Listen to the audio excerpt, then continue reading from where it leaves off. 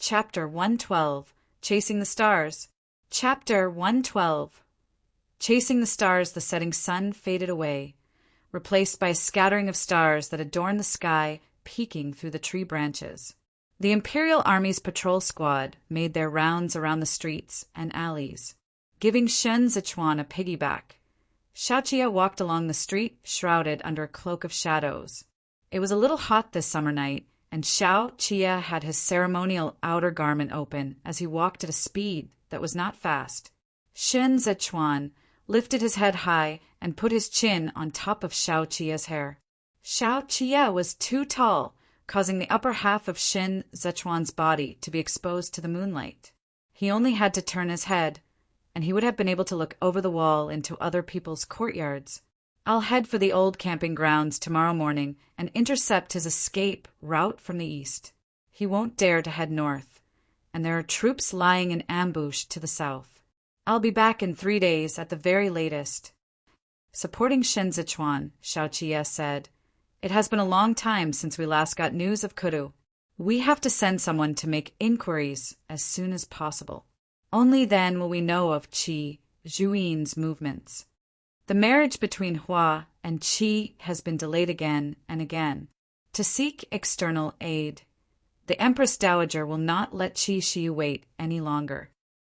Shen Zichuan estimated the dates and said, "The wedding will not be delayed beyond the 8th month at the very latest. Hua Xiangyi can go right ahead and marry all she wants."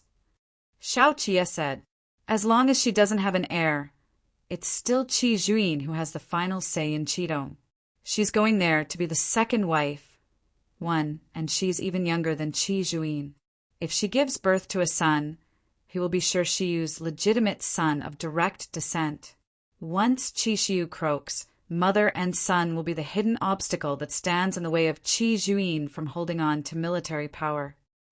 The prestige of the commander-in-chief among the troops cannot be underestimated.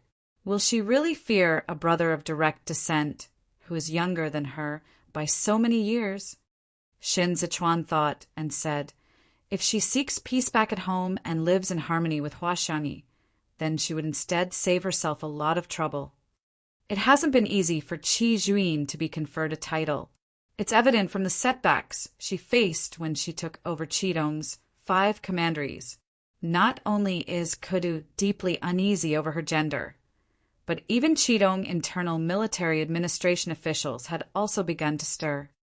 At this point, Xiaoqia paused for a moment before he continued, "Besides, I have already handed over the genealogy records that I got someone to copy to Qi Zhuin a long time back in Kudu.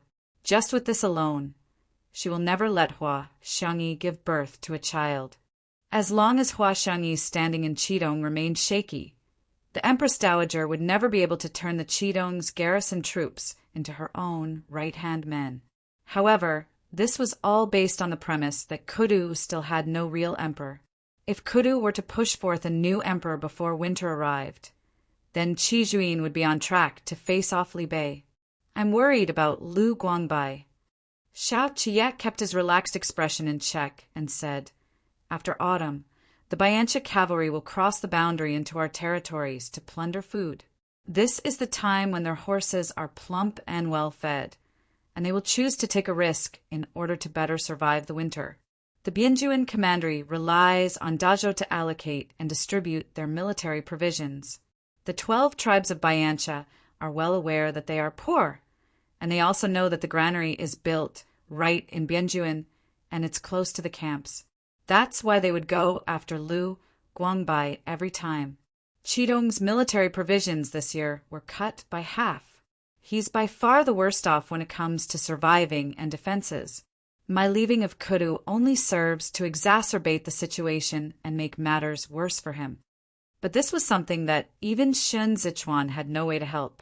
If Bianjuan's position had not been so far east, and if there had not been Tianfei Watchtower and Suatian Pass Station on both sides, then perhaps they could still send a message to Guqingqing, who is still in Jueshi's Yongyi Harbor, and get Shidan to think of ways to buy a batch of grains from Jueshi and send it to Qidong through Hezhou as an emergency measure for Lu Guangbai. But Bianjuan just had to be to the east of Cangjuan. There were obstacles both to the left and right, and there was no other passage unless they transported it right under Songjuin's nose. Qidong was not Jewish either. Qi Juin had set up layers upon layers of impenetrable defenses there. It was simply impossible to think of passing through it without so much a sound. Tu Bianjuan was just like the night watchman standing on the edge of a cliff. It was a place similar to a desperate and hopeless situation. Finding the atmosphere heavy, Xiao Qie turned a circle with Shen Zichuan on his back and said, "The utmost priority now is still to pursue and attack Lei Jingjia. Once we manage to secure Zhongbua, it'll be easier to help Bianjuan. As long as we can cross over Tianfei Watchtower, we will be able to arrive there directly. Why are you still sniffing when I'm reeking of sweat all over?" Shen Zichuan wiped off the beads of sweat on the side of Xiao Qie's neck with his fingers. He snuggled against his cheek and said, "Start running." Xiao Qie jerked him once and answered, "Too tired to run." Shen Zichuan pinched Xiao Qie's cheek and said, "If the second young master can't do it, then I'll do it." Xiao Qie made a show of going to put him down and said, "Get down. This second young master shall see how you are going to carry me back tonight." Shen Zichuan tightened his arms around him. As he lifted his legs up, he said in all seriousness, "Why get so fired up over a minor matter? You can do it." Xiao Qie lifted him up again. Shen Zichuan clung onto his back and edged his fingertips down along the front flaps of his clothes, pulling it down as he said into his ear, "Why can't Erlang do it? Erlang can do anything." Xiao Qie turned his head. He was surprisingly calm as he asked, "Where to?" Shen Zichuan said, "To." Shen Zichuan had not finished his words when Xiao Qie took a stride out with his long legs and broke into a run.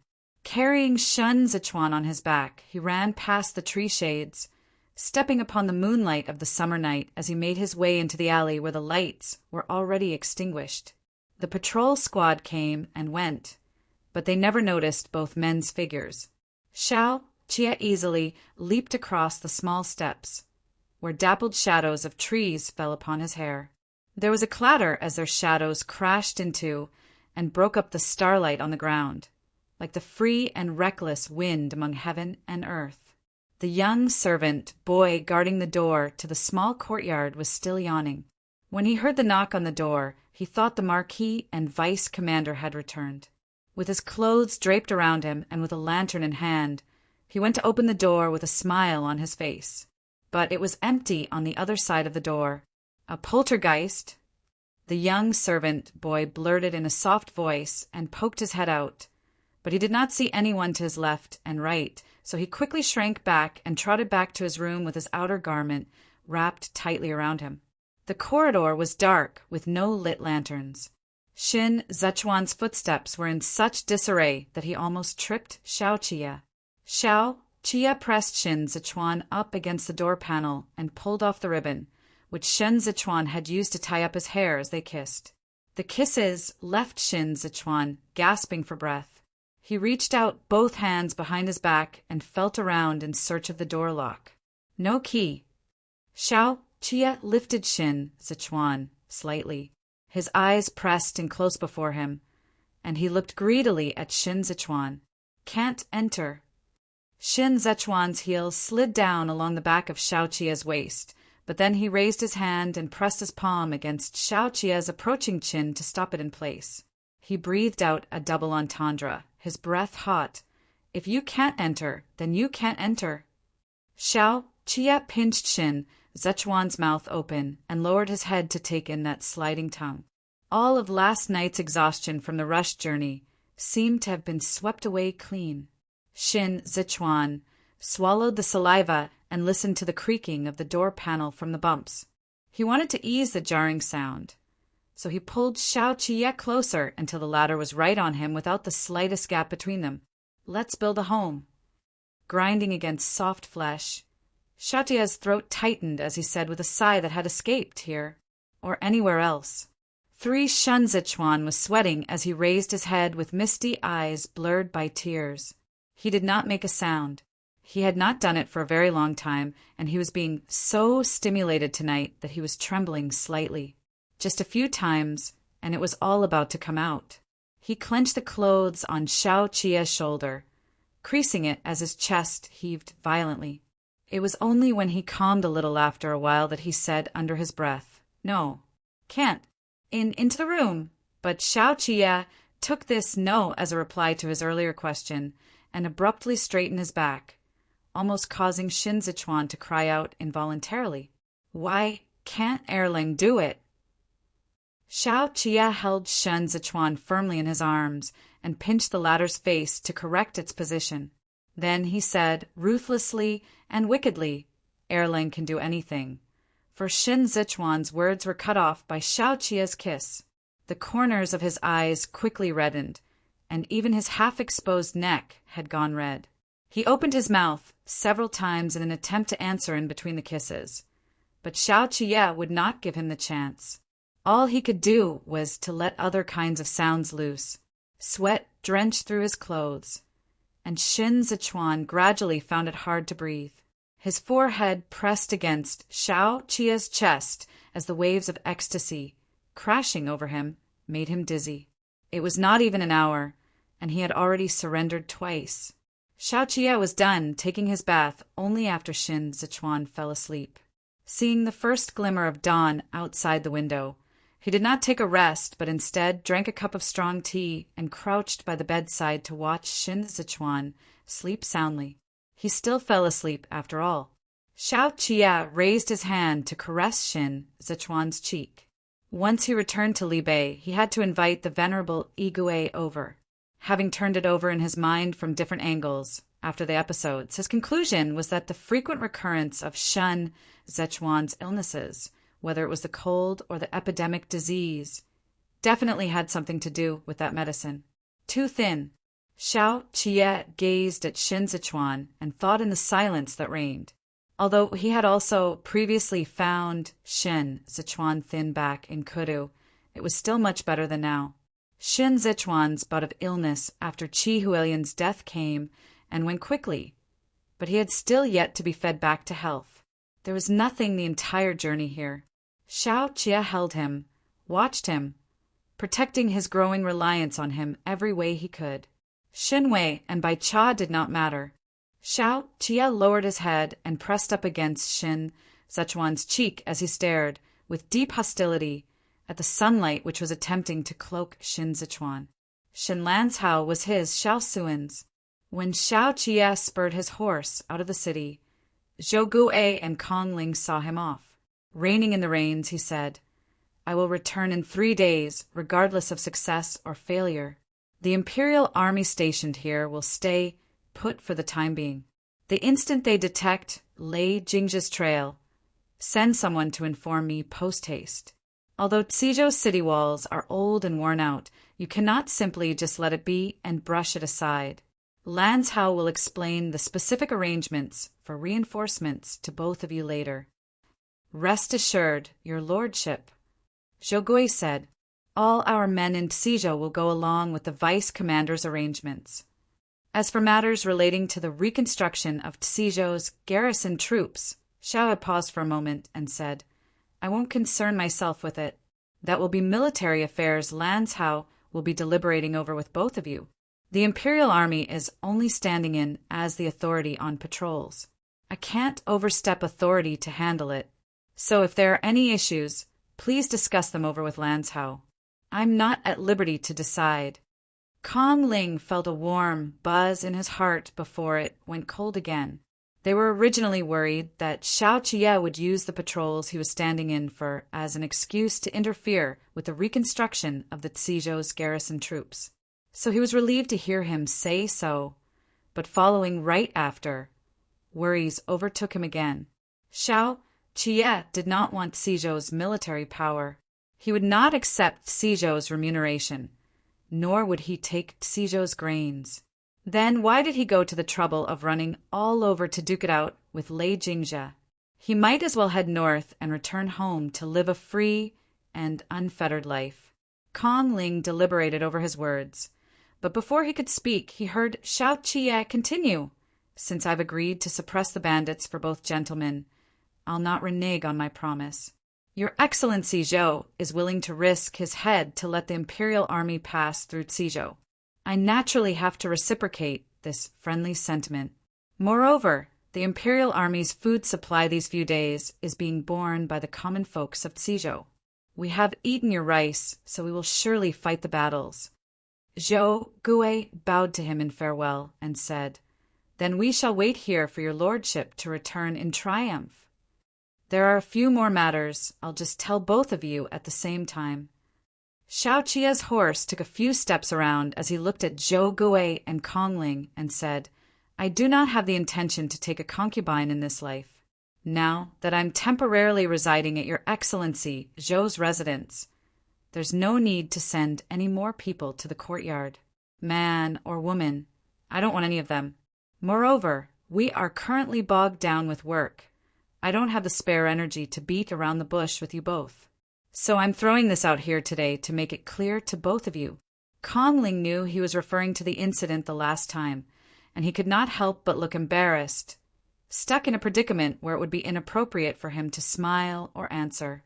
Lanzhou has lived in Zhongbo for a long time, and it's inevitable that there will be someone bringing up old affairs. But he, Shun Zichuan, Xiao Qia raised the horsewhip and pointed in the direction of Kudu, is the student of Qi Huilian, the grand mentor of the crown prince in the Eastern Palace, the last disciple of Ji Gang of Duanzhou, the former northern judge-cum-vice commander of the imperial bodyguards, and the head of household of Mai, Shaoxuan's future residence. He has nothing to do with any other names. This time, even Zhou Gui did not know how to answer. He was not a person who would fob others off or give others the runaround to begin with, and Xiao Qia's words had rendered him dumbstruck. His mouth opened and closed as he said, Xiao Qia turned his horse around and rode away with his gerfalcon in tow. It was a long time before Zhou Gui returned to his senses. Clutching his sleeves, he asked Kong Ling, What did his lordship mean by this?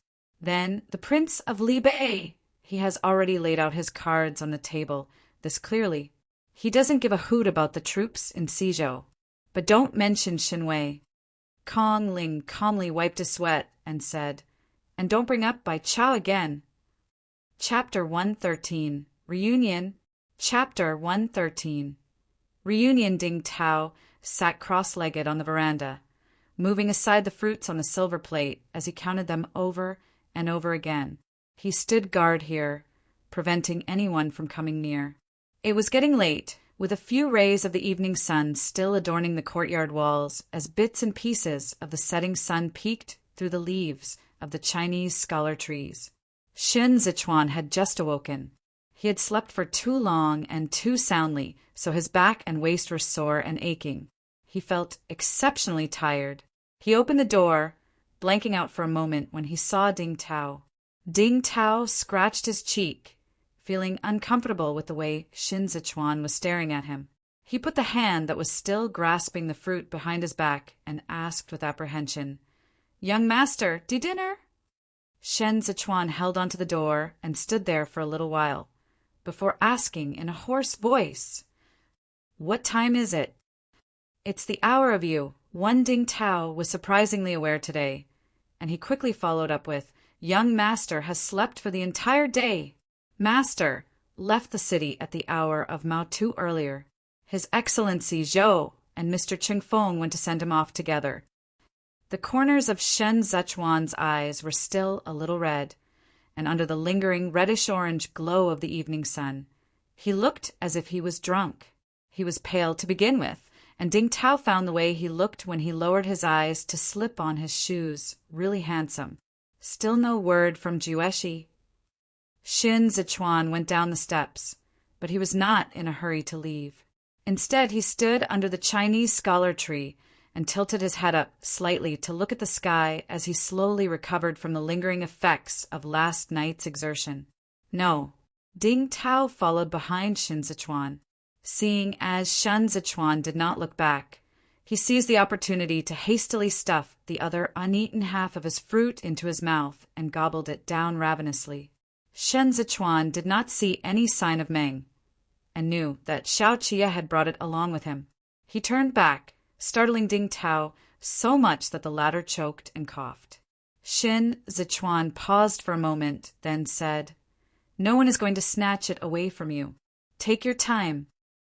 Ding Tao was choking so much his eyes teared up. As he waved his hand, he tugged at the front of his clothes and said with difficulty, "Why, young master, cough! Are we going to look for His Excellency Zhou?" His Excellency and Mr. Qingfeng had taken their dinner in the front hall and are presently discussing matters. Shin Zichuan nodded and said, "Let's go." Zhou Gui had just finished his meal. At present, he was having a discussion in the study with Kong Ling and the various Cizhou officials of differing ranks.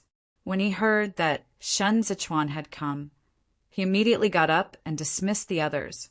"His lordship has told us that the vice commander is feeling unwell today, so we thought that we would only be able to discuss military affairs tomorrow.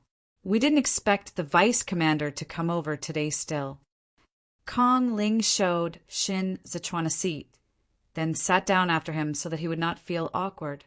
He faced them slightly and continued, "Although it's still the 6th month, the trees we have planted in the residence are all tall, lush trees. It's often cold at night. The vice commander is used to kudu after staying there year in year out. Now that you're here, you have to take care of your health." Shen Zichuan took a sip of tea to moisten his throat, easing up the dryness and hoarseness a little until it was not as obvious. Only then he said, "Mr. Qingfeng is right.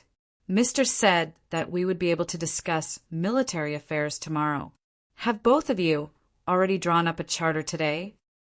"Ever since the vice commander agreed on a treaty of alliance with us, I have gathered the advisors along with the various ranking officials in Cizhou over these few days to draft up a simple copy." With a hand on his knee, Zhou Gui watched as Kong Ling got up to hand a book to Shin Zichuan. He continued, "These are all tentative. We will still need the vice commander's approval for the specifics. Take a look. If there's anything inappropriate, we can lay it all out for further discussion tonight." Although he said that they were waiting for Shin Zichuan's approval, he also said they could lay it all out for further discussion. This meant that most of the content within this book was actually already finalized. Such was the awkward situation in which Shen Zichuan had found himself in right now. He had the money, but no other real powers on hand to speak of. Xiaoqia's attitude was the key to the fact that he could even be at the discussion table with these two. Zhou Gui could thank him or even hold him in high esteem, but he would not hand over Cizhou's policy-making power to him, because what they had agreed upon was a treaty of alliance, not a pledge of allegiance. Shin Zichuan read the book amidst the silence in the study. Only Ding Tao was on the outside, teasing his sparrow. There were no servants walking about to disturb them.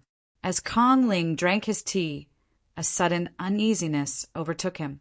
He maintained his composure as he studied Shin Zichuan's expression, but he could not discern any sentiments on Shin Zichuan's face. He then looked at Zhou Gui, who was already letting his expression betray his urgency. He could not help but think to himself, this Shin Zichuan was still young, yet he was an extremely deep and shrewd one.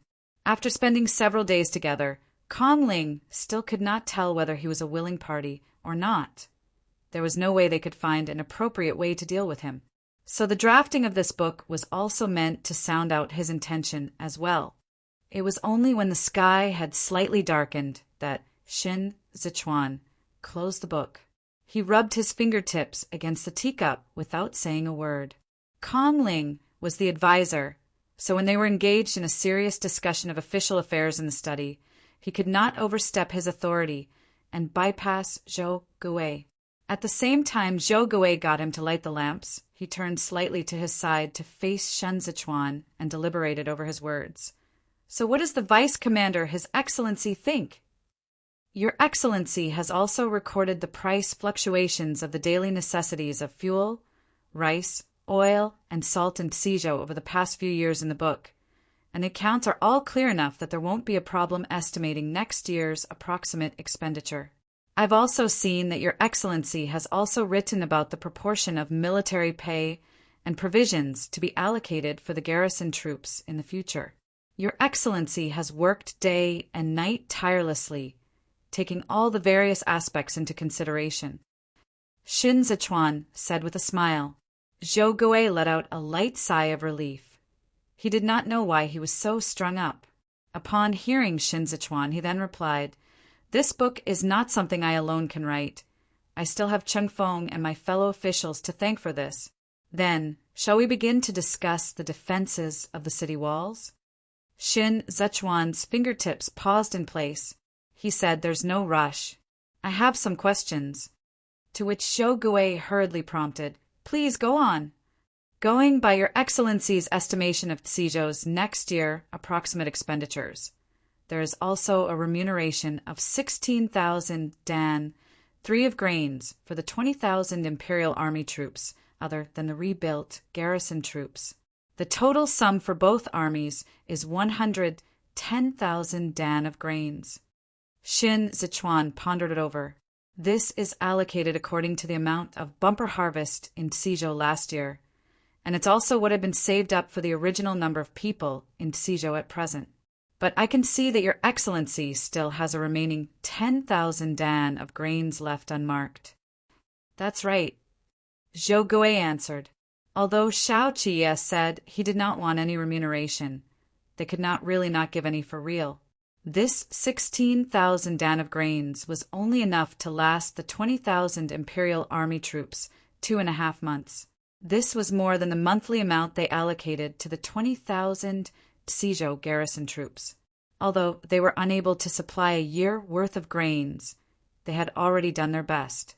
Zhou Gui was worried that Shen Zichuan found it too little, so he said with sincerity, "It is with the hope that the vice commander and his lordship can understand that I showed Tizhou's accounts to the vice commander today. Because of the instability in Dazhou this year, our grains from last year were all successively allocated to Libei and Mount Luo. This is something that we could not have foreseen. We had the Jueshi's granaries to assume responsibility for the supply of military provisions in the past years, but now this responsibility has been split between the 2 prefectures of Tizhou and Huaizhou. I don't know about Huaizhou, but our Tizhou really had to skimp and save in order to be able to ship out the grains. It's not that I'm complaining to the vice commander, but to tell you the truth, we are gritting our teeth as we shoulder the burden of the temporary supply of grains from Tizhou to his lordship's 20,000 Imperial Army. But even then, we will only be able to hang on for a couple of months. Fortunately, it's nearing the autumn harvest, and we will be able to make it till then, after counting the days. That's why we are still not at the stage where we are at the end of our rope. I would like to ask the vice commander to intercede with his lordship on behalf of Tizhou regarding this 16,000 dan of grain. It's not that we want to go back on our words by shifting it to next year, but there is really too much to consider." There was already an imprint of a frown permanently etched between Zhou Gui's eyebrows, given how he was always knitting his brows in worry. He rose to his feet and paced for a few steps in the open space before he said to Shin Zichuan, "Tizhou is a place where the people's livelihood is at the mercy of the elements. But who could say if heaven would still be willing to grant us food next year? Seeing as Dazhou has already come to this stage, I fear that once war arises next year, the fertile farmlands that Tizhou had just cultivated would be destroyed in just a moment. When the time comes, even the common folks in the city will not be able to eat their fill, and we won't be able to afford to provide for the garrison troops, even if we established one. We kept a surplus of military grains, not only to keep them as emergency, life-saving food relief, but also as preparation for the Libei armored cavalry. Vice Commander, it's not that we are not willing to take out big sums of money for his lordship to use, but the Libei armored cavalry is the first line of defense guarding against the Bayancha Hanshi tribe. It's a fact that they are more important than the 20,000 Imperial Army troops. Half of the reason why Tizhou is willing to sign a treaty of alliance with both of you is that I was thoroughly heartbroken and disillusioned by the Wei clan's military provision case. It's also because his lordship is the second young master of the Shao clan that dispelled many of my misgivings. I did this favor not just for both of you, but also for the hereditary prince. Although the vice commander has promised that we can still continue to use the Northeast Provisions bridle path, I still have to leave myself a way out. After all, Jueshi is Dajo's granary. To the various clans, that is a place of strategic importance. The vice commander covets it, and the Empress Dowager even more so. Everything I have just said to the vice commander is heartfelt words from the bottom of my heart. Zhou finally paused. He slowly bowed to Shen Zichuan and continued. No one has it easy trying to make a living in turbulent times. I'm the prefectural prefect of Tizhou, and to me, Tizhou's safety is of utmost importance and priority. His lordship and the vice commander have helped Tizhou out of a spot this time, and I will not hesitate to go through fire and water for both of you. If Tizhou still has a bumper harvest this year, then we can still add on to the 16,000 dan of grains next year. But Tizhou really can't supply the Imperial Army in the same way we are supplying to the Libe armored cavalry. I'll be frank with you. If Bayancha were to invade us in autumn, or if Libe is hard-pressed for grains next year in spring, then Tizhou will allocate the grains to Libe armored cavalry first before we allocate it to the Imperial Army. The candle flames in the study were not very bright. Zhou lived frugally, eating and dressing simply. Other than the time he had to entertain Shin Zichuan and Xiaoqia, his entire family would usually have common dishes for their meals. They even cooked tree barks during the years they were hit with disasters. Tizhou currently seemed to be the most prosperous and well-off place in Zhongbua, but in truth it was still in shambles compared to the other lands. His willingness to take out the grains was a great load of pressure on his shoulders. Zhou Gui's suggestion that they request the aid of the Libe armored cavalry the first time Xiaoye left the city was not made on the spur of the moment. It was an idea that was already deeply ingrained in his mind. The defeat of Zhonggua's troops had been said countless times, both implied and stated, but outsiders would never experience and share the same pain as those who had been through it. Zhou Gui even developed post-traumatic symptoms because of the troop defeat case. If he so much heard a whistle at night, he would toss and turn all night in a constant state of anxiety. The defeat of the Chashi River along the boundary was really too tragic. Massacre. This word made its way back to Kudu from Duanzhou. Everyone was reading this word aloud back then. But to Kudu, bloodbath was merely a smudge of ink on the memorial. To Zhongbua, however, the destruction of properties, loss of lives, and ruin of families were all too real. It was all because of the Libe armored cavalry that Tizhou had a narrow escape.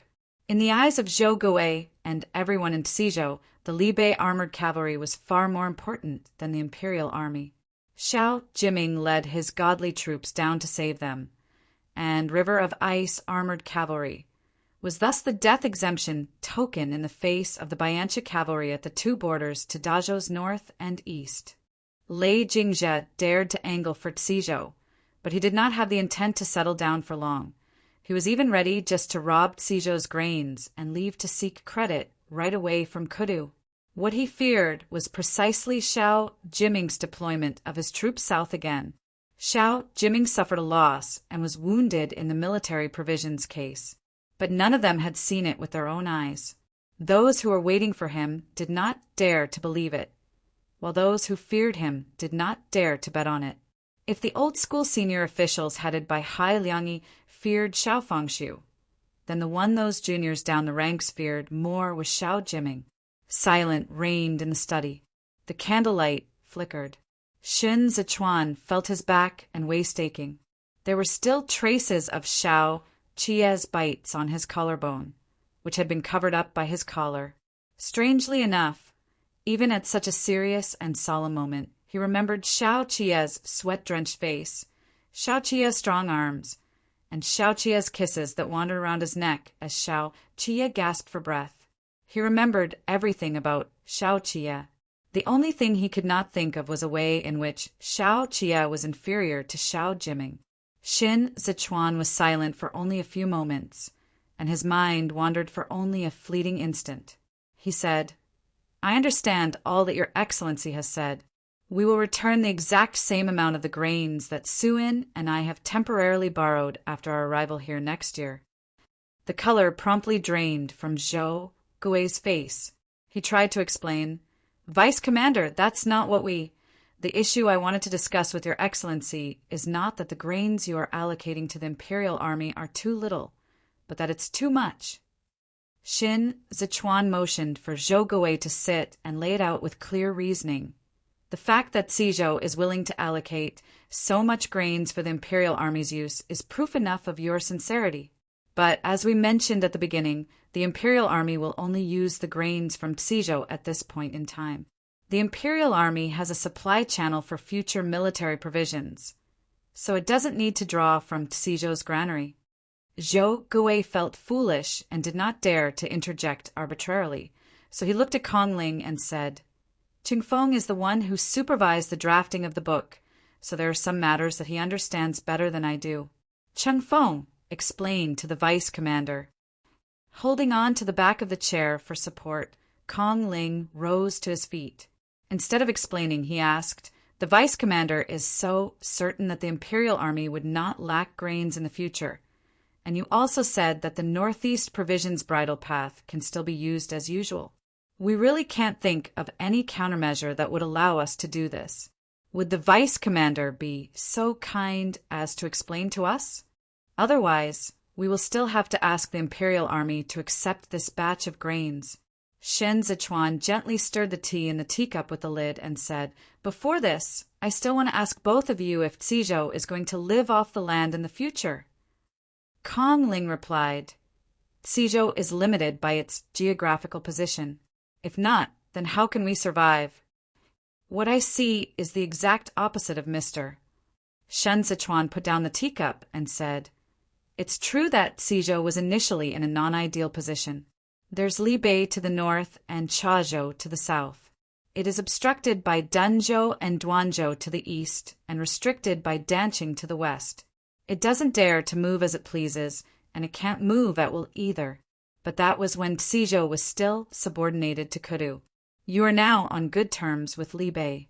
Danqing can no longer rely on Kudu's power and influence to force Xizhou to carry out orders. Meanwhile, Danzhou has been occupied by the bandits, and a purge is imminent. With these, the three-sided walls enclosing Xizhou have already collapsed. The remaining Chazhou is not an obstacle, but an opportunity. For Zhou Gui wanted to get up again. His robe had already gone all creased from his kneading of it.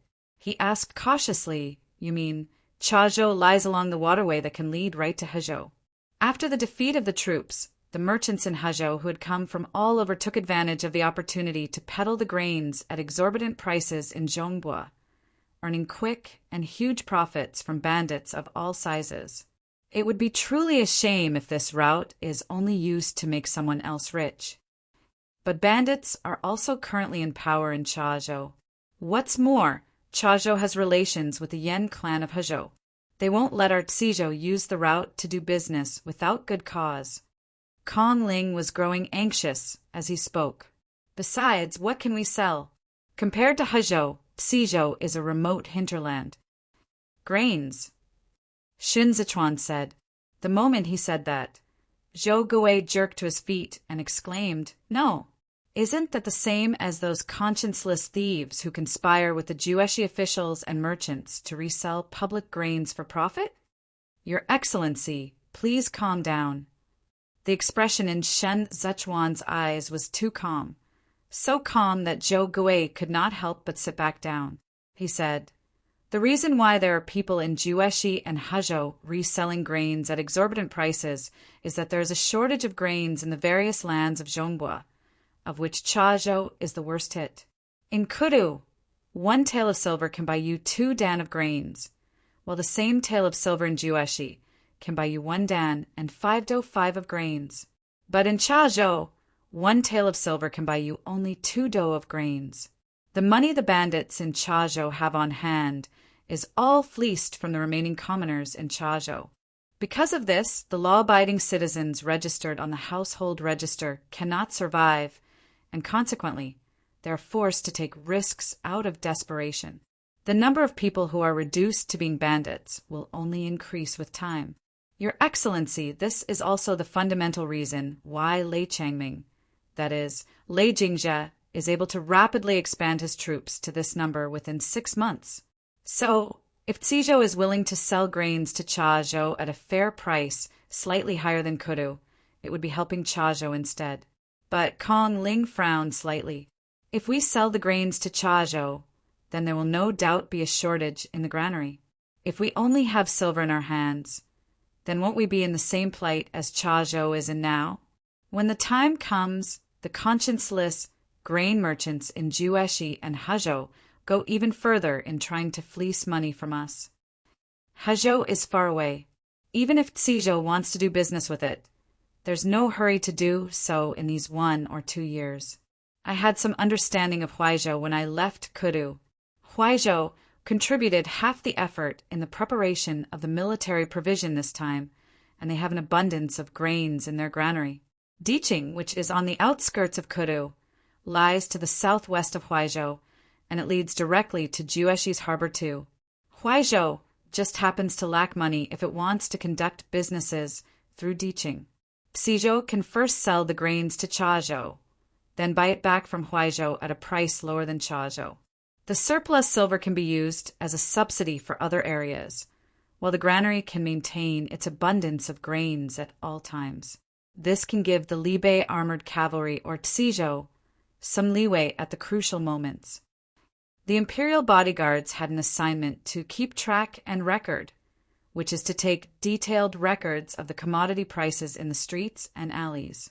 When Shen Zichuan was in office as the northern judge, he was in charge of the imperial bodyguard's military craftsmen and could leaf through the imperial bodyguard's annual records of the various areas. Gu Qingqing initially wanted to have it copied down, but Shen Zichuan spent the entire night memorizing it all down.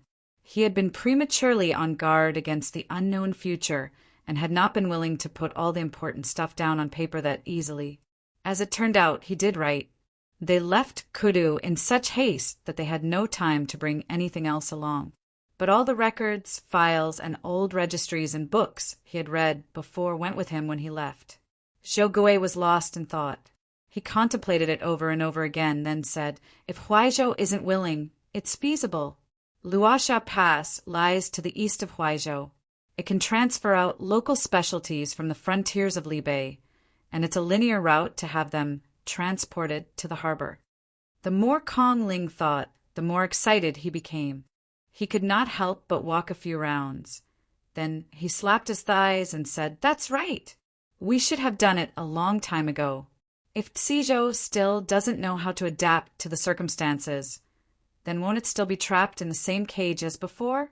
This is workable." Shen Zichuan never answered the question of how he would keep the Northeast Provisions bridle path in use, but Kong Ling was already too preoccupied to bother about it. In the candlelight, he seemed to see a new lease of life for Cizhou. From what had happened with Lei Changming, he had thought Shen Zichuan to be a man who would stoop to deception and trickery, but now he had forgotten all about it. He wanted to grab hold of Shen Zichuan to say his proper thanks, but then when he extended his hand, he remembered Xiaoqia, and so he hurriedly retracted them and said, "If we do this, then even if we have an oversurplus of grains in the next few years, we would not have to fear it growing mold in the granary. Then, let's discuss the garrison troops," Zhou Gui said from across the table, "and the defenses of the city walls." Shen Zichuan drank his hot tea. He had yet to open his mouth when he saw Ding Tao, who had been outside the study, poked his head in and waved his hand vigorously at him. "What's the matter?" Shen Zichuan rose to his feet and walked over to the door. Ding Tao had gone out earlier, and he had been running until his entire head and face were drenched in sweat. He opened his mouth and said, young master, they're here." Zhou Gui and Kong Ling came closer too. One moment, they saw a very worked-up Ding Tao. The next moment, he suddenly closed both eyes and burst out crying. As if sensing something, Shen Zichuan walked out of the door in a daze. "Sure enough," Ding Tao said as he choked with sobs, "Young master, the brothers are back." Xiao Tinya is back too. And that Ji, Shin Zichuan was already taking large strides out to the courtyard. It was already completely dark outside, and he was still holding the teacup in his hand. As he walked, the tea spilled and scaled his fingers until they were slightly red, but he did not seem to notice. He had completely forgotten about it. He pressed on and walked outside the residence. It was a short journey, but he was sweating all over. There were several carriages for the transportation of goods parked outside the residence, and a few tall figures were standing all spread out under the lanterns. The shorter one, still in his cloak, was turned sideways as he stood while resting beside the carriage. Shin Zichuan's chest heaved. The rims of his eyes were already reddened, but he forcibly held himself back, unwilling to lay his emotions bare here. Ji Gang turned around for a look on hearing the movements and saw Shin Zichuan. He forgot all about the stone steps before him and nearly tripped. He revealed a headful of disheveled white hair and opened and closed his lips. Before he had even called out the name, he was already in tears. Chuan, Ji Gang was just like a child with white hair. Even as he was miffed with himself for being inarticulate, he was also anxiously beckoning to him. You! Shen Zichuan descended the stairs in 2 steps and stepped forth to support Ji Gang by the arm. Ji Gang turned his hands around to grab hold of Shin Zichuan's arms instead and sized him up and down. In this life, he was first an imperial bodyguard in Kudu and then a blacksmith in Duanzhou. Later, a great catastrophe befell him, and he lost both of his wife and son to the Grim Reaper. Even so, he would still push himself to put on a tough act before others. But now, on seeing Shin Zichuan, he could not control the tears from gushing from his eyes. Chuana, Ji Gang wiped his tears with his rough fingers and looked at Shin Zichuan over and over again. All the thousands of words he had to say became a single line of "as long as you're fine." He was travel-worn, and he had thinned down quite a bit. Chi Hualien was dead, and he had been feeling apologetic about it. At the same time, he feared Shin Zichuan would have a rough time after leaving Kudu, and so he had traveled at top speed the entire journey, unable to eat and sleep well. All those suffering piled up over his already hunched back. He had long ceased to be the Ji Gang who was renowned in the world, but this emaciated body of his was still willing to shelter and shield Shin Zichuan from the elements. For this son, he could travel thousands upon thousands of li, and he could fight the great heroes of the world. He really had nothing else to ask for. He only wanted to see Shin Zichuan alive and well. "Why have you become so thin?" Ji Gang could barely control himself from saying, "Shifu." Shin Zichuan's voice trembled. "Why has Shifu lost so much weight?" "I'm too old to bear any torment." Ji Gang hastily wiped his tears and said happily, "I'm all good now that I've seen you." Xiao Tinya brushed the shattered teacup aside and kneeled on one knee. With the intent to ease the poignant moment, he said with a smile, although it was a few extra months' worth of journey, this mission was smoothly accomplished. "Master, how about a reward of a meal and wine?" "Shifu, let's take a seat before we talk." The courtyard, that was not big to begin with, was all filled with people. Kong Ling told the kitchen to cook up some hot dishes and set up a table in the courtyard, whereupon he used on horseback 6 to treat the newly arrived imperial bodyguards and Li Bei guards to a dinner. Xiao Tinya chased after Ding Tao's plump sparrow with a pair of chopsticks and said, "We've all gone thin from the running, but you fed it until it's all fat. Are you planning to make it into a dish for us to enjoy with wine?" Ding Tao was initially happy, but on hearing him, he scooped up the sparrow and said sharply, "No." Gu Jin was starving. Even in the intervals when he was busy shoving rice into his mouth, he did not forget to extend his chopsticks and hit Xiao Tinya's chopsticks back. He said in a muffled voice, "You need a spanking or something. Why do you have to insist on bullying a kid? Your share of the food during the journey was never deducted." Chunyang said as he sat and drank the wine, "So why are you still this hungry? Brother Gu gave out all his food to the children begging along the way. It was then Fei Sheng socialized with them. He knew that everyone would be fellow comrades in the future, so he chose his words and picked the nice things to say. Brother Gu is quite the chivalrous one to dig out a good amount of copper coins to buy steamed buns for them. Help others in an emergency, but not if they are in constant poverty, Qinyang said earnestly with good intentions. You really have to change that habit of yours where you go all soft-hearted when you see others weep. There's a shortage of food everywhere now. I'm not telling you to refrain from doing kind deeds, but you really need to know your limits. You spent all your money. Ding Lai sprawled over the side of the table and said, Jinji, didn't you say the last time that you would hand it over to me? I'll save it all up for you to marry a wife. I've long said to leave it with me. I remember it very clearly. As he spoke, he fished out his little book. It's still written here that you drank wine and borrowed 3 copper coins from me during the spring festival 3 years ago. Of course, I don't care about this bit of money. I don't care. Really, gee, I'm just... Gu Jin ate to his heart's content. He stuffed the cotton he always brought along with him into his right ear, then turned to the left and said, Wine from back home. Give me a jar. Only 3 cups. Qiao Tianya had already stopped eating earlier. He said, You have to go with me to report to my master in a moment. Look at you drinking yourself drunk. Are you forgetting how his lordship punished you the last time? At this time, I'd advise you to act with prudence.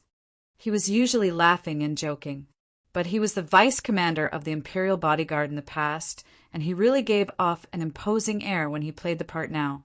His tone was mild, but his words were not as pleasant to the ears. Gu Jin frowned in irritation, but he still nodded his head and said, It's just a craving. I haven't had a drink for months. Gradually, Ding Tao stopped chattering. He was the youngest among these people, and they usually saw and treated him as a younger brother. None of the elder brothers had ever been stingy in buying him candy. As such, he was not afraid of anyone and would dare to get close with everyone. He was born a discerning person, one who was particularly sensitive to the exchange of emotions between people.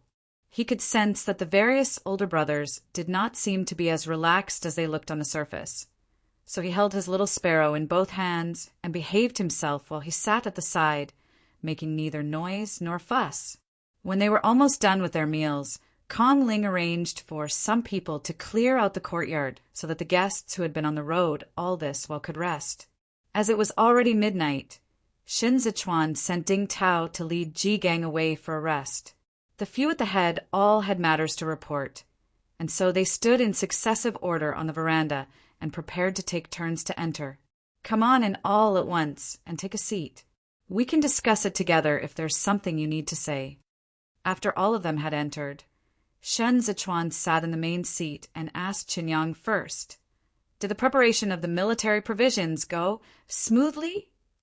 Qinyang sat upright and organized his choice of words for a moment before he said, No, as young master had expected before I left, the officials of Huaizhou tried every means and way to stonewall and stall the preparations. The war in Libei was intense at that time, and Master's 2 days deadline was just around the corner. I was burning with anxiety. It was a guard of Luoxia Pass, His Excellency Jiang, who stepped forth to vouch for me that Huaizhou was finally willing to release the grains. Fortunately, we made it in time for the deadline, and the provisions' bridle path leads right to Libei, so the military affairs were not held up. At this point, he fell silent for a moment before he continued. I saw the hereditary prince back in Libei. He's severely injured.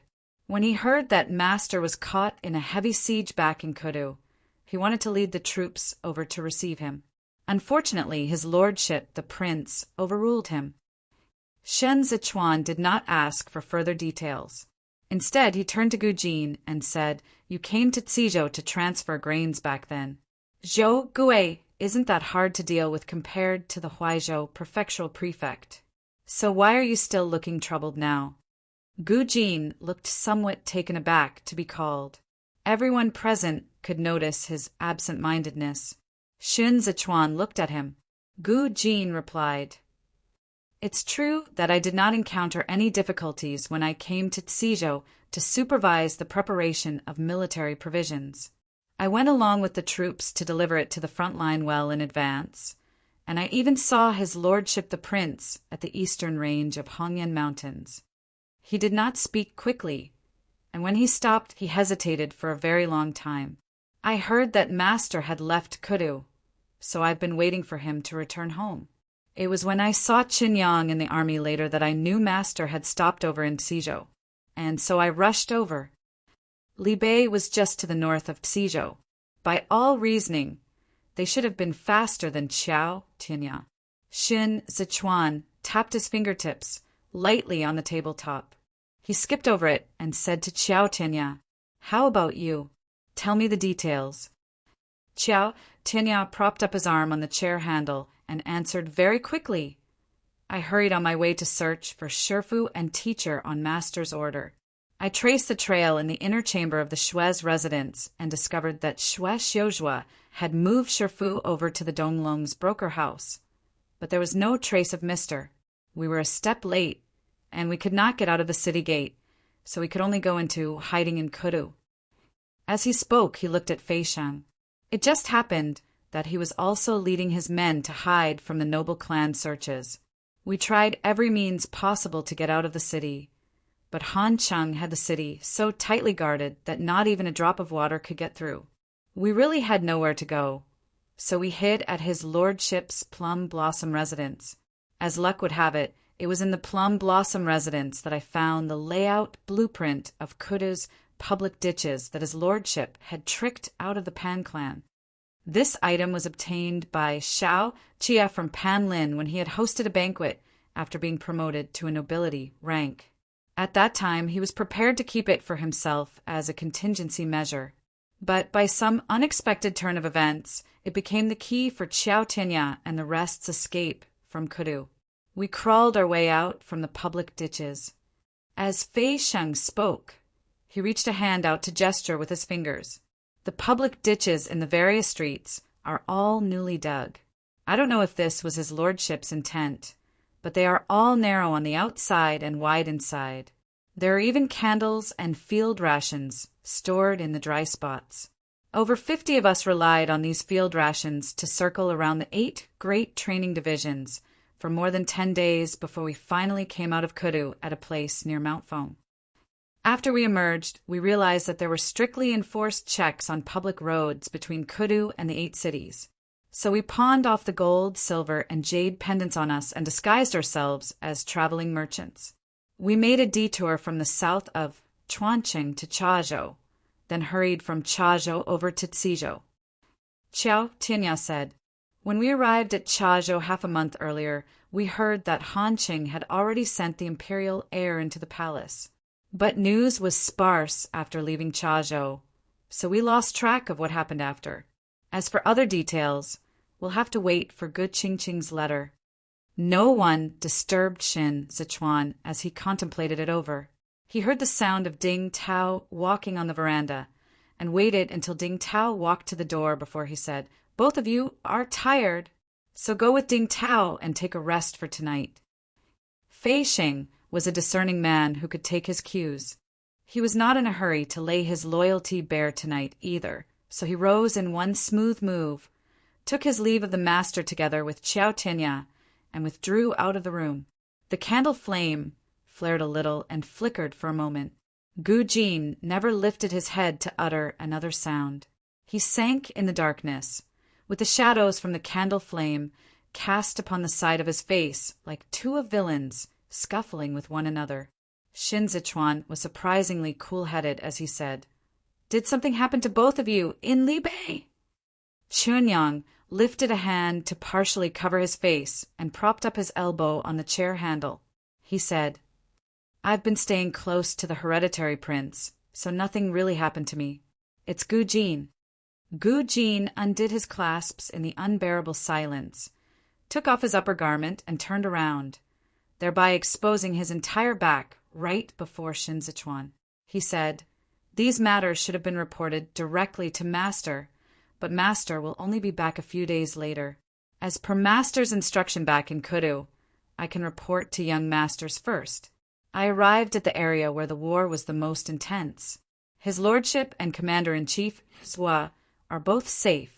After the conclusion of the military provisions investigation, I temporarily took up my original position as the vanguard of the reconnaissance squad, dealing with the cavalry of the Hanchi tribe every day. I can't remember which day, but we ran into an ambush when I was leading the squad back from the eastern mountain ranges. That back was already festered. The more severe spots had already been scraped away. Blood could still be seen seeping through the bandaged areas. I was hit by an arrow, but I managed to escape. I initially thought it was someone from the Hanchi tribe, so I led the remaining 200 men and skirted around the grasslands where the Hanchi tribe lurks to make our way back through the Tutalong Banner S7 swamps. But who knew? We got ambushed again that very night at Tutalong Banner. Gu Jin pulled up his clothes over him. As he secured the clasps, he said, "Young Master, I was initially a scout. It's because of this pair of eyes and ears that I could be chosen by his lordship the prince as a guard. I may not be as good as I was before in all these years I've stayed in Kudu, but after Master's admonition, I no longer dared to be negligent, especially on the battlefield where I tread with a lot more caution." That night, my marching route order was directly issued. I've never discussed it with anyone, yet we got ambushed both times. So I started to suspect that there's a spy from the Hanchi tribe in the squad. While escaping the second time, I discovered there was snake venom on the arrow. This poison had been smeared on Ding Tao's steel needles in the past. It's something that came from the Hongyan Western Mountain Range. My back was festering pretty badly, and we were being closely pursued through the swamps. Then I was also bitten by some poisonous bugs. I couldn't hold out, and a fever broke out at dawn. At this point, Gu Jin stopped. He spoke dully, and he paused many times, as if repeatedly confirming to himself in case he said one word wrong. He knew the implications of his upcoming words. Our horses all drowned in the swamp. I couldn't walk on any more. The Libe Armored Cavalry's Changju camp lies about 10 li or so south of Tutalong Banner. Strangely enough, no one was on patrol that day. I had my trusted junior, General, head back first, while I remained where I was to wait for reinforcements. But no one came even after I waited from dusk to dawn the next day. I was worried that the spy would make use of this chance to enter Changju camp, so I pushed myself to hurry back. I barely escaped by the skin of my teeth back to the camp, but I was stripped of my blade and held in custody. I spent the entire night in the prison shack where the Bayansha prisoners of war were detained. On the second day, I was taken to the front tent to be put on trial with the general of Changju camp, Gwaweli, presiding over it. Gu Jin omitted the details of the trial. He had no wish to recall it either. That was to him not physical pain, but a mental collapse of sorts. He continued in a very, very soft voice. They said I was in covert communication with the Hanchi tribe to wipe out the vanguard squad even further east in the Tutalong Banner. They stripped me of my rank in the military and wanted me to confess if I had done so on someone else's instructions. I can't confess to something I have never done. I questioned Changju camp why they overlooked both of my consecutive requests for reinforcements, and they claim that they never received it. According to military law, I would have to undergo a joint trial by 3 generals and have the current commander-in-chief give the go-ahead in person before I can be executed. But Gwaweli kept insisting that the hereditary prince have yet to recover from his severe injuries, and they had the authority to act on his behalf. If not for Chinyang arriving in time that day, I would not be standing here before young Master now. Shin Zichuan picked out the candle wick with a silver needle, and the flame extinguished. He stared at that candle, which seemed to be shedding tears. In just an instant, countless thoughts had already flashed through his mind. He did not even need to be reminded by Chinyang and Gu Jin to remember, from the letter of appointment by the Ministry of War, that this Guowei was a person Xiao Jiming had single-handedly promoted. Xiao Jie followed the trail left by Lei Jingzhe and pursued him all the way to the north of the old camping grounds. He dismounted to grab a handful of soil, then looked ahead and slightly narrowed his eyes. Tan Tai, who surveyed the mountain range, and said, "They're going to step across Li Bei's boundary line if they continue on north. They won't dare to head there, so they can only split up and flee. Master, I suspect he is leading us on a wild goose chase. It's too strenuous to keep chasing after them like this." "He's indeed doing just that." Xiao Jie loosened his grip, and they are fleeing in small groups. Naturally, we can't catch them all in one fell swoop with a large net. But if we split up now, we will fall into the other party's trap. He's unwilling to fight me head-on because he can't handle the momentum of the Imperial Army. He's worried that his own men will lose focus and morale.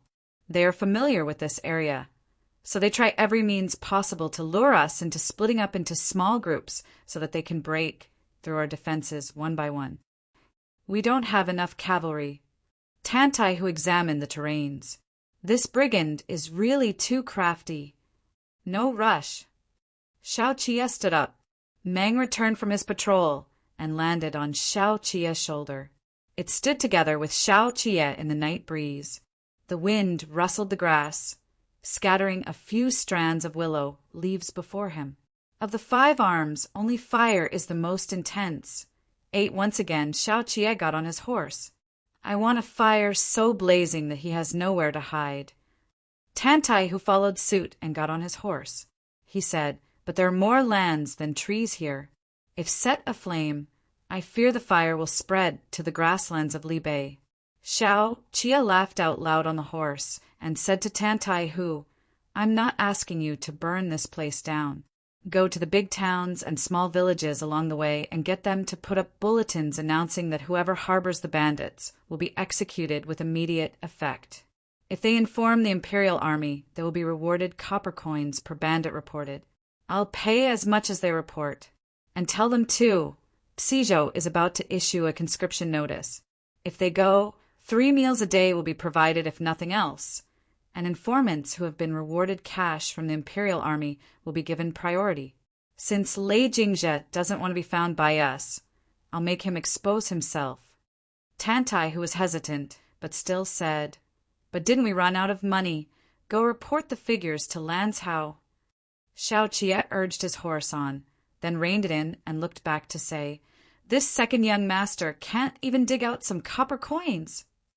Tan Tai, who looked embarrassed. Xiao Jie twirled his thumb ring and said with an unfeeling expression, "Oh."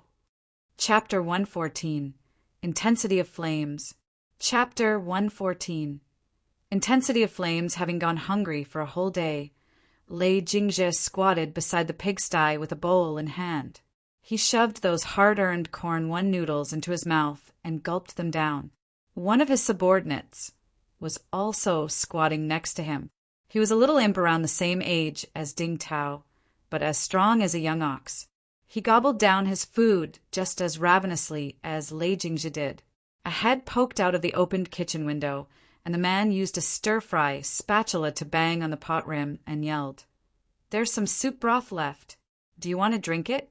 If you do, then get your ass over here quick." Yes, we want it." Before Li Xiong had even finished swallowing the noodles in his mouth, he was already hurriedly running to the window. He wiped his mouth with the back of his hand as he brought his bowl next to the pot. His eyes never once left that clear soup. "You have quite the appetite there." The cook scraped the bottom of the pot. "Tell your older brother to get down to work and find some honest job to do. Then you wouldn't have to starve to this extent. My bro is going to do great things." Li Xiong saw the soup was about to drip from the side of the bowl, so he swiped his fingers around it and put his finger into his mouth to suck it clean. The cook was a strong man in the prime of his life, too. He pulled his apron and wiped the sweat on his forehead. Looking at how strong and good-natured Li Xiong was, he wiped the sweat off for him, too, while he was at it, and said with disapproval, "Your face is as dark as the bottom of a pot, and there's no one at home to take care of you. Hey, you there. What are you busy with all day? At least clean this kid up a bit. Lei Jingzhe smiled simply at the cook. He was still chewing the pickled vegetables. Li Xiong trotted over and poured the soup into Lei Jingzhe's bowl as if he was offering up a treasure. He said solicitously, "Bro, you eat it." "Good lad." Lei Jingzhe did not stand on ceremony as he tilted his head back and drank it in one gulp. When he finished drinking, he looked up at the sun above his head. It was so scorching that it was making him sweat. He squeezed his stinging eyes shut, shifted his feet, and cursed under his breath. "Fuck his mother!" "Fuck his mother!" Li Xiong imitated him. He stood up and shielded Lei Jingzhe from the sunlight. Lei Jingzhe propped up an arm on his knee and asked, "How is it outside?" Li Xiong stretched his neck out and looked around. He answered in a small voice, "They're still searching." Looking irritable, Lei Jingzhe hung his head down, exposing a scorpion tattoo on the back of his neck that was currently dripping with sweat. He had dispersed his people after he had fled from Xizhou, taking only this silly lad he had raised from childhood with him as he sneaked his way into a small town along the public road. He had sat and watched as the imperial army was led on a wild goose chase all over. He was waiting for Xiao Qie to run out of patience so that he would disperse his own soldiers and come after him himself. Who knew Xiao Qie was not impatient in the slightest. Instead, he had set this fire along this road, letting it blaze until all the people were burning with anxiety and panic everywhere. "Bro, the reward money of the Imperial Army's money is so pathetic." Li Xiong said with bewilderment, "It's not enough to even get the brothers some wine. Why are there still so many people going?" "It's precisely because the reward is small." Under Lei Jingzhe's sweat-sheen brows were a pair of extremely bright eyes. "The price he's offering is exactly right. If Xiao Qie set the reward money right at the price of a couple of taels of silvers, then the commoners would not necessarily be willing to be his informants." Zhongbua had been hit with many disasters in recent years. The bandits ruled by force, so the higher the reward, the more it suggested that it was no easy feat to do what was asked of them, that it was a task that might jolly well cost them their lives. But a few copper coins were worthwhile. They only had to inform the Imperial Army upon discovering traces of the bandits, and no one would know about it.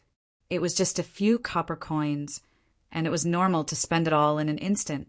Even if this group of bandits came back to seek vengeance, they would not be able to track anyone down. Then what should we do? Li Xiong drenched in sweat from head to toe.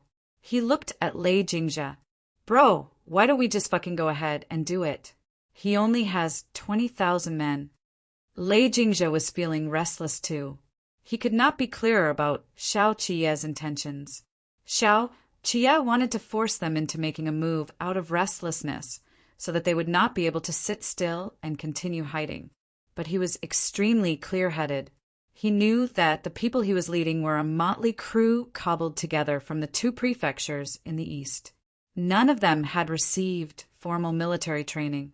They would end up battered and defeated the moment they lost their current advantage and faced off the well-equipped Imperial Army. However, it was not an option to keep hiding either. Lei Jingzhe could hide, but could those rowdy subordinates of his hold it in? Lei Jingzhe was sweating. He stared at the muck under his feet and said, "That person is a little underhand. He won't play a game with me by the rules of benevolence, justice, morality, virtue, and the likes. I don't think he has even set up defenses in the north at all. He just wants to jostle us over. He knows very well that it's Li Bei in the north, and he's betting that we won't dare to go there." But damn it, feeling stifled with pent-up frustration, Lei Jingzhe spat. He really did not dare to go. "We'll wait for one more night." Lei Jingzhe suddenly stood up and said, "Go! Tell Luer to notify the brothers who are still in the town tonight that we'll leave if the situation doesn't look right. If worst comes to worst, we'll just retreat back to Mount Luo first. I have all the energy to play a war of attrition with Xiao Qie."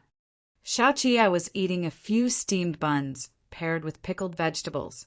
He sat on a wooden stake used for tethering horses and watched as the soldiers issued paper slips that could be used to exchange for copper coins to the commoners who came to tip them off.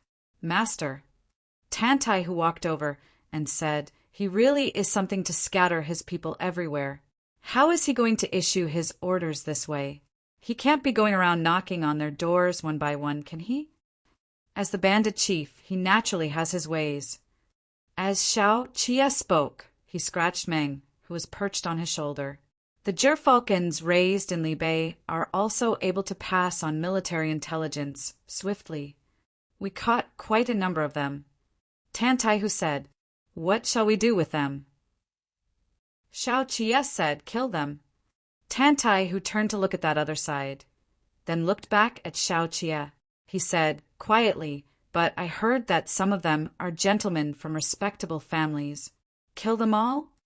Xiao Qie looked at Tantai Hu and said, "Since they went to Mount Luo to join the bandits and submit themselves to Lei Jingzha's command, they should have expected such a day to come. I'm here to eradicate the bandits. There is no reason for me to show mercy to the enemy forces. Besides, let me ask you, humans are all born with a mouth. If every one of them says that they are from a respectable family, then who do you believe and who do you not?" Tantai, who said nothing. Xiao Qie stood up and watched as Meng flew away. He said, "I know you're thinking of the Bianxia cavalry, but Laohu, benevolence, should not be used in the wrong place. You've been in the army for a long time. These are originally words I shouldn't have to make a special point of telling you. Are you not able to figure it out yourself?" Tantai, who lowered his head and made to kneel, remained standing. Xiao Qie patted his shoulder. "You are now a general leading the soldiers, not a squad commander standing guard at the main city gate of Dengzhou. Don't get your position all wrong." Xiao Qie was generous, but he was also quite exacting. The guards around him all knew when to advance and when to retreat. He could even make Qinyang feel worse than if he had been whipped the last time the latter had sat on the sidelines. However, guards and generals were two different things. Why did Xiao Qie not let Qinyang lead the troops? There was no doubt that Zhao Hui, the person by Xiao Jiming's side, was a valiant general. Xiao Qie obviously had other considerations in mind. Xiao Qie did not fly into a rage, nor was there a change in his countenance, but Tantai, who was already looking quite ashamed. None of them could get a handle on Xiao Qie's true moods and emotions. But with just a relaxed tone like this from Xiao Qie, Tantai, who had already begun to reflect on his own shortcomings. Chapter 115, Destiny. Chapter 115. Destiny swing after swing of the Imperial Army's blades pressed in towards them. The soil under their feet was already soaking wet from the splashes of blood. A bandit who was still alive was pinned to the ground. He listened to the never-ending screams until even his pants were wet with piss. The back of a blade pressed up against the back of his neck. His nose and mouth were smeared all over with bloodied water, choking him until tears and mucus flowed. He cried in terror, "I don't know. I really don't know." Lei Jingzha was suspicious by nature, and he was very secretive about his whereabouts when he was in Mount Luo. Other than his trusted aides, no one else knew his exact hiding place. Tantai, who scraped away the bloody mud on the soles of his boots, and said, "Since you know nothing, then why are you wasting our time? Drag him away." Both of the bandits' arms were bound behind his back, and the Imperial Army dragged him by the rope to the execution spot. He kicked out both legs, looking at those headless corpses lying on either side of him. The back of the blade that had been pressing against his nape was already turned over, and the sharp edge of the blade made him tremble all over. He watched Tantai, who lifted his blade and suddenly burst out bawling. "Luer, sir, I know where Luer is." Tantai, who asked, "Is this person a trusted aide of Lei Jingzha?" Yes, a trusted aide." The bandit's chest heaved as he stared wide-eyed at that blade and said, "Luer is our carrier pigeon. He is the one who passes on all the orders issued by Lei Jingzha It was also Lu'er who sent someone to pass me the message telling me to bring the men to hide out in the west. After having been here for half a night, Tantai who finally managed to pry out some information. He lifted the man and asked, "Where is this Lu'er now?" "In Bienshui town." The bandit answered, "The information I received a few days back came from Bienshui town. If you go look for him now, you will definitely find him." Bienshui town was just a few li away, but on second thoughts, Tantai who felt that it did not bode well. They had searched through that place many times, and in all probability, they had already alerted the enemy. He hurriedly released his grip on the man and strode away to report to Xiaoqie. The Imperial Army promptly changed direction and raced to Bienshui town. They set up a heavy siege outside the town, then searched from house to house and detained all the recent arrivals with questionable origins who were not registered in the household register. The bandits were identified one by one, but there were no traces of Lu'er and Lei Jingzhe.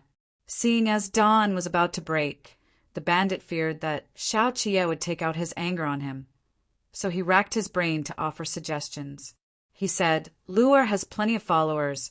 They are all his snoops and spies. Every time he heads out for battles, they will spread out all around him to facilitate the relaying of updates to Lei Jingzhe. Now that they are not here, it's most likely because they have gotten wind of it and fled. You have blocked off access to the south, and we don't dare to head north, so we can only retreat east. If you give chase now, you'll definitely be able to catch up to them." Although Tantai, who despised a spineless coward like him, who would sell out his master for his own benefit, he still reported the information as it was to Xiaoqie. Xiaoqie considered it over for a moment on his horse before he said to Tantai, who, "Take half of your men and chase after them along the eastern side of the mountain forest. They are now birds that will be startled at the mere twang of a bowstring. Just intimidate them a little, and they will be in such panic that they won't be able to turn around and meet the attack head-on as usual. You just need to hit them hard. Those remaining 1,000 people are all scattered soldiers without contact with their commander. They won't be able to hold their own against you." Tantai, who acknowledged his orders, only to see Xiaoqie gathering the remaining men. So he asked, "Since that's the case, wouldn't it do for Master to wait for me here? Why make another trip? Look at Lei Jingzhe's behavior and demeanor, and you should know that he's not only suspicious by nature but also terrified of death. Whatever we can think of, he can think of it too. If heading east is the only way for them to take, he will not go along with such a large contingent of troops. That is too big a target, it's too obvious."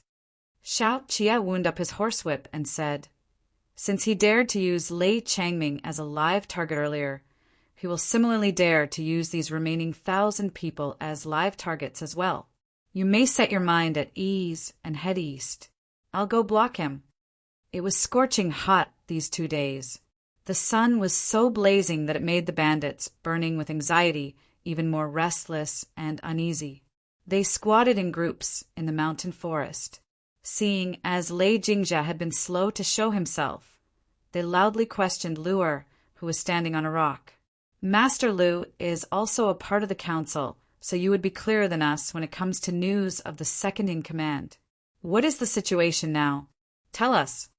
Lu'er stuffed tobacco into his pipe, but did not manage to find a flint. He squatted on the rock and looked up at the clear, cloudless sky. It was too bright to take in everything at a glance. He clicked his tongue and said, "I'm here to deliver a message, aren't I? That is go home. The Imperial Army has captured a few hundred brothers under my command, and I still don't know if they are alive or dead now. I'm waiting for the second in command to come up with an idea to save them, and he's telling us to go home just like this. Isn't this just tucking our tails between our legs and subjecting ourselves to bullying?" A man with a booming voice stood up and said with discontent, "We were all big names back in Mount Luo, and we followed him to Tizhou so that we would have no lack of food and water. In the end, we have all become cowards like tortoises hiding in their shells. This is really fucking pissing me off. Isn't this all because we are down on our luck?" Luo not only looked like a shrewd old monkey, the way he handled matters was also similar. He had a lot to complain about regarding Lei Jingzhe's current order, but he would never voice it out, so he said in an attempt to smooth things over, "Even if you return to Mount Luo now, you will still be a big name there. Whom among us can take it lying down? But there will be times when even a horse will stumble. It's no big deal if we suffer from the occasional defeat. All you have to do is report the number of people you have lost to the council later and get the second-in-command to make it up to you, as well as allocate some silver to you. Surely he won't shortchange you." "Do I look like I give a damn about that bit of silver?" The man spat. "I'm heartbroken for those brothers. Do you think people are that easily replaced nowadays? Didn't you see the public notice posted by the Imperial Army? Suzhou wants to rebuild its garrison troops. There are meals and fields to be had. Why would anyone give up a decent job in a regular army and join us? They got a screw loose up there. Moreover, our numbers are much greater than the Imperial Army. We should have just fought them the first time we encountered them at the foot of Suzhou's city gate. But he feared this and that. The fuck he's afraid of. This is just great. We haven't even met them head-on, and we have already inexplicably lost." Sounds of agreement rang out all around at his words. Creases formed at the corners of Luo's eyes. He said, "The second-in-command is just being cautious. The Imperial Army is well equipped. Look at those armors that are so polished they shine. We might not necessarily be their match if we really come to blows. They just look impressive on the surface." The man wiped the phlegm he had spit out with the sole of his shoe and said, "What kind of troops is the Imperial Army? How many battles have they fought? They can't fight for nuts. They only fought once with the 8 great training divisions at the gate of Zhongbua. Can that even be called a battle? That's called a pissing contest. Whoever the fuck stands the longest wins."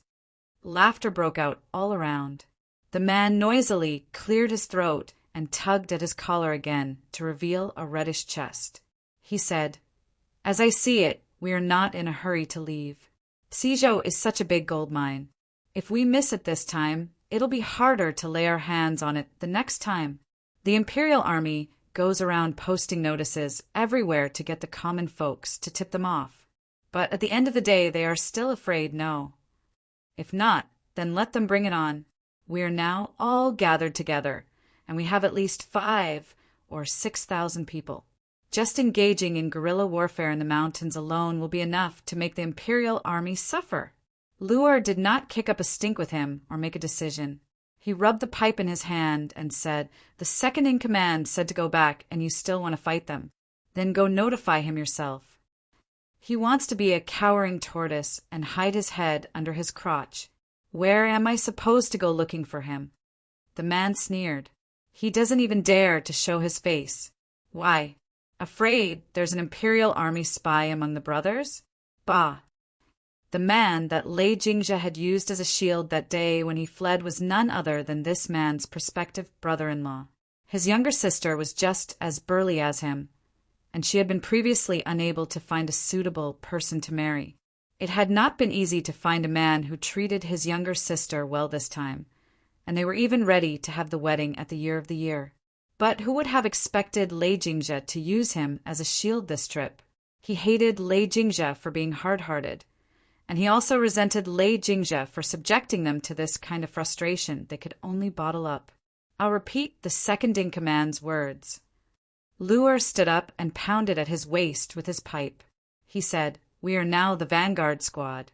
We don't have many people, but we are still different from those minor bandits we came across on the way. As long as we can get out of Suzhou's border within 5 days and arrive at Duanzhou's relay station, we can be considered to be back in our own territory. By then, we will have nothing to fear even if the Imperial Army wants to continue pursuing us." On seeing the fury on that man's face after he was done speaking, he continued, "Of course, the second-in-command is still hurrying on his way here. Whether we leave or stay is open to discussion." They were initially bandits, gathered from various mountain strongholds.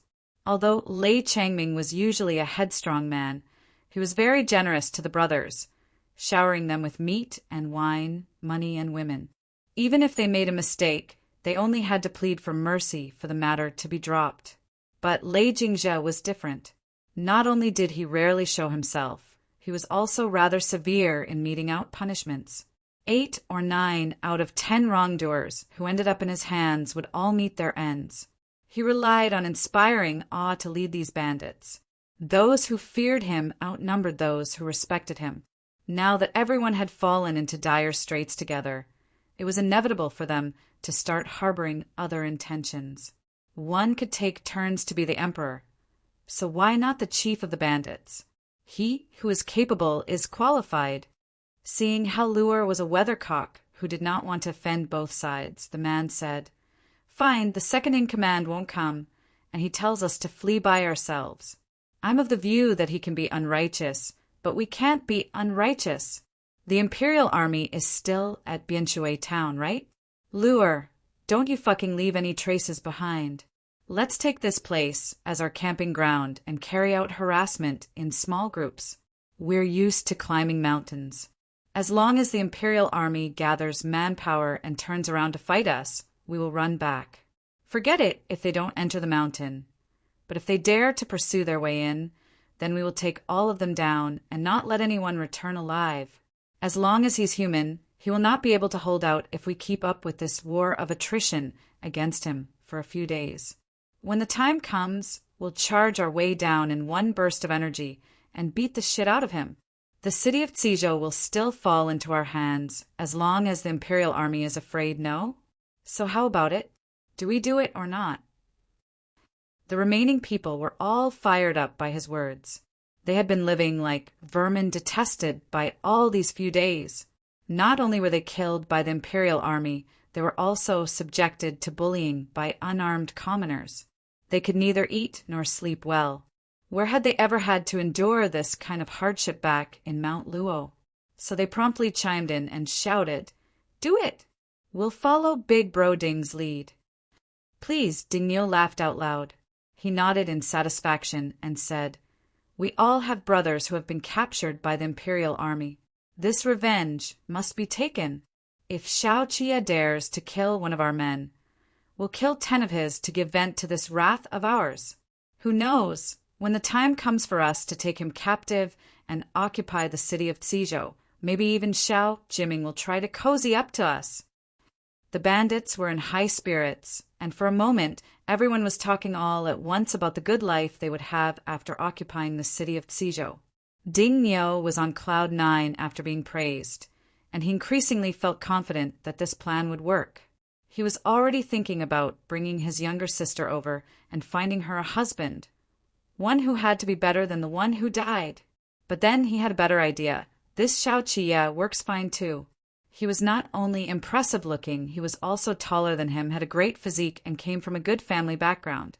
At this point, Ding Niu was already thinking about children and grandchildren. But then he saw the disciple on sentry duty at the foot of the mountain, scrambling his way over. The latter's face was pale with fright as he announced, "The Imperial Army is here!" Luer slipped his way into the blades of grasses, wanting to flee. Ding Niu grabbed this wily old fart, lifted him, and demanded with a glare, "You tipped the Imperial Army off!"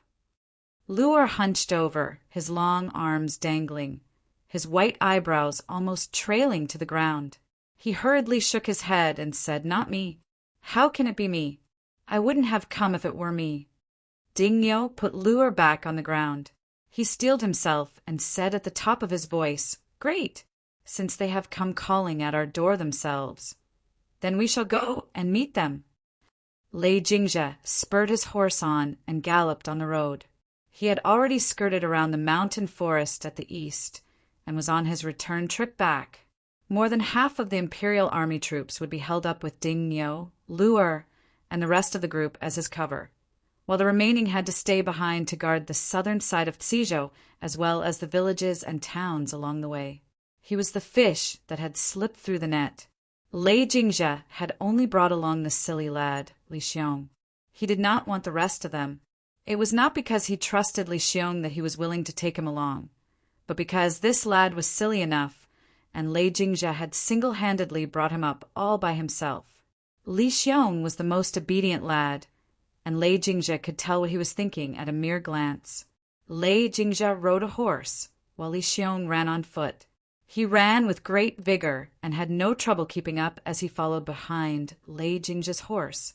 They had already been running all night, and Li Xiong was still naively waiting to meet up with the rest of them. Take a drink of water. Lei Jingzhe tossed the water bag to Li Xiong as he reined in his horse. We won't be resting en route today. Li Xiong opened the lid and gulped down more than half of it in one breath. On seeing this, Lei Jingzhe cursed. You stupid brat. If you drink it all up now, then what are you going to drink at night? You're going to keep whining about wanting to pee later with this much water in your stomach. Li Xiong wiped his mouth with a smile and patted his stomach. He said, I won't, bro. It'll be gone after a run. Lei Jingzhe hung the water bag back on the horse's back. He asked, Are you hungry? Li Xiong shook his head and said, I stuffed myself so much last night that I'm still full. We'll be able to eat meat once we're back in Mount Luo. Thus, Lei Jingzhe did not linger further and continued hurrying on his way with Li Xiong in tow. They had helpers in Danzhou, and the Danzhou relay station could pass on his message to deploy the bandit soldiers who were still guarding Mount Luo. Lei Jingzhe was in such a hurry because he still had some misgivings. He wanted to arrive before news of Ding Niu, Luer, and the others' capture made its way back. Otherwise, should the news arrive first, half of the trust and reputation he had built up throughout the year in Mount Luo would fall into shambles. By then, it would not be as easy as it was now to deploy the men. The road checks along the way gradually grew lax until it was not as strict as it had been within 10 li or so around Bianshui town. The number of the imperial army troops grew fewer and fewer. By the time Lei Jingzhe passed by the vegetable fields manned by troops, he could no longer see any signs of the imperial army. At night, they rested by the side of a stream. Li Xiong speared a few fishes and roasted them for Lei Jingzhe to consume. Without seasonings or herbs, these fishes were fishy and bitter to the taste. But Li Xiong ate them with relish and fell on his back to sleep after eating his fill. Lei Jingzhe did not dare to leave the campfire behind, so he covered it with soil, gradually finding it harder to hang on as he had not had any sleep for a day and a night. He leaned against a tree and fell asleep. Lei Jingzhe slept for an unspecified amount of time before he was startled awake. He propped himself up on the ground, stilled his breathing, and listened to signs of activity within the forest with rapt attention. The wind was a little strong tonight.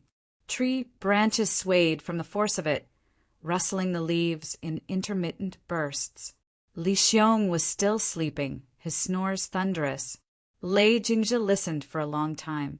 Although he could not see anything amiss, he was already starting to feel suspicious. He kicked Li Xiong awake and gestured with his hands for Li Xiong to get the horse. As Li Xiong untied the reins, he suddenly had the urge to relieve himself.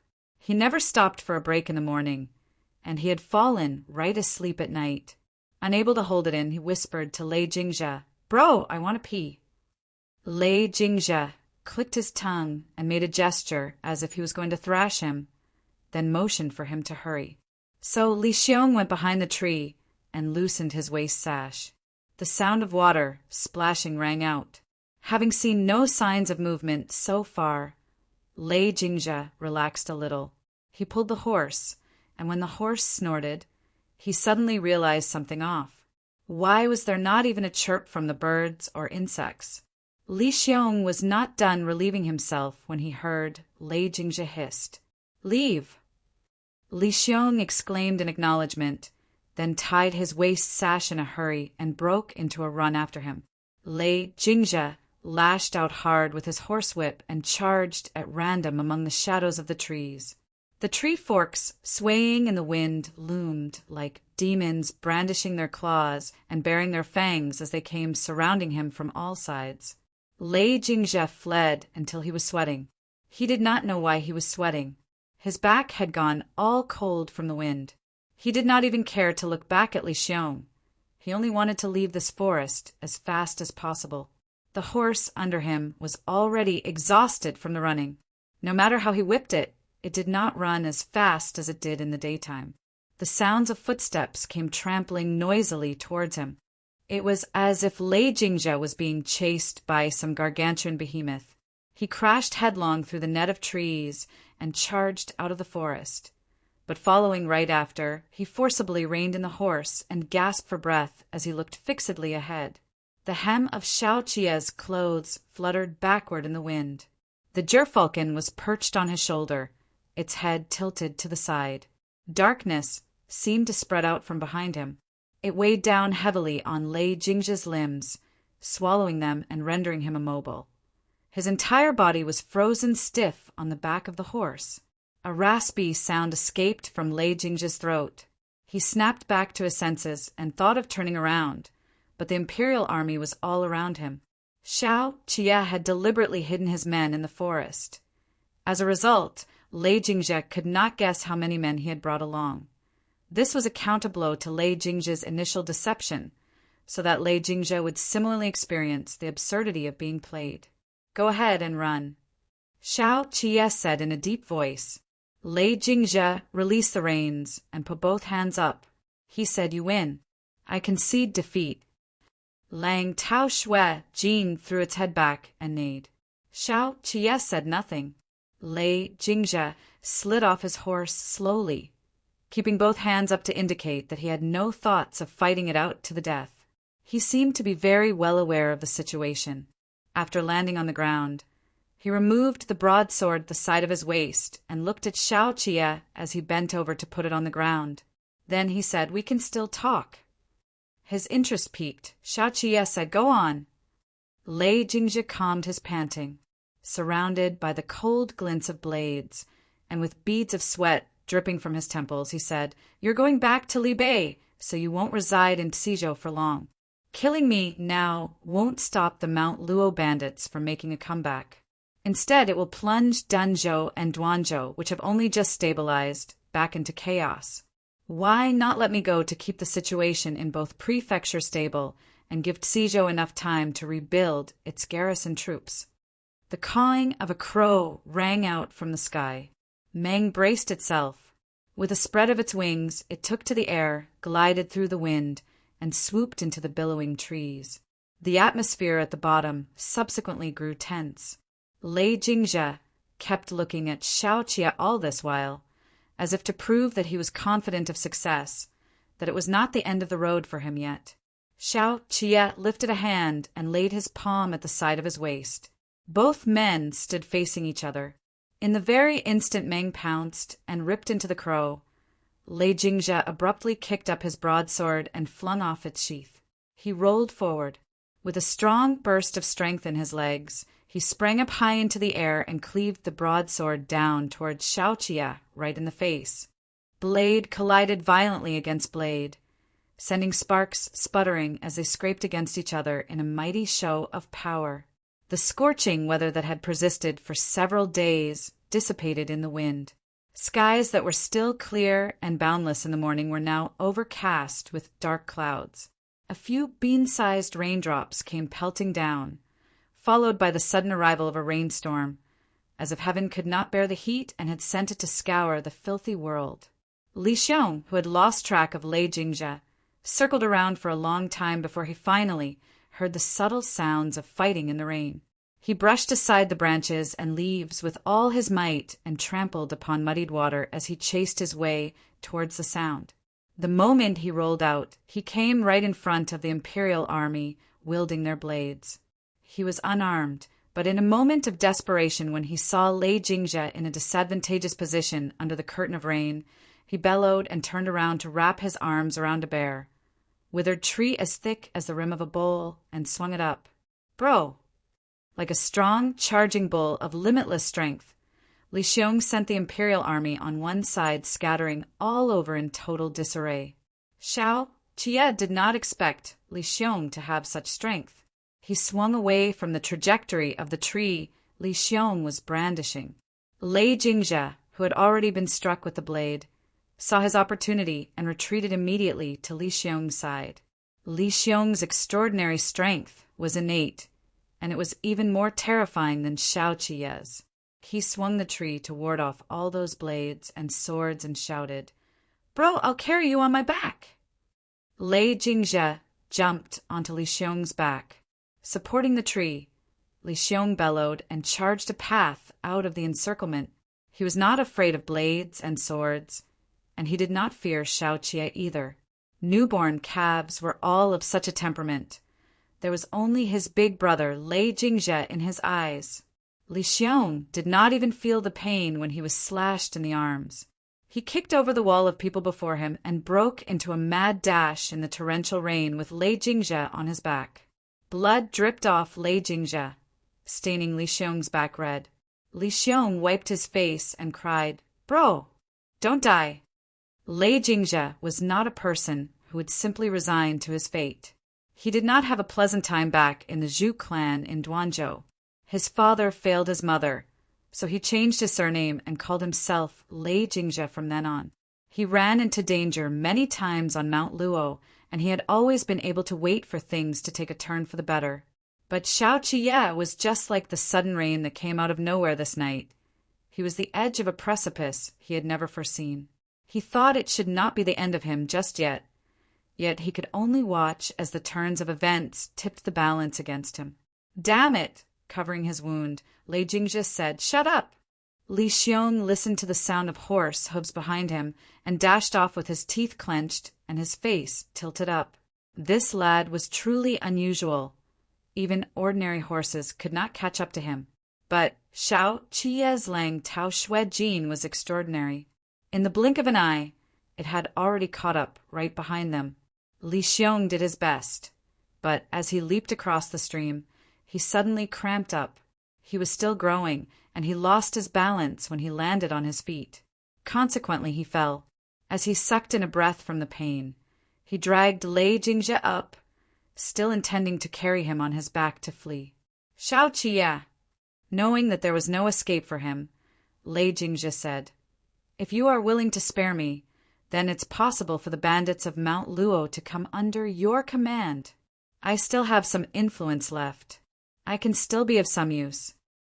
Xiao Qiye flung away the drops of blood on Longli blade. Lang Tao Xue Jin stamped its hooves twice before it broke into a sudden run. Lei Jingzhe twisted Li Xiong's face over. There was already a change in the timbre of his voice amidst his violent gasps. He did not want to die. His grip tightened on Li Xiong's hand as he said, "Xiongzai, one kill him, kill him!" Li Xiong rubbed away the rainwater on his face.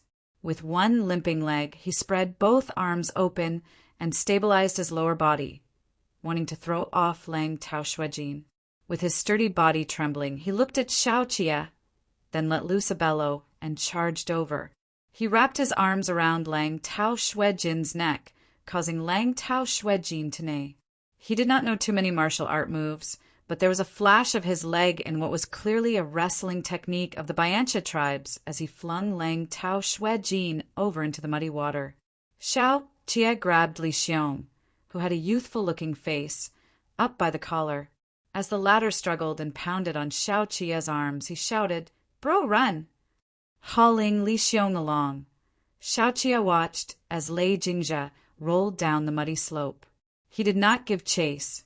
Li Xiong made to bite him with his teeth, and Xiao Qiye wrung his back collar to hurl him right to the ground face first, so that his nose and mouth were stuffed into the mud puddle, choking him until he was violently struggling all over. "Tie him up." Li Xiong heard Xiao Qiye say to the imperial army who had arrived later, and then he was knocked unconscious with the back of a blade. The rainstorm stopped after a while. Tantai, who arrived from behind on horseback. Xiao Qiye just happened to be wiping the mud off Lang Tao Xue Jin's body. When he saw Tantai, he removed the half-arm fabric sleeve used for wiping with one hand and beckoned to Tantai. "Master." Tantai said, "I'll lead the men to outflank him from the southeastern side right away." He won't be able to run far. But Xiao Jie asked him, have all the bandits in the forest been captured? Tantai, who thought that Xiao Jie wanted to do a head count and was ready to turn back to get his subordinate to bring over the book. But unexpectedly, Xiao Jie said as he wiped away the mud on his fingers, it's all good as long as you've caught them. There's no need to show me. Go get ready. We're returning to the city. Tantai, who was taken aback, seeing that Xiao Jie had already picked up the saddle to put it on Lang Tao Shuijin, he walked a few steps with him and said, Master, isn't letting him go just like this akin to letting the tiger return to the mountains and setting the stage for future disasters? As Xiao Jie wiped the mud on the saddle, he said, I'm not only going to let him go, I'm going to send him off with great fanfare. Get a few squads of men to follow him. He has been stabbed. Don't let him die on the way. Send him all the way into Duanzhou's territory. There's no need to bother about the other matters.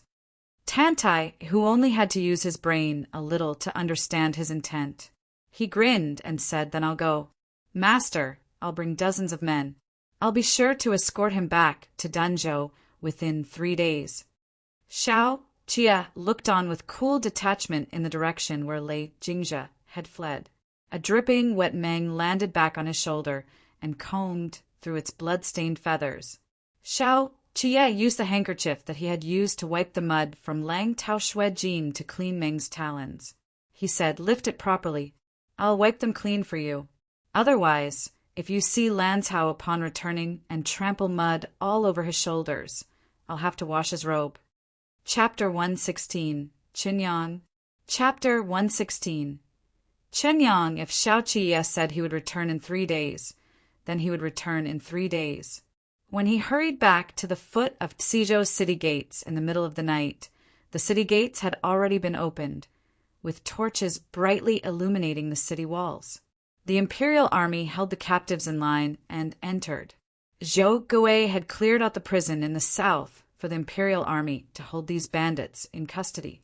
He received Xiao Jie and said, Your lordship has been working hard. The soldiers are tired after having eradicated the bandits. I've already gotten men to prepare meals for all. Everyone this way, please.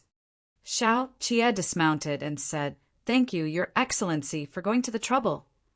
Zhou Gui followed Xiao Jie in and said with a radiant expression, I saw General Tantai's report that the bandits have been taken captive in the east.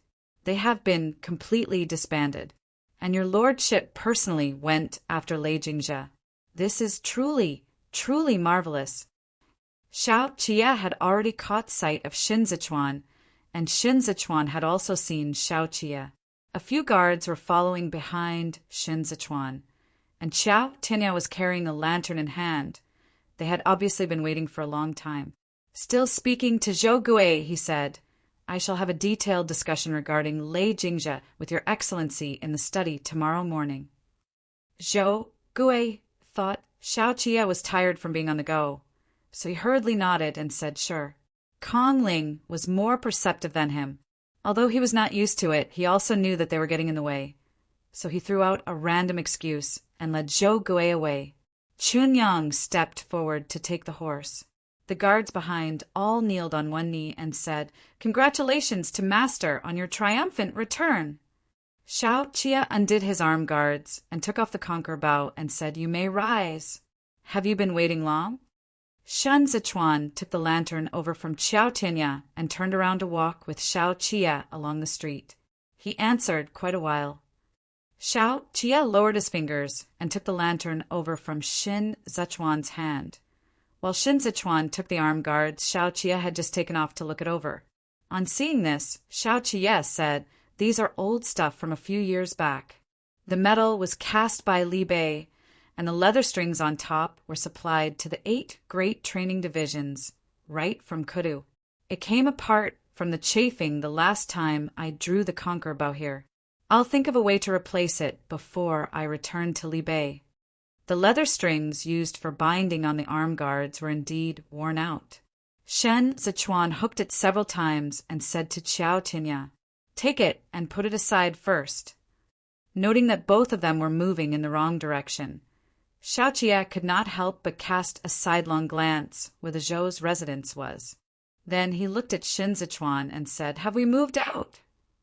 "Of course, we have to move out." Xin Zichuan went up the stairs.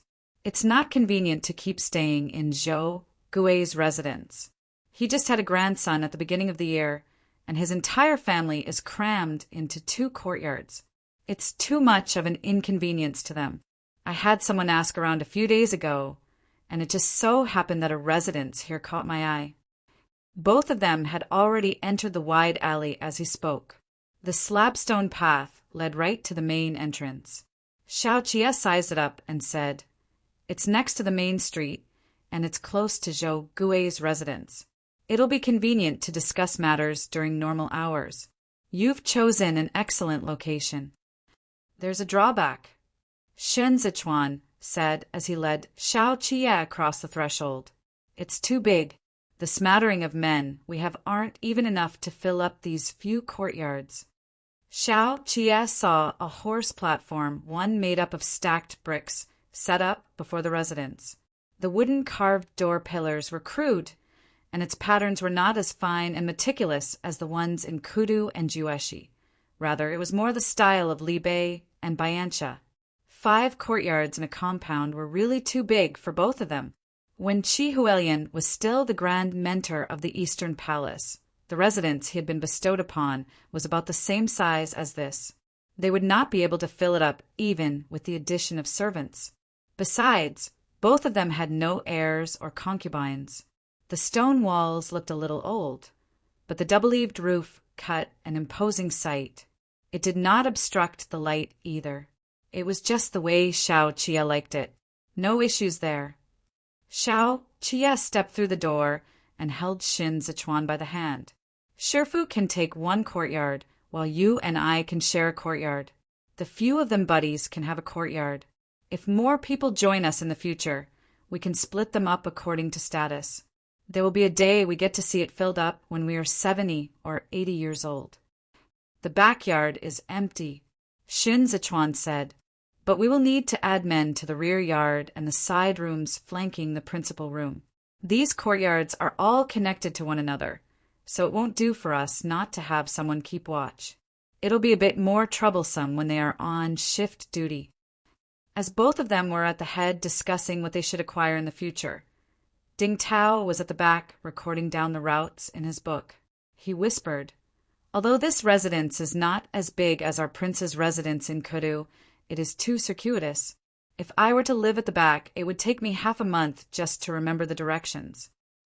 What are you afraid of, since we don't let you take up a mission alone, and you always have Gu Jin around to lead you?" Qiao Tianya said, "This residence isn't cheap, but my master doesn't even blink an eye at the price. He sure has deep pockets." With a sorrowful expression, Ding Tao wrote a few more words and said, "You don't understand. It's precisely because Gu Jin is leading that we will get lost. Sai, Jinji is really a strange one.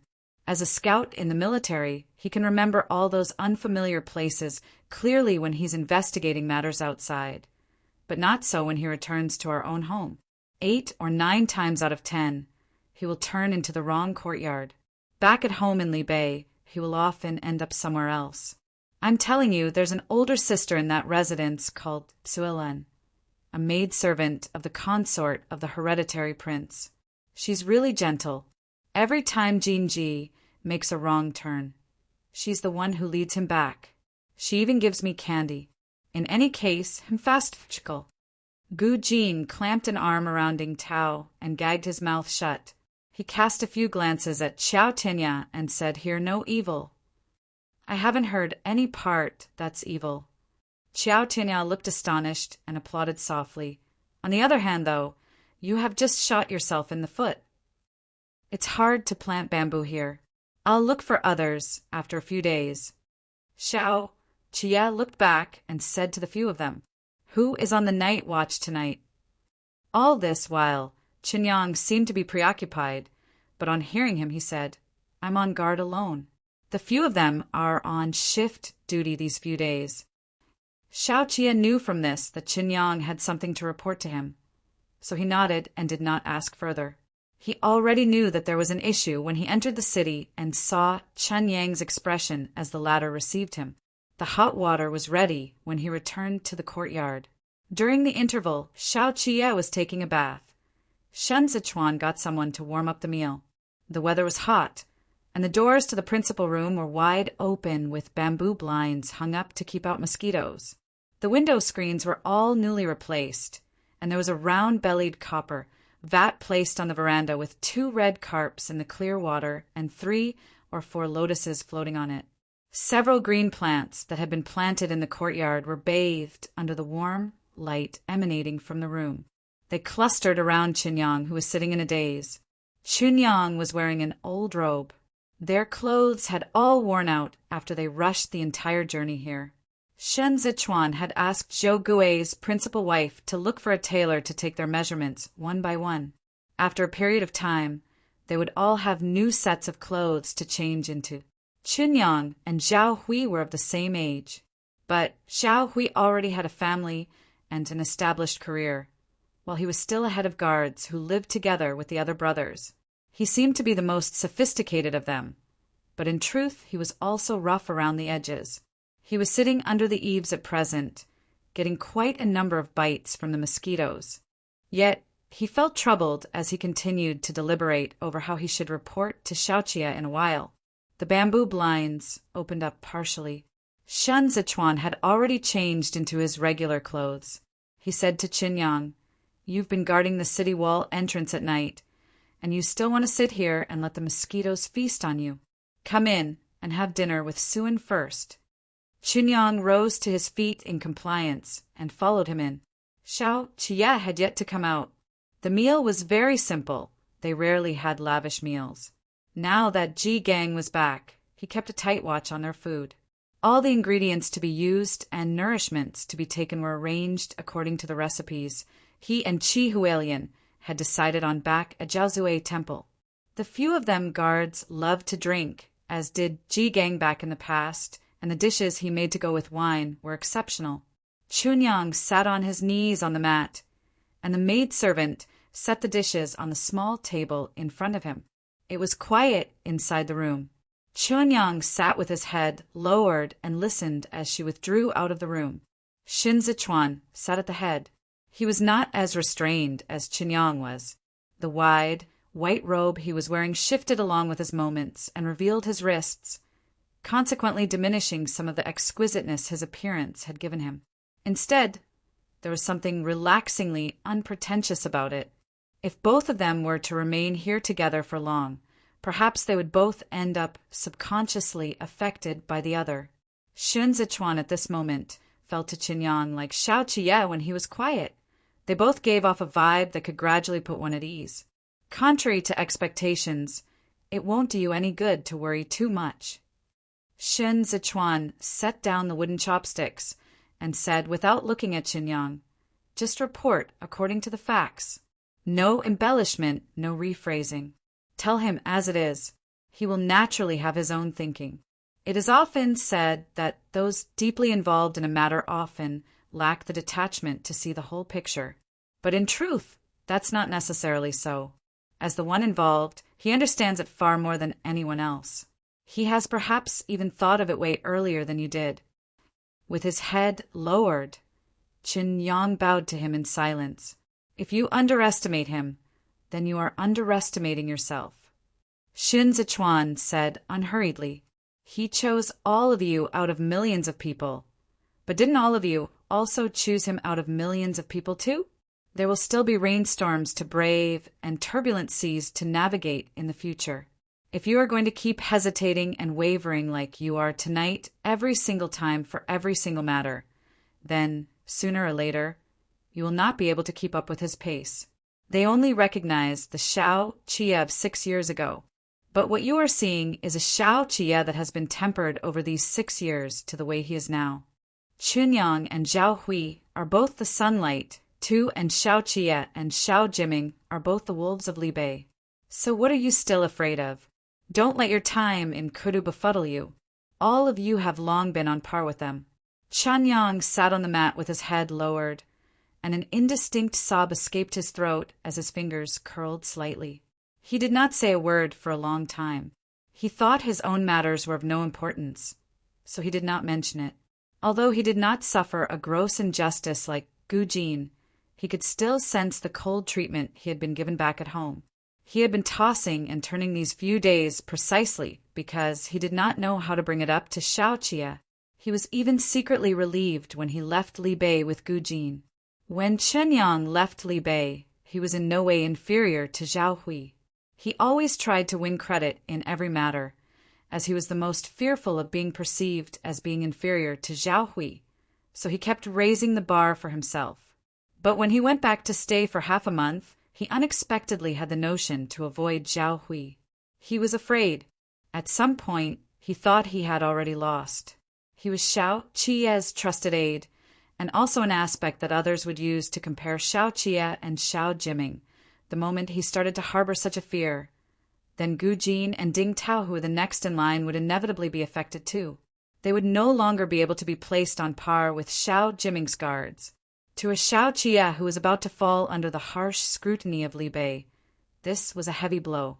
Xiao Qia was not anyone else. He was not Xiao Fengshu, nor was he Xiao Jiming. He was his own person. His most arrogant traits were his fearlessness in forging ahead and determination to win. For Chen Yang, following him would be just like chasing after the tempestuous wind. Xun Zichuan was right. If Chen Yang were to feel fear at this point in time, then he would, sooner or later, be left behind. Because the one he had chosen at the very start was a Xiao Qia who had the guts to remain all alone by himself in Kuri. Xiao Qia's hair was still wet when he emerged with his regular clothes draped around him. He could not help but be taken aback when he saw Chen Yang bent over the ground with his shoulders trembling. He looked at Shun Zichuan, who spread his hands out slightly and gave him an innocent look.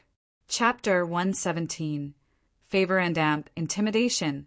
Chapter 117. Favor and Amp. Intimidation. Xiao Qia's loose outer robe was half opened, revealing the unclosed collar of his inner garment. When he sat down, he blocked off much of the light. There was still moisture on his body, and he felt a little more comfortable after wiping his face with a clean handkerchief. He then rapped a bent finger thrice on the floor and said to Chen Yang, "What's the matter? Sit up and talk." Chen Yang promptly rubbed his face clean with his arm and sat straight up. He said, "We encountered some incidents during this return trip to Li Bei. I'm reporting to Master first, as I do not dare to make a decision arbitrarily." Xiao Qia picked up Shin Zichuan's chopsticks and listened as Chen Yang recapped what happened. Shin Zichuan left the table midway to take a bath. Xiao Qia finished the rice in his bowl and sat for a moment without showing any intent to ask for another helping. He asked, "How is Gu Jin's injury?" "We called for a physician after we left Changzhou camp. Gu Jin's fever subsided during the journey, but the wound on his back is festering badly. Gang Shifu took a look at it last night and told Gu Jin to abstain from certain foods. He also gave him instructions on several matters and said that he would be able to recover if he recuperates for about a month." At this point, Chen Yang paused for a moment before continuing. Fortunately, his eyes and ears were not hurt. Gu Jin's eyesight and hearing far exceeded that of the average person. It was a one-of-a-kind natural talent among these guards. This matter would be a lot harder to resolve had he been wounded in his eyes and ears. If that happened, then even Xiao Qia would not be able to swallow this injustice, let alone Chen Yang. Tudalong Banner is a domain the Changzhou camp of the Eastern Mountain Range would patrol daily. It's originally quite a distance away from the Hanshi tribe. To think Gu Jin's vanguard squad actually retreated all the way there. Xiao Qia had gathered plenty from Chen Yang's statements. He said astutely, "This shows that the Li Bei armored cavalry has been retreating. The battle's father and Shifu are fighting aren't going smoothly." The insect's cries on summer nights created quite the din as it drifted through the bamboo curtains, and it was so hot both inside and outside the room that it made one restless. Xiao Qia looked at the candle flame for a moment and said in a hushed tone, eldest brother's incapability to lead the troops is a heavy blow to Libe armored cavalry. Father promptly came out of retirement to boost the troops' plunging morale and soften the impact of the word defeat. But he has not been on the battlefield in person for nearly 15 years. On the other hand, his opponent, Amur, has never left the front line of the Hanshi tribe in these 15 years. Times have changed. Relying blindly on Father is not the way to victory. I often say not to have a change of people right before the battle. Even the best general has to build up a rapport with his soldiers over time.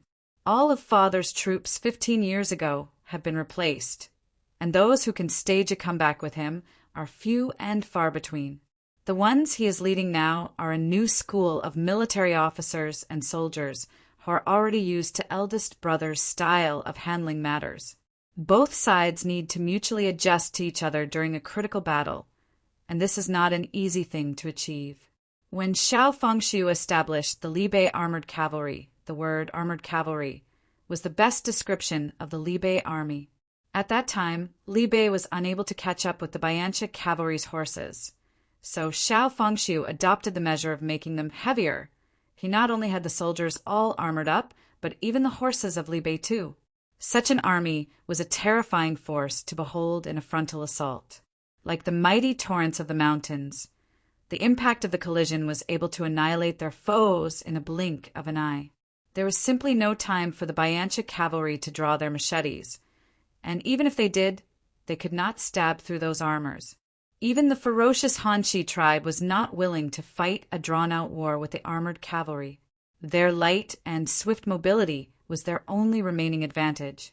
And it was on this basis that Xiao Fengshu kept piling on more weight to armor up the Libe armored cavalry until he eventually forged the Libe armored cavalry into a real wall of iron.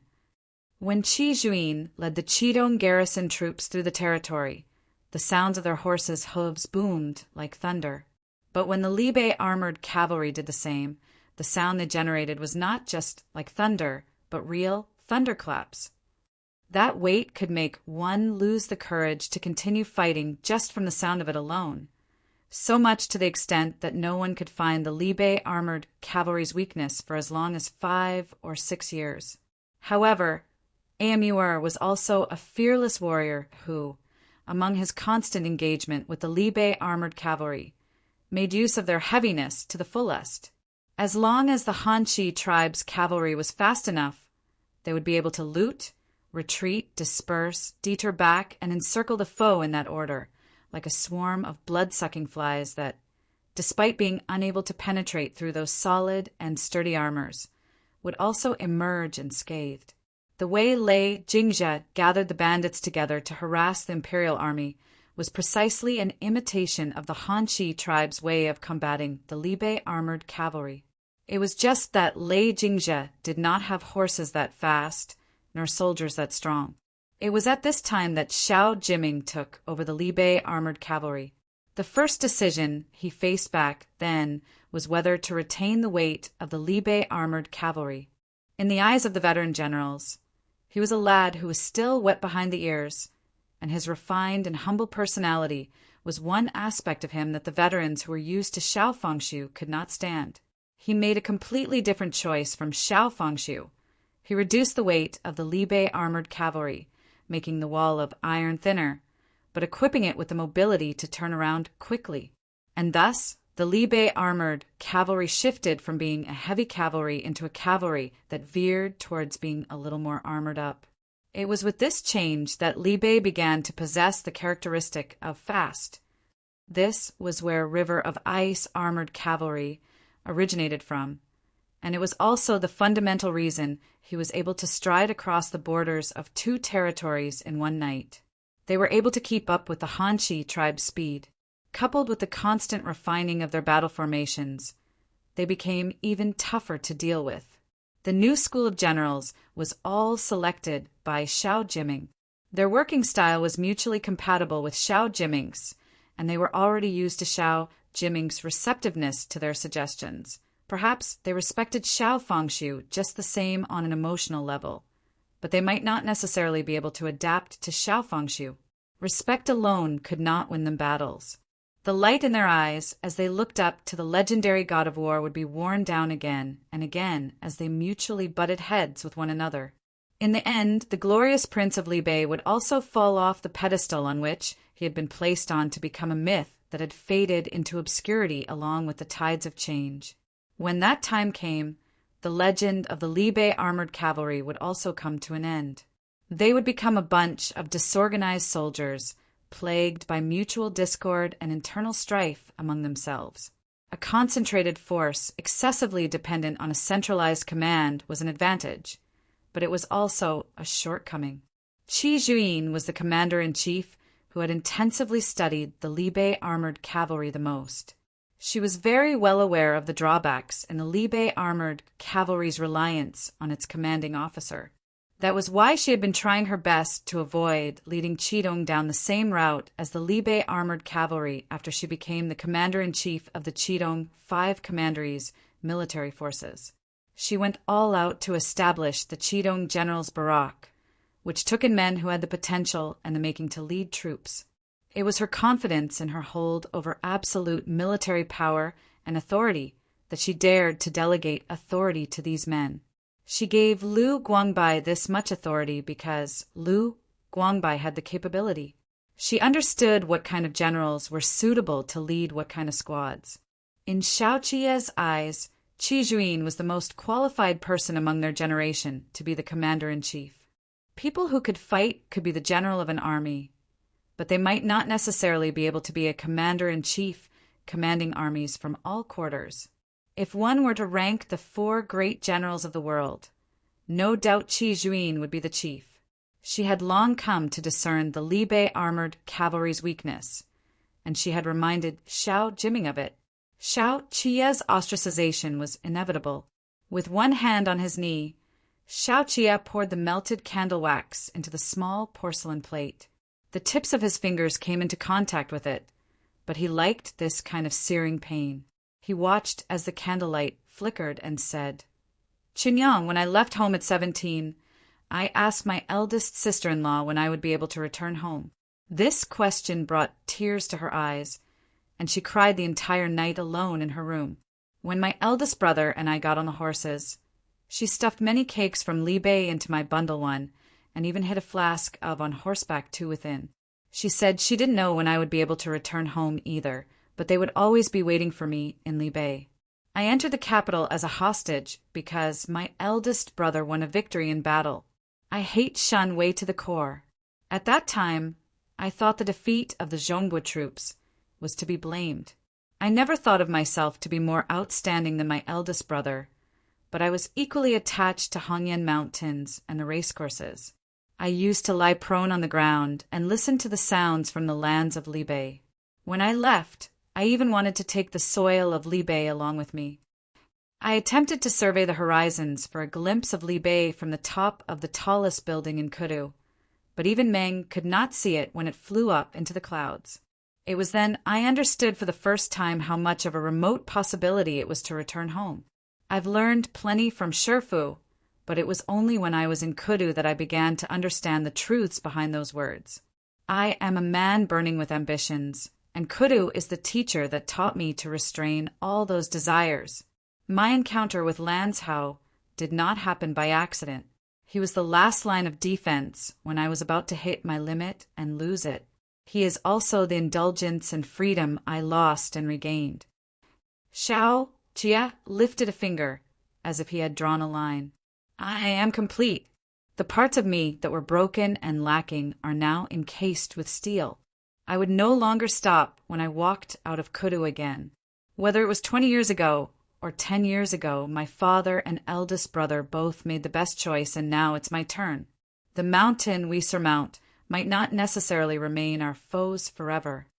I acknowledge how outstanding my father and eldest brother are. I revere and cherish them, but that is the part that belongs to family, not the Libe armored cavalry. We are wolves that have strayed from the pack. Our return to the pack is not for us to submit and bow to the commands of others, but to carve out our own place and positions among them. Xiao Jia bent over slightly, his gaze as sharp as a blade. Li Bei cannot suffer another defeat. This isn't a matter of the Shao clan. I understand that, as do my father and eldest brother. Who should inherit this iron wall? Anyone, as long as he can shoulder the responsibility. I'm going back to Li Bei, not just going home. Guo Weili is a veteran of Li Bei. He knows all of your functions best, and not injuring Gu Jin's eyes and ears is the most merciful warning he is giving me. So cheer up, Qinyang. Our opponents are all the battle-hardened seniors who have been fighting on the battlefield for a long time. There's no battle in this world that must be lost. All those impregnable defenses and impenetrable encirclements are but facades. I'm going back. I want a Li Bei armored cavalry that truly belongs to me. Chunyang's fingertips trembled slightly. Shao Qiye's words had him all fired up. He had been sitting on his knees until his legs had both gone numb. But that tingling sensation leaped up his spine as he faced such a Shao Qiye, his fear all swept away by the fervor coursing through his blood. By the time Shen Zichuan emerged from his bath, Qinyang had already taken his leave and left the room. Shao Qiye was lying on the Shumi couch, staring into space. The windows were open, and there was a porcelain jar on the veranda with a few stalks of lotuses in it. Their delicate fragrance wafted through the gaps. Shao Qiye rested his head on an arm and looked up at the starry night sky. The breeze of summer nights was always so gentle, coming and going without a trace. One could barely feel it if not for the scent of lotuses permeating the air. Shao Qiye was not only feeling hot, he was also weary. However, he had his own pride. He was unwilling to show his fatigue easily, so he could only stuff these feelings into these sleepy moments as he stared into nothing and pretended not to be tired at all. The sky was studded with stars this night. He was in a bit of a trance. Shen Zichuan blew out the candle and threw his outer robe on the back of a chair. He scraped an icy cold finger gently across Shao Qiye's cheek, leaving in its path a temperature that belied excitement. Shao Qiye returned to his senses and locked gazes with him. Even though he had just showered, Shen Zichuan's fingers were still icy cold. That icy cold finger brushed across Shao Qiye's cheek, as if comforting him. Shao Qiye tilted his head a little to the side to be a little closer to Shen Zichuan's palm. Shao Qiye really missed Shen Zichuan. This kind of longing was fervent and urgent, but it was not strange. Every inch of his body missed Shen Zichuan. This was a common occurrence. However, this longing was not just limited to his physical self. It was also the desire raging in his heart. It was a love far deeper and much more indescribable. He felt an unprecedented excitement lying in wait behind all of this fatigue. Shen Zichuan sensed his rising temperature. Shao Qiye had been on horseback for days, but he was unable to fall asleep right now. Only both of them understood the intrusive look in his eyes, which hardened along with the movements of Shen Zichuan's finger. Absence makes the heart grow fonder. In the near future, there would be countless of such absences. And now, Shao Qiye wanted to possess every single moment they were alone together. He suspected that vines would sprout out of the longing in his chest and wound around the armored hooves on which he raced across the grasslands, holding him back. He wanted to invade Shen Zichuan, penetrating deep into him again, and in the process, leave his own scent on him. Not only that, he also wanted to be filled with Shen Zichuan's scent. Both of them had to have the same scent. This was a childish obsession of the wolf pup. It was as if doing so would prove that they could never be apart. Shao Qiye pressed his cheek against Shen Zichuan's palm, sniffing his scent before the small furrow in his brows finally relaxed. Shao Qiye wanted to tell Shen Zichuan how much he truly loved him. Perhaps there were many ways to express love, but now he only wanted to use the most intense kind. The Shumi couch was not big enough for both of them. Shao Qiye reached out to pull down the bamboo blinds and covered up that bit of gap in the window, shutting the moon outside. Lanzhao did not need the moonlight. That naked, lithe softness of his only needed one person's gaze on him. Xiao Qiye's. Shin Zichuan rode on Xiao Qiye as they kissed in the darkness, their hot breaths intertwining inseparably together, its heat edging all the way down to their necks, chests, and even abdomens. Shin Zichuan's neck was flushed all over. Xiao Qiye felt this to be some kind of silent acclamation. It was also Lanzhao's indulgence. As with Shin Zichuan's tremblings, these were all urgings Xiao Qiye could not rein in.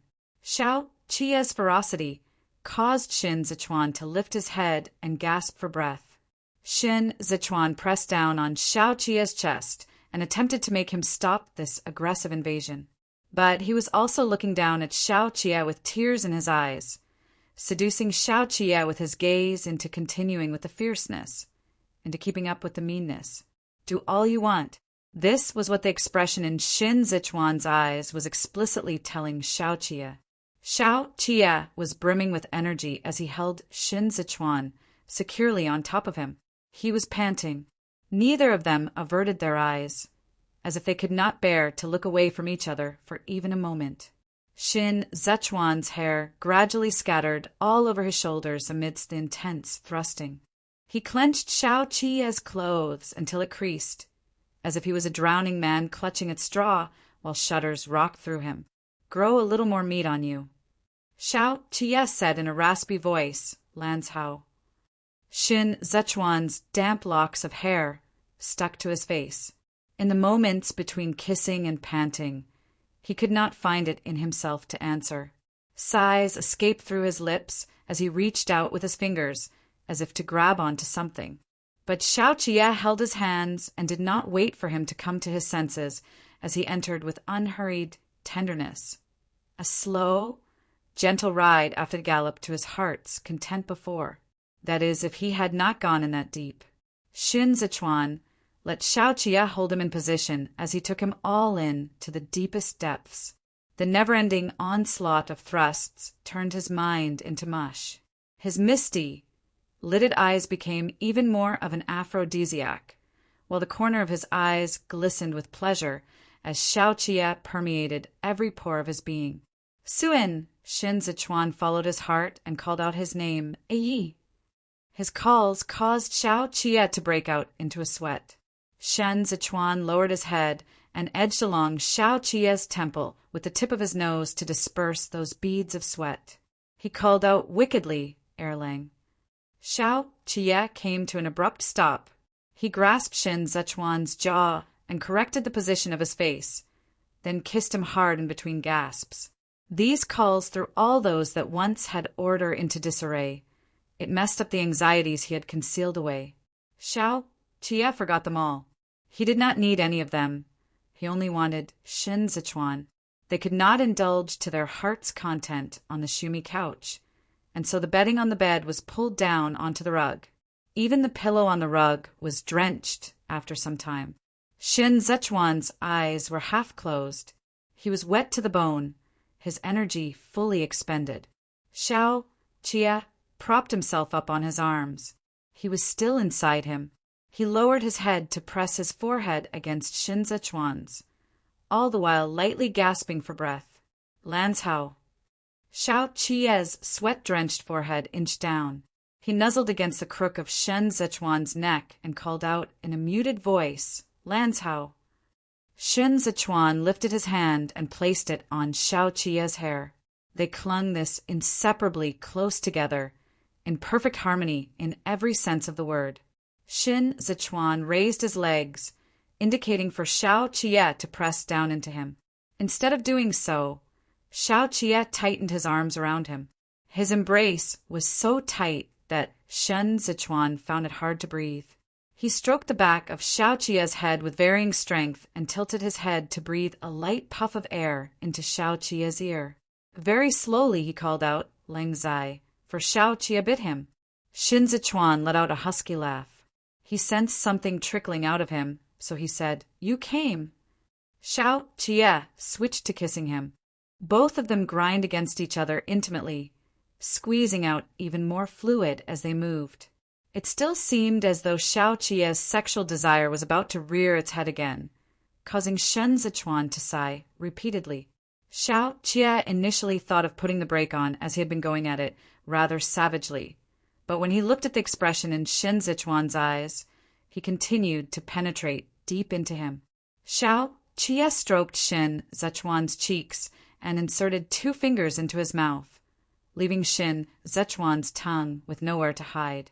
Both of them clung close together, panting at the same pace as they took in each other's expressions all into their eyes. The last time was not intense. Rather, it was more like a never-ending session of tender love-making. When Xiao Jie finally slid out of him, Shen Zichuan was no longer able to make a single sound.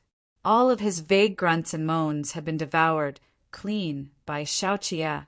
As the waves of heat washed over him, he grasped Xiao Jie's jaw. Tears he could not stop soaked the hair on his temples wet. Xiao Jie finally lowered his body to snuggle with him, skin on skin. In the end, both of them were exhausted. Shen Zichuan could barely keep his eyes open. He was still grasping Xiao Jie's jaw. Xiao Jie seemingly let out a laugh and leaned over to kiss him. They kissed for a moment before falling asleep together like this, Xiao Jie on Shen Zichuan. Xiao Jie did not dream. It was already considered late when the day broke the next day. Xiao Jie had only just returned after leading his troops, so no one would have castigated him for it. But he woke up pretty early. Their love-making had dispelled emotions that might have been suppressed otherwise. When he got up, Shen Zichuan made to wake up too, so Xiao Jie covered the latter with a quilt and kissed him back onto the bed. Military affairs. Shen Zichuan struggled tiredly and sleepily in the darkness and said with his eyes closed, "I'll go later in the afternoon. We'll discuss Cizhou's garrison troops later." Xiao Jie said, "I want to settle the issue with Lei Jingzhe with Shou Gui first." 2 hours. Shen Zichuan let out a long sigh. "I'll be there 2 hours later." Xiao Jie stroked him and said, "It's the same if you go tomorrow. There's no hurry to do it these few days. Go on, sleep. I'll be back for lunch at noon. Call Shifu along too." Shen Zichuan uttered an acknowledgement, although it was unknown if he had actually heard Xiao Jie clearly. Xiao Jie changed his robe after taking his bath. He did not get anyone to go in and clean up, but he had instructed Ding Tao and Gu Jinwell in advance to stand guard in the courtyard. Then he left, taking Qinyang and Xiao Tianya with him. Zhou Gui was already in the study, having a few rounds of discussion with his advisors. It was getting increasingly bright out there, but there was still no sign of Shen Zichuan. When he finally saw Xiao Jie, he hurried out to greet him. He dismissed the others, leaving only Congling in the room to serve tea. Xiao Jie did not look to be in an amicable mood today, and all his so-called frivolity had been fully curbed. He cut such an intimidating presence that Zhou Gui and Congling did not dare to take deep breaths. Xiao Jie had something on his mind, and so he did not beat around the bush after taking his seat. "I let Lei Jingzhe go in the east. He should arrive in Danzhou in 3 days." Congling had done a head count of the bandits last night, and he had gotten suspicious when he did not see Lei Jingzhe. Hearing these words now, however, had dispelled his misgivings. They were already on familiar terms with Xiao Jie, so there was no need to be as punctilious as before. He gave a light cough and said, "Your lordship presumably must have your own plans." Zhou Gui still had doubts, so he asked, "Lei Jingzhe is a scheming man. Is your lordship planning to keep him for your own use by letting him go? This man is too shrewd to submit himself into compliance." There was no warmth in Xiao Jie's eyes as he said, "Although we've captured the majority of Lei Jingzhe's men this time, he still has men remaining in Mount Luo. And it's not just that. There are still plenty of Lei Jingzhe around, even without this one Lei Jingzhe. Before Cizhou has its own garrison troops, it'll prove to be too difficult to get rid of them once and for all." Congling thought of what Shen Zichuan had said a few days before. He nodded at Xiao Jie's words and said, "That's right. Just as the vice commander said, as long as food is scarce in Zhongbua, there will still be decent commoners reduced to being bandits. There is no way to eradicate this issue just by force alone. Lei Jingzhe lost his right-handed men this time, yet he was still able to escape alone from my hands. Even if he has a glib tongue, he won't be able to clear himself of suspicions among the bandits. Xiao Qiye said, I'm also going to give him a hand and make him the imperial army spy, that the bandits of the two prefectures of Danzhou and Duanzhou will revolt against. This person is capable. He will certainly not sit still and wait for death. With that, the bandits will be thrown into internal turmoil and will be too preoccupied to set their eyes on Cizhou. It was only because he had intentionally released Lei Jingzhe that Lei Jingzhe would have to suffer. Cizhou was presently powerless, and this was already the best option out of the better strategies available to them. Kong Ling caught a hint of his intent when he heard this. He asked, Your lordship goes to such an extent to think for Cizhou. Is it because you are preparing to set off for Li Bei? Xiao Qiye turned the teacup around and said, Time waits for no man, and Li Bei is currently often at war. It's inadvisable for me to remain in Cizhou for longer. Moreover, Qidong has already delayed for 2 months. Once Qi Juin arrives, it'd be hard for me to leave even if I want to. After I leave Cizhou, Lanzhou will still continue to assist Cizhou. As I said before when I deployed the troops, I will not concern myself in all the matters concerning the garrison troops of Cizhou. But if both of you gentlemen still need the imperial army, just get Lanzhou to send me a notice, and I'll be sure to arrive within a day. The way he put it was worth pondering over. At least in Kong Ling's ears, it sounded like both a favor and an intimidation.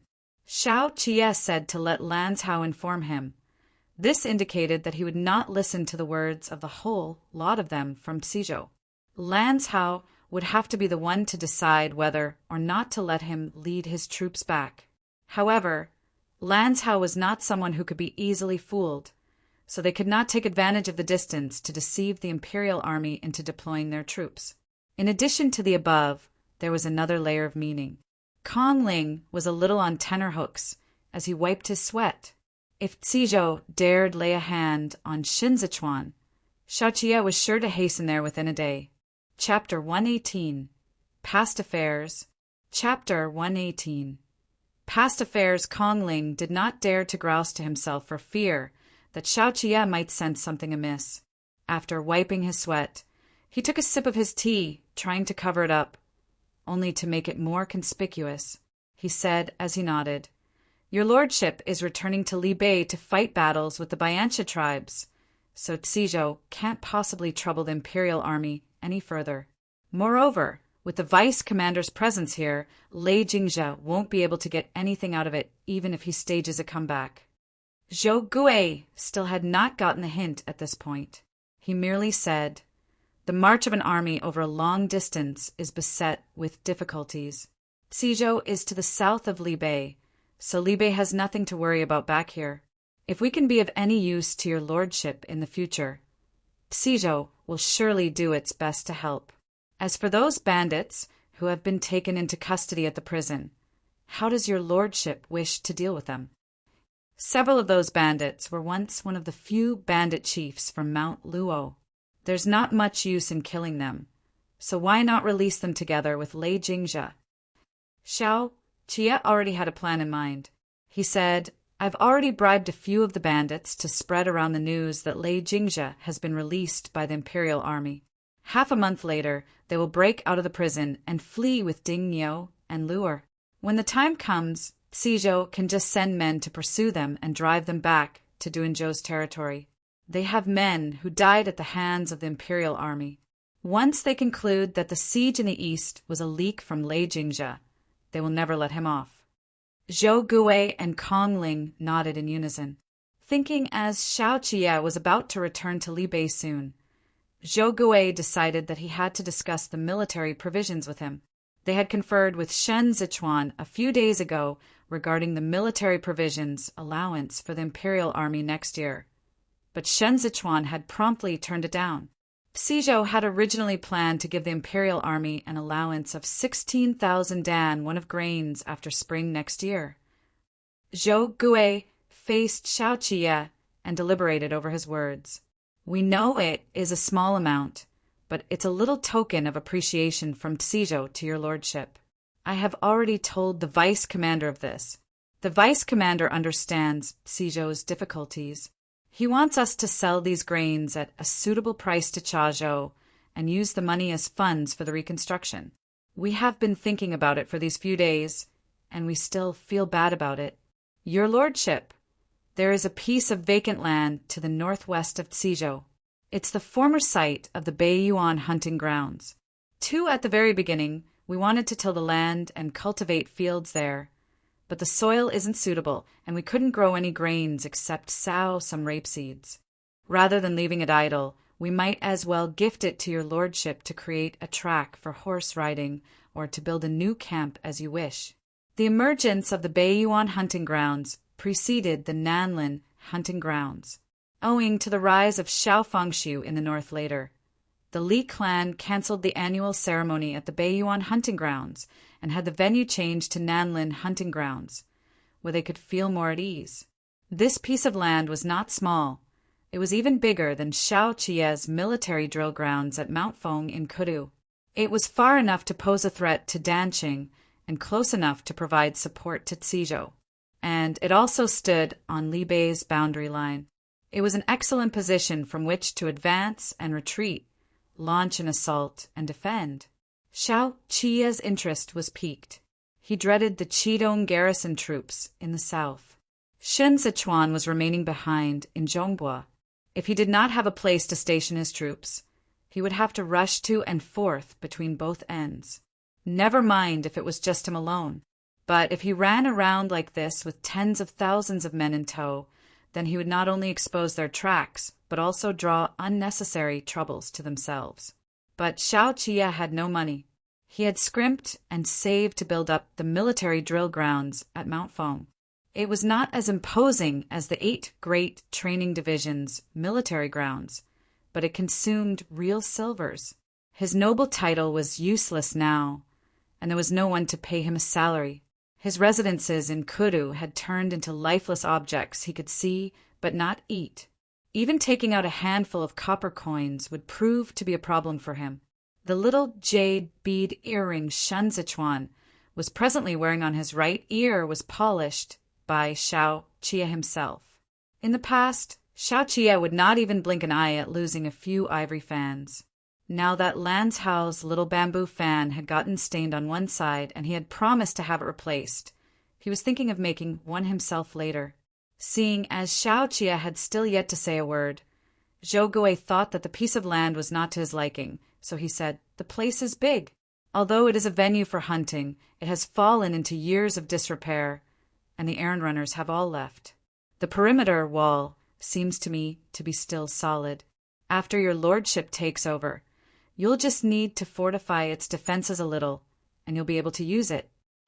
Kong Ling also added, "Your lordship helped Cizhou out of its predicament. Naturally, we will not try to fool your lordship on this matter. We had also mentioned this place to the vice commander yesterday, and the vice commander said he would personally make a trip down to take a look when he finds the time these 2 days. Seems like he likes it too. It had been a passionate night last night, and Shun Sichuan did not get the time or chance to bring this matter up. What's more, Xiao Qie had left in a hurry in the morning, and Shun Sichuan was still not wide awake then. The place is good. It's suitable as a resting place and temporary lodging for the imperial army. Lanzhao and I both like it." Without a change in expression, Xiao Qie said, "There's no need for both of you to stand on such ceremony, but thank you." Shun Sichuan got out of bed and put on a plain, white set of regular clothes. He originally wanted to go out, but the traces from their love-making were too obvious. The marks on his chest, waist, side of the legs, crook of the neck could be covered up with clothes, but he was too thin-skinned. As long as they had gone at it vigorously at night, the lingering redness at the sides of his eyes would not fully recede the next day. Ding Tao was standing on the veranda, feeding the red carps. He was also rattling on, telling Gu Jin a story. The fish bait in his hands kept leaking into the vat, where the two red carps gobbled it down. By the time Gu Jin realized what was happening, one of them had already gotten so bloated that it flipped belly up. Gu Jin made to beat up Ding Tao. Sensing trouble, Ding Tao hurriedly stuffed the remaining fish bait into his pocket and fled to the principal room. He yelled, "Young master! Bad news! Jin Ji fed the fish to death." Shin Zichuan picked up the sweet soup from the tray. He gave a bowl to Ding Tao and told him to sit under the eaves to drink it. He then asked Gu Jin, "How are your injuries today?" Gu Jin saw Shen Zichuan wearing wooden clogs and knew that the latter would not be heading out today. He bowed in greeting and said, "Much better." The physician came as scheduled to change the bandages. "Since young master is not going out today, shall we get the kitchen to prepare the meals now?" Clusters of tree shades decorated the grounds in the courtyard, while shadows of flowers adorned the panels of the two wide-open doors. The weather was fine today. It was not yet noon, but it was already starting to get hot. Shin Zichuan's fingers that were basking in the sunlight looked as though they were clutching a handful of crystal clear amber. He could not stand the cold, and he also disliked the heat. He looked to be exhausted today, and his entire person exuded laziness. The weather is hot. Shifu dreads greasy food, and Suin gets cranky easily. Get the chef to choose and make some light dishes. You're currently nursing an injury, so do as the physician and Shifu say and get the kitchen to make an individual portion for you. Shin Zichuan retreated half a step and returned to the coolness of the shade under the eaves. Ding Tao, go to the courtyard and call Shifu over. Ji Gang did not stay in the separate courtyard Shin Zichuan had initially given him. Instead, he lived in a courtyard together with Qiao Tinya and the rest. People tend to fear loneliness when they grow old, and it was inevitable for him to get all sentimental now that Qi Hualien was no longer around to squabble with him. The good thing was that there were those from Libei and those who originally came from the imperial bodyguards among this batch of guards. All of them held the Ji clan's boxing style in esteem, and they hoped to gain pointers and guidance from Ji Gang. That was why they liked to hang around Ji Gang when they were not on duty. What's more, they were all lads who had yet to get married. Ji Gang found them boisterous and lively, and it made him happy to be around them too. Ji Gang went to bed early and woke up early nowadays.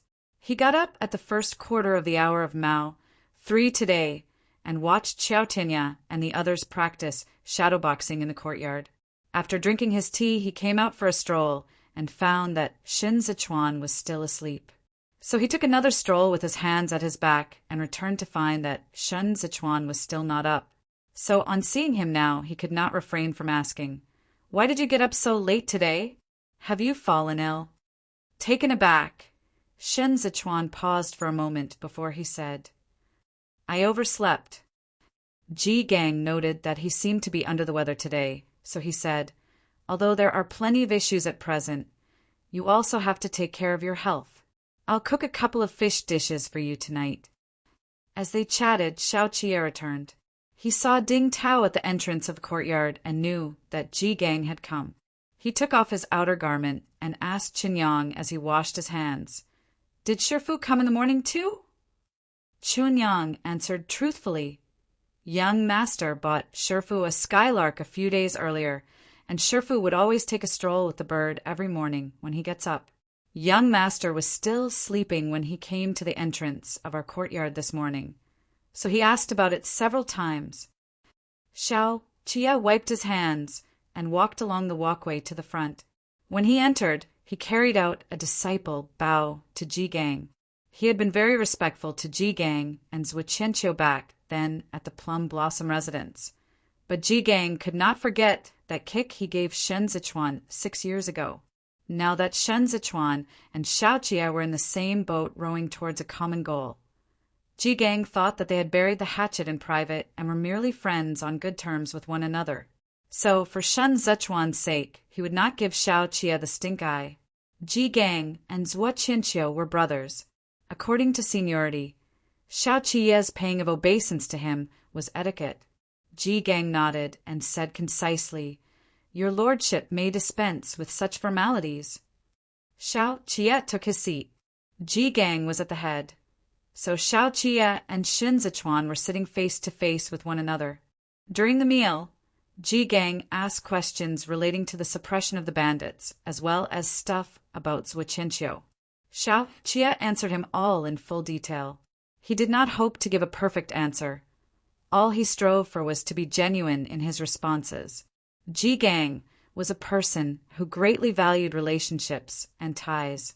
In his younger years, he screwed up his assignment because of drinking and caused his adoptive father, Ji Wufan, to lose the favor of Emperor Guangqing. This had been weighing heavily on his heart. Later on, Duanzhou fell into the enemy's hands, and he never touched wine again. He did not have Qi Hualian's illustrious reputation for his talents, but he had great prestige among the imperial bodyguards. He was the main reason why the group with Gu Qingqing at the head was willing to go all out to help Xin Zichuan when Shen Zichuan was flogged and thrown into the imperial prison, even extending their assistance to him in the period after. When Ji Gang was still serving as the vice commander in the imperial bodyguards, he rarely abused his authority to oppress the others. He also abhorred Panrugi and the likes. Again and again he had helped the innocents to redress the injustices they had suffered, and because of this he had offended quite a number of powerful officials. When it came to elders like this, Xiao Qie would not resort to dubious tricks for his own personal advantage. He had to take out all of his sincerity. Only then would he be able to make Ji Gang see him in a new, more favorable light. Their meal lasted an hour. Ji Gang thought that they still had important matters to discuss, and so he did not stay for long and left early. Xiao Qie was changing his clothes. When his upper body was bare, he pulled over Shen Zichuan's hand and placed it on his back to touch it. Shen Zichuan was still sitting on the mat with a brush in one hand as he calculated the expenses for this period of time. As he touched Xiao Qie's sweat, he lifted his eyes and said, "Just how nervous were you?" "That was scary." Xiao Qie swiftly put on his clothes. "I was worried my answers were not sincere enough, and it would alienate Shifu from me even more. I've been really busy this period of time. I will have to find a day later to talk it over with Shifu." A father loves his child without asking for anything in return, for Shen Zichuan set the brush down. There is no transactional exchange of benefits and profits when it comes to Shifu, only genuine affection and sincere concern. Second young master has a long way ahead. That kick of yours really set you back a long way. Xiao Qie slumped into the rattan chair. He thought for a moment and said, "If it had been my old man sitting there today, we might not even get to finish the meal." Still feeling the trepidation, Xiao Qie touched his own chest and looked at Shen Zichuan, who was deep in thought over the accounts. He held the brush, then set it down, and his sleeve slid down to reveal a portion of fair skin. The expression on his side profile was calm. There was no one else in the room, and his collar that had been slightly loosened because of the heat exposed a snow-white expanse with traces of love bites on it. How flimsy! For a moment, Xiao Qie was in a daze as he gazed blankly at Shen Zichuan. He thought of many things, and yet it also seemed as if he had figured out nothing. "Lanzhao." Xiao Qie inexplicably called out to him. Shen Zichuan's mind was not here. He just happened to be thinking that he should get Gu Qingqing to find a few stewards from Jueshi who could do the accounts and have them sent over when he suddenly heard Xiao Qie's voice. Although his eyes never left the accounts book, he turned his face slightly and answered, "Spit it out if you have something to say." Xiao Qie abruptly stood up, turned around a few times, and suddenly squatted behind Shen Zichuan to embrace him. Shen Zichuan was still writing. It was all thanks to the power of his extraordinary focus that he did not mess up his strokes. Xiao Qie nuzzled against Shen Zichuan's cheek from behind until Shen Zichuan's face felt hot. Shen Zichuan had no idea what was up with Xiao Qie. Xiao Qie never said a word as he touched Shen Zichuan all over and scooped Shen Zichuan into his arms, clinging onto him like glue. And just like this, Shen Zichuan sat in Xiao Qia's embrace and continued to do his accounts. When he ran into difficulty, he got Xiao Qia to stretch his fingers out, but Xiao Qia was unwilling to and did the sums orally as he continued to hug him. Surprisingly enough, he was pretty swift in his calculation. Second young master. Shen Zichuan pushed the abacus aside. You have a bit of a knack for this. Calculate these all for me, will you? Xiao Qia pulled the abacus back and said, Count long enough and I'll fumble. It's so complicated that it's better to hand it over to the professionals. Do you know who in Kudu is the best in arithmetic?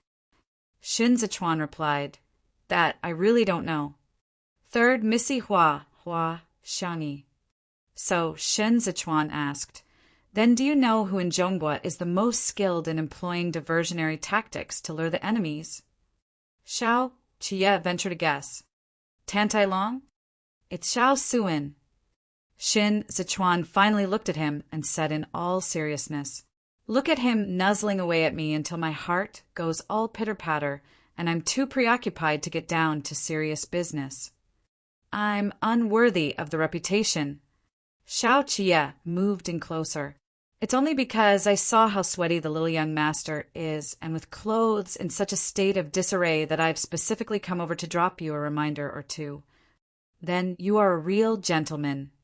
Shen Zichuan brushed the tip of this finger that was moistened with tea water across the back of Xiao Qia's hand and said, Unlike me and my mind working in overdrive. Chapter 119. Past Acquaintance. Chapter 119. Past acquaintance, Xiao Qia said, Let's hear more about it. Shen Zichuan was feeling so warm from Xiao Qia's embrace that he began to sweat. He said, You'll lose the fun if you voice it out when it comes to matters like undressing and what happens after. Xiao Qia grabbed hold of Shen Zichuan's fleeing finger. He laughed for a moment before saying, You'll lose the fun if you voice it out? Then, take a moment to hear me out. I'll say it for you. Shen Zichuan looked toward the account books. Xiao Qia squeezed Shen Zichuan the pulp of Shen Zichuan's finger and looked at the account book together with him. He said, I haven't even started, so why are you getting all hot? Shen Zichuan looked askance at Xiao Qia and mouthed soundlessly because of you. Xiao Qia looked at Shen Zichuan for a moment, then suddenly lowered his head and buried it into the pit of Shen Zichuan's neck. All his earlier emotions had melted away at this look of Shen Zichuan. They became another kind of raging torrents that surged along Xiao Qia's chest to his entire body. But no matter how tempestuous the waves were inside of him, he did not dare to use even more strength in his embrace of Shen Zichuan. That kick that had never once turned a hair during all the years in Kuda had, along with the passage of time, cunningly turned into pangs of pain after Xiao Qia fell into the clutches of love. The turbidness that was love and hatred went through a cleansing by the heavy downpour to become a crystal clear lake. Xiao Qia drew in his claws, bowing his head in submission to the word love. Shen Zichuan released his hand and held hands again with Xiao Qia with interlocking fingers. He tilted his head to bump gently against Xiao Qia's unmoving head and said, Have you fallen asleep? Xiao Qia raised his head and said in a hoarse voice, Oh, how I love you so. Shen Zichuan was slightly stunned. Xiao Qia looked at him and enunciated each word as he repeated, I love you so much. Shen Zichuan remained stunned for a moment before he said, Xiao Qia could not wait any longer. He turned his head and kissed Shen Zichuan hard, as if he wanted to give all the love in his heart that could not be expressed with words alone to Shen Zichuan. The cool breeze in the courtyard stirred the bamboo blinds, while shadows of flowers shifted under the eaves along with the slanting trajectory of the sun at the same time golden light, having penetrated through the obstacles to make it way deeper in, cascaded over the ground. Beiyuan hunting grounds was not that far away from Xizhou, and there was also a bridle path connecting both places. Lang Tao Shuejin could reach it in half a day, so Xiao Qia took Qinyang and Ding Tao to take a look at the site the next day. Shin Zichuan finished sorting out the accounts for this period of time in Cizhou and, together with Zhou Gui and Kongling, made some changes to matters relating to the Cizhou garrison troops. Although I had the thought that quite a number of people would come forward to answer our recruitment call, I never expected it to be this many. Zhou Gui was overjoyed. With this, we can further expand the plowing range next year. There's a shortage of grains on the outside which Cizhou can supply. To many of those in desperate situations, this is timely help that's equivalent to sending charcoals in snowy weather. It not only solves their urgent needs, but also prevents them from turning to banditry. Kongling looked delighted as he said to Shen Zichuan, "We shall have to trouble the vice commander regarding the military arms.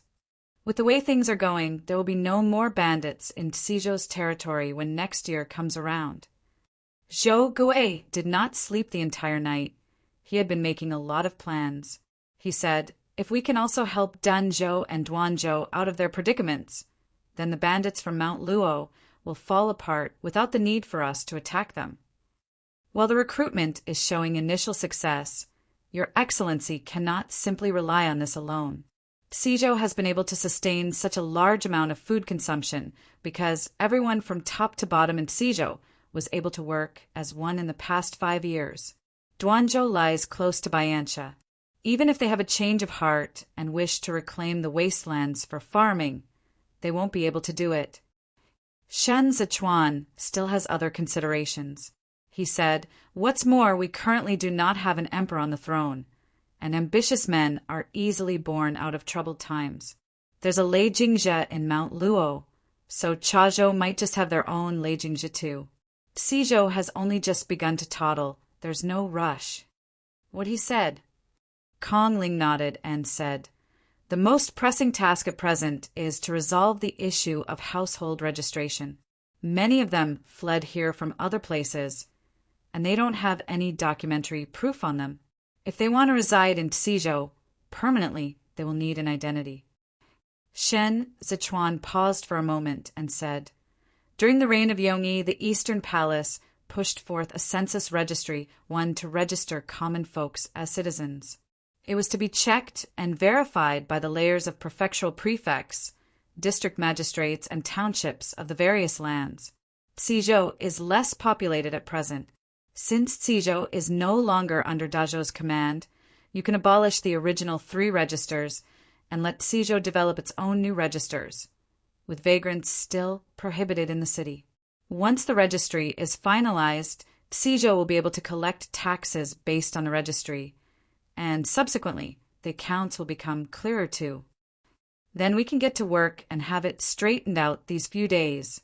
Zhou Gui paused for a moment, then continued, "I'm only worried about the Qidong garrison troops now. It has been so long." Kongling piped up too. "Why haven't we heard any news from Qidong at all?" Shen Zichuan had also gotten an inkling of sorts from this wait. If Kudu wanted to stop Xiao Qie from returning to Libei, they only had to mobilize Qi Juyin right away, and she would have been able to stop Xiao Qie at the border of Zhongbua a month ago. But Kudu did not do so. They sent Han Jin, an armchair strategist who was all talk and no action. This legitimate son born of the Han clan was taken captive by the imperial army outside Danqing and was still being held in prison. Going by the division and distribution of Qidong's 5 commanderies, Qi Juyin could assemble 100,000 men within half a month. Yet there was still no sign of her to date. It was already late when Shen Zichuan came out of the Zhou's residence. He estimated the time. Xiao Qie should still be on the way back to the city, so he was not in a hurry to return home. As he descended the stairs, the path ahead brightened up. Fei Xing carried a lantern, illuminating the road ahead for Shin Zichuan. Shin Zichuan had been busy with other matters these few days, and so he had yet to have a talk with Fei Xing. Fei Xing tried his best to get close to Qinyang every day, and he was the most diligent in serving tea and water to Ji Gang.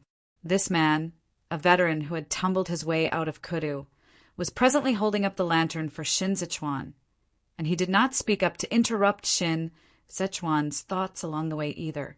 From all appearances, He looked as if he was already content enough to hold the lantern for Shin Zichuan.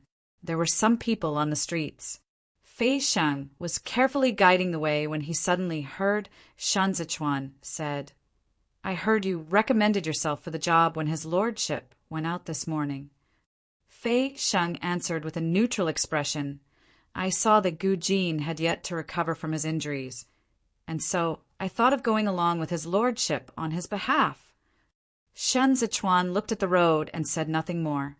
Once back at the residence, Qiao Tianya took over the lantern. There was still Gu Jin in the courtyard, and it was not Fei Sheng's turn to be on shift duty. So he went back on his own initiative. If Master gives him the cold shoulder, Qiao Tianya said, he might come to harbor resentment. As Shen Zichuan entered the long walkway, he looked back to see that Fei Sheng had already made a turn and passed through the Moon Gate 2 on the other side. He said, "I have the mind to use him, but he might not necessarily think highly of me. His rank in the Imperial Bodyguard is higher than yours." Han Cheng could be said to be one of the bigwigs he counted on for backing. He was also Han Cheng's right-handed man before the former emperor met with sudden death. There has to be a reason why Han Cheng wants to kill him. It has been several days since he came to Tizhou, and yet he has never shown any intent to speak of this reason to me. Shen Zichuan stood still and smiled at Qiao Tianya. It wasn't me, but Suin he was originally gunning for when he willingly staked and gambled everything on that one move of his in Kudu. Suin is the second legitimate son of the Prince of Libei. The hereditary prince was severely injured at that time, and the others all thought the Suin was going back to replace Xiao Fengshu. Fei Sheng was already starting to harbor ill feelings towards Han Cheng. Rather than compromise and make concessions to achieve his aim, he might as well leave Kudu for Li Bei to carve out another path for himself. The identity of a life-saving benefactor is enough for him to secure a stable life in Li Bei. Qiao Tianya had some understanding of Fei Sheng. He said, "It's inconvenient for Gu Jin now that he's wounded." Fei Sheng recommended himself for the job today because he wants to take Gu Jin's place. A pity his lordship is a hard-hearted man and would not give him this opportunity. But Fei Sheng was prepared. He had been so attentive towards Ji Gang, just so he could leave himself a way out. The self-recommendation today was a kind of test to sound Xiao Qi out. He had already understood Xiao Qi's intent, and so he shifted his gaze back to Shin Zichuan. This person has real capabilities. Shin Zichuan said, "He's on par with Gu Jin. It'd be truly a pity to cast him aside and not use him." They had already arrived at the courtyard while they were speaking. Gu Jin was about to arrange for the people to serve the food, but Shen Zichuan told him to wait. He should almost be back now. Shin Zichuan turned back. "Go wait at the entrance and receive him." But this wait lasted for half a night, and Xiao Qie still had not returned. Shin Zichuan stayed up until the burning candles were gone by half before he heard movements at the front. Xiao Qie strode into the courtyard, but did not enter the room immediately. He was covered in dust all over. He took off his outer robe in the courtyard and turned back to look at the person behind him, although the words that came out of his mouth were "Lanzhao." Shen Zichuan looked past Xiao Qie's shoulder and saw Qinyang and Gu Jin supporting someone in. The courtyard was not bright enough for Shin Zichuan to make out who this person was. This person's robe had been ripped to pieces, and the legs of his trousers were torn. He was wearing a pair of straw shoes that had split apart, and his legs were all caked in dirt and mud. He could not stand firm on his feet and had to rely on Qinyang and Gu Jin to hold him up as he spouted nonsense. Disheveled and unkempt, he was truly a sorry sight to behold. Shen Zichuan suddenly thought of something under the faint light. He probed, "Your Excellency, you?" That man shivered and struggled for a bit as he peered forward through the dimness in disbelief. His messy hair exposed a pair of eyes among them. He froze for a moment when he saw Shen Zichuan. Then he swallowed a few mouthfuls of saliva. His mouth opened and closed. All of a sudden he burst out bawling. "This is draining the life out of me." Yu Xiaozai cried himself hoarse. He kept wiping his face as he shouted, "Vice Commander! The Grand Secretary is no more. I'm going to die too. I've been fleeing and hiding the entire journey here. Life is hard." Startled, Shen Zichuan strode a step out and asked in a heavy voice, "What do you mean Secretary Elder Hai is no more?" Chokes of sobs clogged up Yu Xiaozai's throat. He wanted to answer, but all that came out was the sound of his crying. He cried so hard that he was virtually on the verge of sliding to the ground. He kept shaking his head. At last, overwhelmed with grief and with his voice hoarse from exhaustion, he answered in bureaucratic speak. The Grand Secretary risked his life in futile remonstration. Take him away to calm down for a moment and have a change of clothes. Xiao Jie said with a cool head, Gu Jin, go inform the kitchen to make some soup and have it sent over. Those wretched cries lingered in the air. Shen Zichuan was still standing in the same spot. For all his hundreds and thousands of guesses, he had never foreseen that Hai Liangyi would die. Hai Liangyi was the stabilizing force of Kudu. He could even hold on tight to his position in the Grand Secretariat back then when the Hua and Pan factions were at the height of their power and influence. Even if Han Cheng wanted to assist a male offspring from his own clan to the throne after Li Jianheng's death, Hai Liangyi should still be the first and best choice of a minister inside and outside the imperial court to entrust the child to. Xiao Jie held on to Shen Zichuan's arm to bring him out of his stupefaction. Xiao Jie said, I found him among the groups of bandits a few li west of the hunting grounds. It hadn't been easy for him to get out of Kudu, and he was robbed by the bandits after leaving Dancheng, so he could only walk barefoot towards Cizhou. He has a letter on him, which Xin Yu wrote to you. He has news of Kudu and Qidong as well. Yu Xiaozai still needed someone to help support him when he entered the room again. He was so famished that he had no strength and had to carry the bowl in his arms to wolf down the food before they had their conversation. Tears were still streaming down his cheeks as he ate. He seemed to be in a rush as he choked on his food and coughed. It was only when his hunger abated some that he covered up his face with a clean handkerchief and wiped away at it for a while.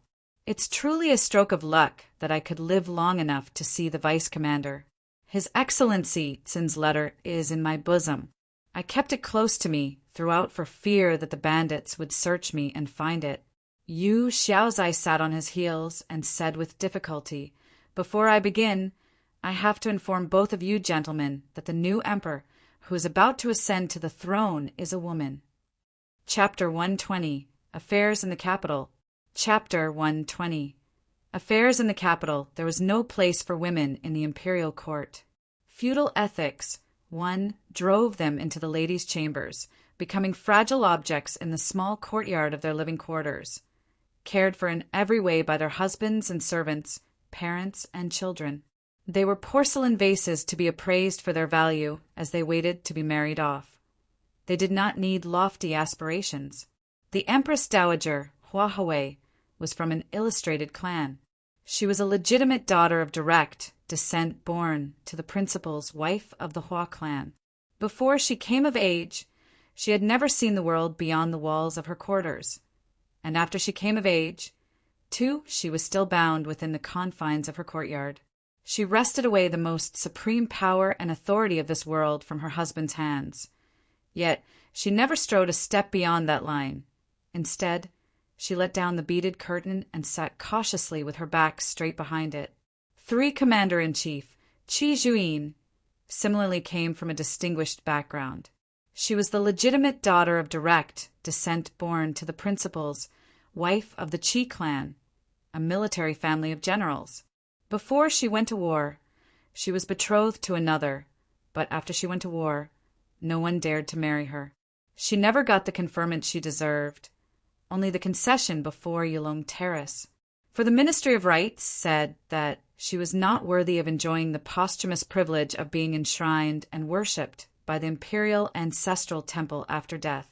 The name Qi Zhuyin had been, to date, branded as the little girl of Qidong. If only Qi Shiyu's sons had lived up to expectations, The position of commander-in-chief of the military forces would never have come to fall upon her shoulders. Xiuxiuzhua initially did not have the thought to support and assist Lingting to the throne. That acute disappointment when he found out that the imperial heir was a girl made him change his strategy, right at once, but then he changed his mind when he saw Lingting, because Lingting resembled Emperor Guangxing way too much. Any long-time minister who was old enough to have seen Emperor Guangxing before could tell Lingting's origins at a glance. This was an aberration, the result of incest within the Li clan. When the Eastern Palace fell from power during the reign of Yongyi, the only reason for Emperor Guangxing to leave the palace was to pay a visit to Prince Qin, who had taken ill, and his beautiful, defenseless wife. Emperor Guangxing did not have any imperial concubine who was in his favor during the later years of the reign of Yongyi. After he fell ill, the Empress Hua Hawei took control of the former imperial court and harem to prevent him from begetting another imperial heir. It was under these layers of walls around him that Emperor Guangxing set his eyes on his daughter-in-law. A petty princess consort Qin gave birth to a girl, like an old lion who had exhausted every bit of his energy. Emperor Guangxing did not even lift an eyelid when he learned of this news, and subsequently lost all the lofty aspirations he once harbored. No one knew if Prince Qin had caught some wind of it, but it was not long before he passed away from his illness. Before his death, he threw Lingting out of Kudu. However, it seemed to be fated that Shang Yun would come across her and bring her back.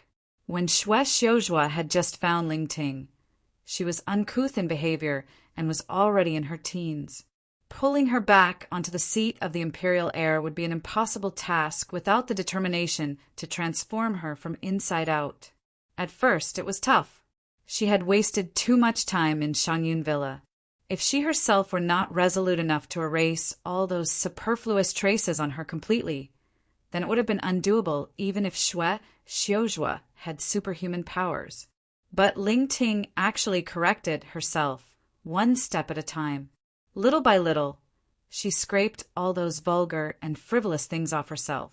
At first, there were plenty of words she could not read, so she studied hard through the nights. Strokes she could not write well. She would practice them day and night. She seemed to be the last remaining bit of strength heaven left for the Li clan's empire. She allowed Xiuxiuzhua to see a faint glimmer of light in that deteriorating situation. A few months ago, when the misty rain enveloped the silk tree blossoms, when Qi Hualien rejected Xiuxiuzhua in the loft, Lingting was sitting upright at the table practicing her writing. She used so much strength in her writing that she almost broke the paper. After she was done writing, she turned her head aside to look at the drizzling rain. She watched it for a long time without expression. Xiuxiuzhua later came over to have a meal with her. She sat in the seat of lower priority and ate her meal with precise table manners. Xiuxiuzhua was particular about not speaking when eating, so they never talked when they had their meals. After the meal, he would test Lingting on her homework. This was the most important event of the day. Lingting had to be precise and clear in her answers. Xiuxiuzhua never scolded her, but he was more exacting on her than anyone else. "Teacher." Lingting paused for a moment as she lowered her head. "Am I going to have a change of teacher?" Xiuxiuzhua put the books in order and said with indifference, "This isn't a matter for you to think about." Lingting was silent as she propped herself up. She listened as Xiuxiuzhua rose to his feet and walked towards the door. She suddenly turned her head aside to look at Xiuxiuzhua and asked, "Because I'm a woman?" Xiuxiuzhua stood still and turned back to look at Lingting too. Lingting never averted her eyes. She was just as calm as Xiuxiuzhua. "I'm a woman." Lingting said, "If the new teacher isn't willing to teach me for this reason, then I'd like to ask to see him." Xiuxiuzhua turned around again and changed his shoes. The sound of rain outside intensified. He said, "No, you just don't have the affinity to be teacher and pupil with him. I'll still continue to teach you. Affinity is the most difficult thing to make do with." Wise teachers are hard to seek. I'm not willing to let a teacher slip by because of this. Ling Ting had already stood up. Teacher. But Xue Xiuzhua paid her no heed, nor did she answer her. He lifted the curtain, and the young servant boy waiting on the outside hurriedly held up the umbrella. Without letting the servant touch the books, he went down the stairs and left. Ling Ting stood where she was and watched through the gap in the same curtain as Xiuzhua walked a few steps before he disappeared in the rain.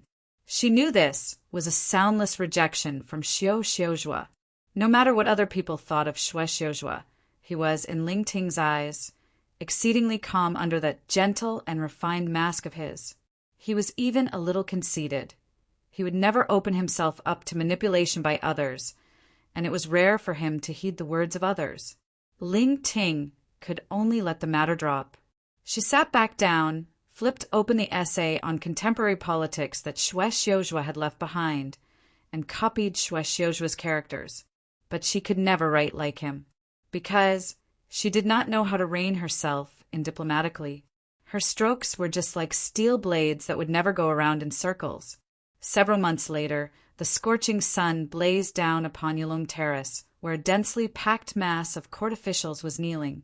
These were officials from humble backgrounds, headed by Hai Liangyi. After the 6th month, Han Cheng brought back a boy from his own clan and claimed this child to be a descendant of the Li clan. Under Yao Wenyu's meticulous care, Hai Liangyi's condition took a turn for the better. The first thing he did when he attended court was to reject Han Cheng's memorial in his capacity as the Grand Secretary of the Grand Secretariat. He also demanded an official verification of his child's identity. But the emperors of the Li clan were all dead, and it was impossible to determine if this child was a descendant of the Li clan based on the Empress Dowager alone. Both parties reached a deadlock, with no one willing to make any more concessions.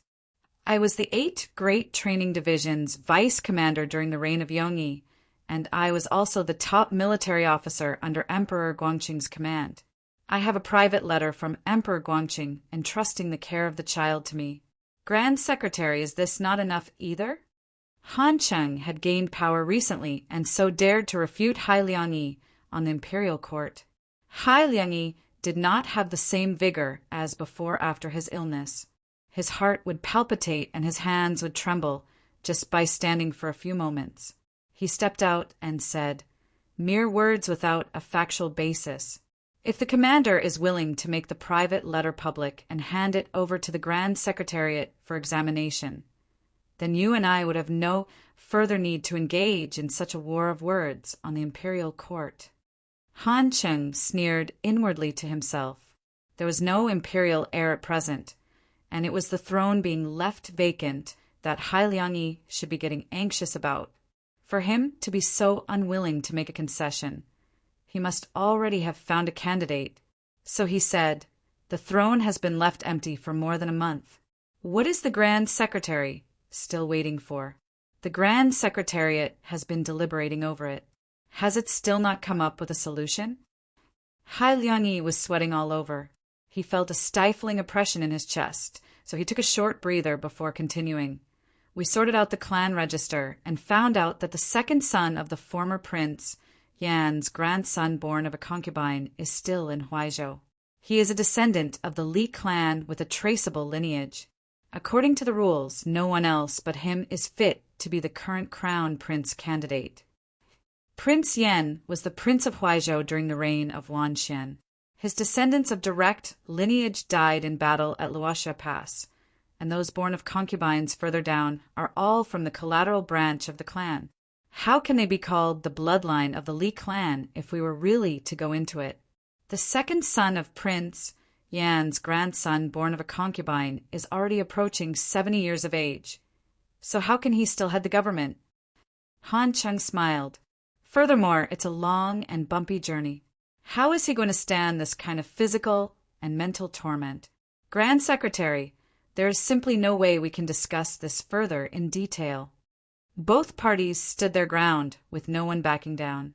There were still students from the Imperial College kneeling outside. The Empress Dowager listened behind the bead curtains for a moment before saying, "Although this matter is urgent, there is still room for discussion. Secretariat Elder, the Grand Secretariat assists in governmental affairs, and there has never been a time when I do a perfunctory job of matters. If you have objections, you can come over to Mingley Hall to discuss it face-to-face with me. Please get the students to disperse." She spoke in a soft voice, but Hai Liangyi could hear the displeasure. Although Han Cheng went all out to push forth this child, he had always been submitting his memorials in the capacity as the former vice-commander of the 8 great training divisions. He never got the officials from the noble clans to second his proposal. This was to, firstly, allow the Han clan to become the only support the new emperor could rely on, and secondly, avoid suspicion. Avoiding suspicion was exceptionally important. Hua Xiqian and Pan Rugi both failed because they did not know how to avoid suspicion. Forming cliques for one's selfish ends was a great taboo in the imperial court. It had not been long since the Empress Dowager took control over the imperial court again. At present, she was just like the emperor. What she could not stand to see was her ministers flocking together to become a force powerful enough to coerce her into making policy decisions. As such, she did not promote officials from humble backgrounds as a gesture of goodwill, nor did she promote officials from the noble clans in order to secure her power. She seemed to understand that Dazhou had already come to a certain point. Instead of pinning her hopes on a puppet like she had done a few years before, she might as well count on herself. Hai Liangyi was sick for 2 months, during which officials from humble backgrounds were extremely jittery and on edge. With Kong Qiu and Xin Yu taking the lead, they carried out plenty of discussions in private, and they also repeatedly submitted memorials to ask the Empress Dowager to let Hai Liangyi return to the imperial court to administer state affairs.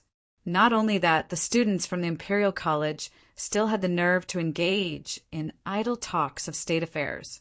The 6th month had only just arrived, and there were already rumors that the Empress Dowager had seized power and established herself as the ruler. The Empress Dowager did not have any overt discussions with Hai Liangyi, but she increased the frequency of visits paid by the eunuchs. This was a kind of covert prompt. So Hai Liangyi attended court as soon as the 6th month came around, when his illness had just taken a turn for the better. Although he had, in the past decades, asserted that he never was a part of a faction or clique, he had already become the direction in which all the scholars of humble origins in the world looked to. This was a fact he could not deny even if he wanted to. He had already turned into a powerful force of sorts. Hai Liangyi fell ill, and everyone in the world panicked. Hai Liangyi rejected Han Cheng's memorial, and before the Empress Dowager gave her reply, the officials and students had already kneeled for a day. Without realizing it, he had become the thorn in the Empress Dowager's flesh, far more than the overbearing Han Cheng. Hai Liangyi braced himself to hang on and said, "The Imperial College students have the duty to discuss official affairs to begin with, and the Imperial Court is a place where the world has their eyes on. It's only when there are discussions that there can be strategies. Your Majesty heads the administration diligently and attends to affairs personally. Still, officials are appointed to share the burdens of their superiors at the top and oversee the work of their subordinates at the bottom. It's Dazhou's blessing that they are concerned about state affairs. What's more, the matter of the Crown Prince is not just a family affair. This subject thinks that it's only by letting them remain here that we can have an open discussion on the issue of the new emperor." It was not stuffy and warm in the hall. There were bamboo blinds hanging everywhere to hold in broken blocks of ice. To Hai Liangyi it was even a little cool. He stood with his head lowered after he was done saying his piece. Behind the beaded curtain, the Empress Dowager remained silent for a long time. It was only when Hai Liangyi's legs were aching that she finally answered in an unhurried tone. "What the Secretariat Elder has said makes sense. In that case, I shall listen to you. As for the matter of the second son of Prince Yan's grandson, I still have yet to see the clan registry, so it's inappropriate for me to come to a conclusion. But Han Cheng's people are already here. Do you want to let the Court of Judicial Review assist in the checks, or would you prefer the Ministry of Justice to do it? I shall do as you say. Chapter 121. Liangyi. Chapter 121. Liangyi Hailiangyi did not want to be supported by anyone after the court session was dismissed. Kong Qiu and the rest knew that the Secretariat Elder was a strong-minded one who did not like to look weak, and so they only dared to follow behind him and watch as he hobbled along alone and made his way slowly down. That official robe of his soaked in the last of the evening rays, like a scar blending into its brilliance. At this time last year, he had led hundreds of officials in attending court. What an imposing, spirited sight he had cut back then. But now, there was no trace of this will and spirit to be found on him. Hailiangyi reached the end and stopped. He slowly turned back to look at the officials on the stairs, then at the last remaining sunset glow above the upturned eaves of Mingli Hall. "It's getting dark." Hailiangyi said gently, "Be careful on your way back." For some reason, Kong Qiu felt a tinge of fear at this moment. He strode a step out with the intent to support Hailiangyi by the arms. Choking a little with emotion, he called out, "Teacher!" Hailiangyi waved a hand at him and turned around to walk towards the palace gates. The descendant of Prince Yan's grandson born to a concubine was Hailiangyi's last line of battle. He watched as that setting sun was covered up by the buildings. A sense of powerlessness washed over him. He knew what it signified for a child of the Han clan to ascend to the throne. He had fought this battle for 30 years, and his steady pursuit to sue for peace had never once scored a victory. He could only try his best to set himself aflame and throw these old bones of his into the intense fire, hoping that the spatter of sparks would be able to light up the night sky that had been deadly still for so long. An endless night had descended upon Dazhou, and he seemed to be the only remaining torch left.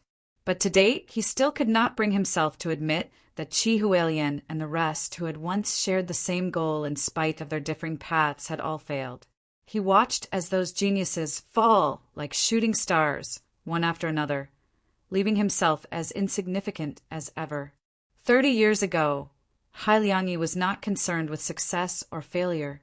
30 years later, Hailiangyi was all burned out and spent.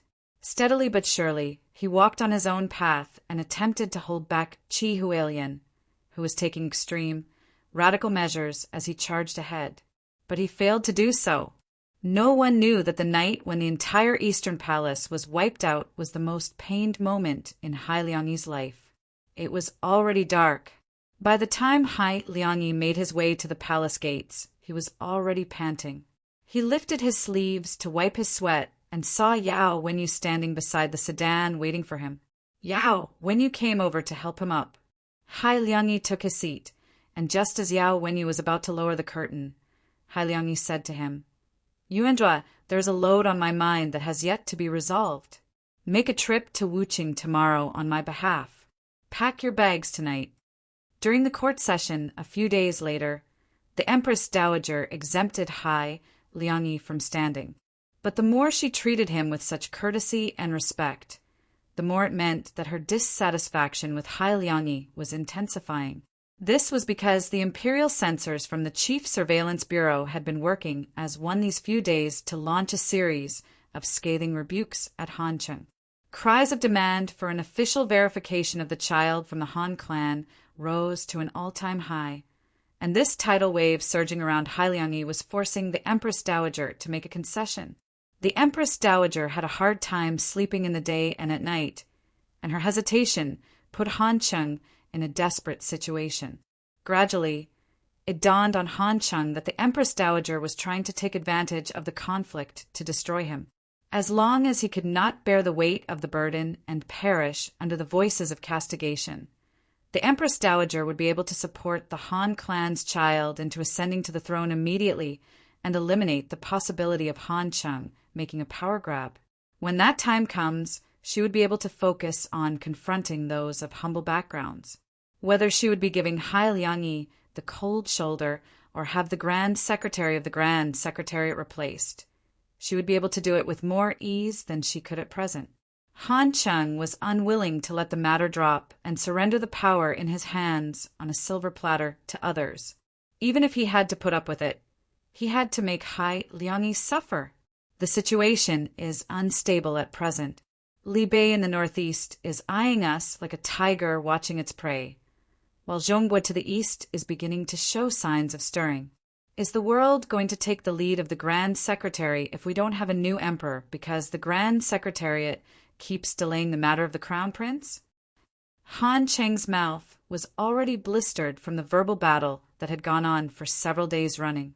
He suddenly flung his sleeves and said, "If you ask me, the Grand Secretary is rallying his own clique to obstruct the imperial court from designating a crown prince. His intention is condemnable. That's a slanderous accusation." Sin Yu rebuked sternly in his capacity as the head of the imperial censors. "We have been discussing the matter of the crown prince appointment for several days in a row, and yet the commander has been unwilling to verify the real identity of the imperial heir officially. So, who is the one here trying to hamstring efforts to designate a crown prince? The imperial court had the support of the public previously. If it weren't for the commander's insistence on surrounding the Marquis of Dingdu, Shaoqia to capture him, how it could have found itself caught in such a predicament. If we were to hold someone accountable for this, you'd be the one to bear the bulk of the responsibility. Well then," Han Qing sneered and pointed at Sin Yu, "Shaoqia assassinated the late emperor. As the commander-in-chief of the imperial bodyguard and viceroy of the 8 great training divisions, I'm perfectly justified in taking this person down. You said I did wrong, and that means you're saying that he did right in assassinating the last emperor. You are on good terms with Shaoqia and Xin Zichuan. Sen Shuani, the Ministry of Justice, didn't trace their investigation to you, did they? Kong Baran, both of you are truly close friends from the same school. I, Han Chung, am truly envious." Fury washed over Kong Chio's face. He said, "What nonsense are you spouting? We're still investigating whether Shaoqia really did assassinate the late emperor. If we just take your words as it is without evidence, then we might just as well do away with the Ministry of Justice. Besides, you were also present during our private gathering, were you not? You drank quite the amount of wine too." Han Chung said, "I'm an imperial bodyguard. Keeping my ears to the ground at all times and taking records is my duty. If I don't show up when you senior officials have a private gathering, then how can I know precisely what has been said? I have already told someone to transcribe everything that has been discussed in detail that night for Her Majesty. I'm in the clear. Do you people dare to, though?" Pan Shangjia, having received help from Shaoqia before, was fearful of being implicated, and so he had been keeping a low profile on the imperial court lately. Han Chung was presently in power, and Pan Shangjia went along with whatever he said. Seeing them argue again, his lips opened and closed, and he took several small steps back, not daring to cut into the conversation. He made up his mind to be a coward, like a turtle hiding in its shell. Gradually, several parties got carried away with their verbal assaults on each other. Sin Yu was the most eloquent of all. He cursed Han Chung so savagely that even if Han Chung wanted to put up with his words, he was boiling with so much rage that the hand he was pointing at Sin Yu with was trembling hard. But still he kept a clear head as he slid down to his knees on the ground and burst out wailing as though he was going to go for broke. "Your Majesty!" Han Chung lay prostrate on the ground and wept bitterly. "Your Majesty! This subject's heart is as pure and bright as the moon. It's my fault for surrounding Shaoqia to capture him. It's also my fault that the late emperor was assassinated. And now it's even my fault that we have no one to be the crown prince. As an official, I'm willing to die for my sovereign and be punished by my sovereign. If there is a crime, then it's all on me. Whether I'm to be killed alone or along with my family, I will accept whatever sentence my master dishes out." Kong Chiu found this man truly shameless. He promptly raised his hands to remove his wuxia hat-one and said, "I am ashamed to be of the same rank as a vile person of this kind." If the real identity of the imperial heir cannot be officially verified, then I, Kong Baran, might as well forfeit this official post. The Empress Dowager abruptly rose to her feet and lifted the beaded curtain to sweep a cold glance over them one at a time before her eyes came to a stop on Hanqing. She said, "We are discussing official matters on the imperial court, so what are you crying for? Get up." Then she looked at Kong Qiu. "You are a member of the Grand Secretariat and could be said to be the Deputy Grand Secretary. You are someone who presides over the affairs of the state. You keep using your resignation at every turn as a pressure tactic. Are you trying to threaten me into giving in? Or are you thinking of fishing for praises? You know it best yourself. Ever since I stood in to act on behalf of the Son of Heaven, I have to ask the Grand Secretariat about all the matters in detail, regardless of its significance. So what is there that can't be explained clearly that you have to keep pushing every step of the way?" All the ministers kneeled. Our forefathers laid down the rule that the harem cannot interfere in politics. I've been overstepping my boundary time and again that I'm already too ashamed to face my ancestors. Jianheng passed away so suddenly this time. If not for your repeated pleas, how would I have been willing to step out into this court once again to take charge of governmental affairs? We lack an emperor now, and I'm merely a widow who is without a child. Hot tears brimmed in her eyes when she spoke to this point. When has Emperor Guangqing ever let me suffer such grievance when he was still around? Han Cheng seemed to be so moved by the emperor and empress's deep love that he covered his face as he lay prostrate on the ground and wailed. This subject never had to put up with such a treatment, either when Emperor Guangqing was around. I'm deeply aware that I'm an ignorant and shallow person. I'm merely a soldier. I dare not compare myself with the various major officials from the Grand Secretariat. What's more, vie with the Grand Secretary? It's all because of my staunch loyalty and deep love for the Li clan that I dared to return the imperial heir to the imperial court. Grand Secretary, why go to such an extent? Han Cheng has repeatedly been fanning the flames towards Hai Liangyi. Kong Qiu was burning with pent-up anger deep down. It was with difficulty that he said, "Your Majesty, heaven can attest to the Grand Secretary's heart and intentions. Designating a crown prince is by no means a small issue. We're beset with difficulties all around at present. Dazhou is already at the most critical moment of survival. If we cannot proceed with prudence and caution, then I fear there will be no end of trouble for the future. I understand this as well. That's why I have called the various excellencies here for days on end to discuss it in detail." The Empress Dowager regained her composure and said, "The imperial heirs after Emperor Guangqing have all passed away, and now we can't even find ourselves a crown prince. The heart of the crisis is, the more we should work together as one. Han Cheng, hand over Emperor Guangqing's private letter for the various excellencies present to verify it officially." Where on earth would Han Qing have a private letter entrusting the child to him? The reason he had been holding out and refusing to hand it over was that he was competing with Hai Liangyi and the Empress Dowager to see who was more capable of stalling. The moment Hai Liangyi relented and the wave of officials from humble backgrounds dispersed, the Empress Dowager's desire to head the country would be unstoppable. When the time came, she would have no choice but to let the child from the Han clan ascend to the throne.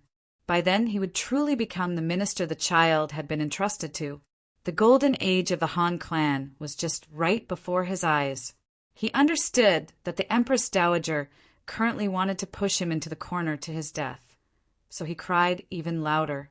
Han Cheng beat his chest and said, "The various excellencies doubt my loyalty, so you may as well let me die. My dear younger brother of direct descent. He ended up being held hostage in Xizhou to this date, all just to hunt down that Shaoqi. I had an eye injured for the late emperor, and I took 3 slashes of the blade for Emperor Guangqing. So how can I be a shallow, narrow-minded person who deceives the entire world for my own selfish desire?" All they had been going back and forth about was selfish desire. Cries and curses flooded the imperial court. No one else mentioned Prince Yan's descendant again. Kong Qiu remained kneeling, but his heart had already gone cold. Hai Liangyi had not spoken a word today. Supporting himself on the handles of the chair, he suddenly stood up. Countless gazes converged together on him. Officials from humble backgrounds looked on expectantly for the Grand Secretary to turn the table and regain control of the situation again, while officials from the noble clans remained silent and waited for a good opportunity. They all focused their attention on Hai Liangyi, just like they did in the past. Hai Liangyi started coughing. His emaciated, wizened hand trembled as he covered the blood with a handkerchief. He swallowed some saliva and slowly looked around the great hall, then at all these faces. Finally, he looked at the Empress Dowager. Back then, the Li clan reigned supreme, and it took several years of conquest before the empire was finally united as one. Over the past 100 years, generations after generations of Dazhou's officials have, without exception, devoted all themselves to the court and spared no effort in their duties. Although the city walls of Kudu during the reign of Yongyi are old, its integrity still remains, and its spirit still exists. At the start of the reign of Yongyi, Qi Hualien of Yuzhou successively came in first in all 3 imperial examinations. To and from then, the imperial college flourished. Although the 3 preceptors of the Yao clan were born of a noble clan, they advocated freedom of speech and recruited all kinds of outstanding talents. Most of the scholars of humble origins, still serving in this imperial court today, joined the imperial court during that period of time. Kong Qiu lowered his head. As he recalled the past, he could not help but choke with sobs softly. But then the period of resurgence during the reign of Yongyi was merely a flash in the pan. It had only been 10 years, and Emperor Guangqing fell ill. Then the noble clans thrived once again, and prejudices over family status divided the imperial college. From the reign of Yongyi to Xianda, no other scholars of humble origins entered the imperial court. This is the imperial court of the noble clans. Pan Xiangjie looked embarrassed and kept his head bowed in a kowtow without saying a word. Han Cheng wanted to say something, but Hai Liangyi suddenly raised his voice. During the reign of Xianda, the state treasury was empty. This subject made a request to Hua Xiqian to hand over the accounts. He worked in hand with the various noble clan officials who were then serving as the ministers of the various ministries to avoid the issue, and dismissed me in a perfunctory manner time and again. In that same year, Jueshi was hit by a disaster, and it was a scene of desolation and despair everywhere. Once again, this subject forced Hua Xiqian to hand over the accounts, only to have him skirted around the issue.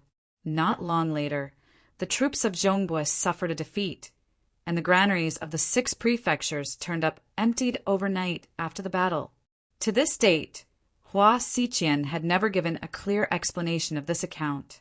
Is this his fault, or is it the fault of everyone here for exacerbating the issue?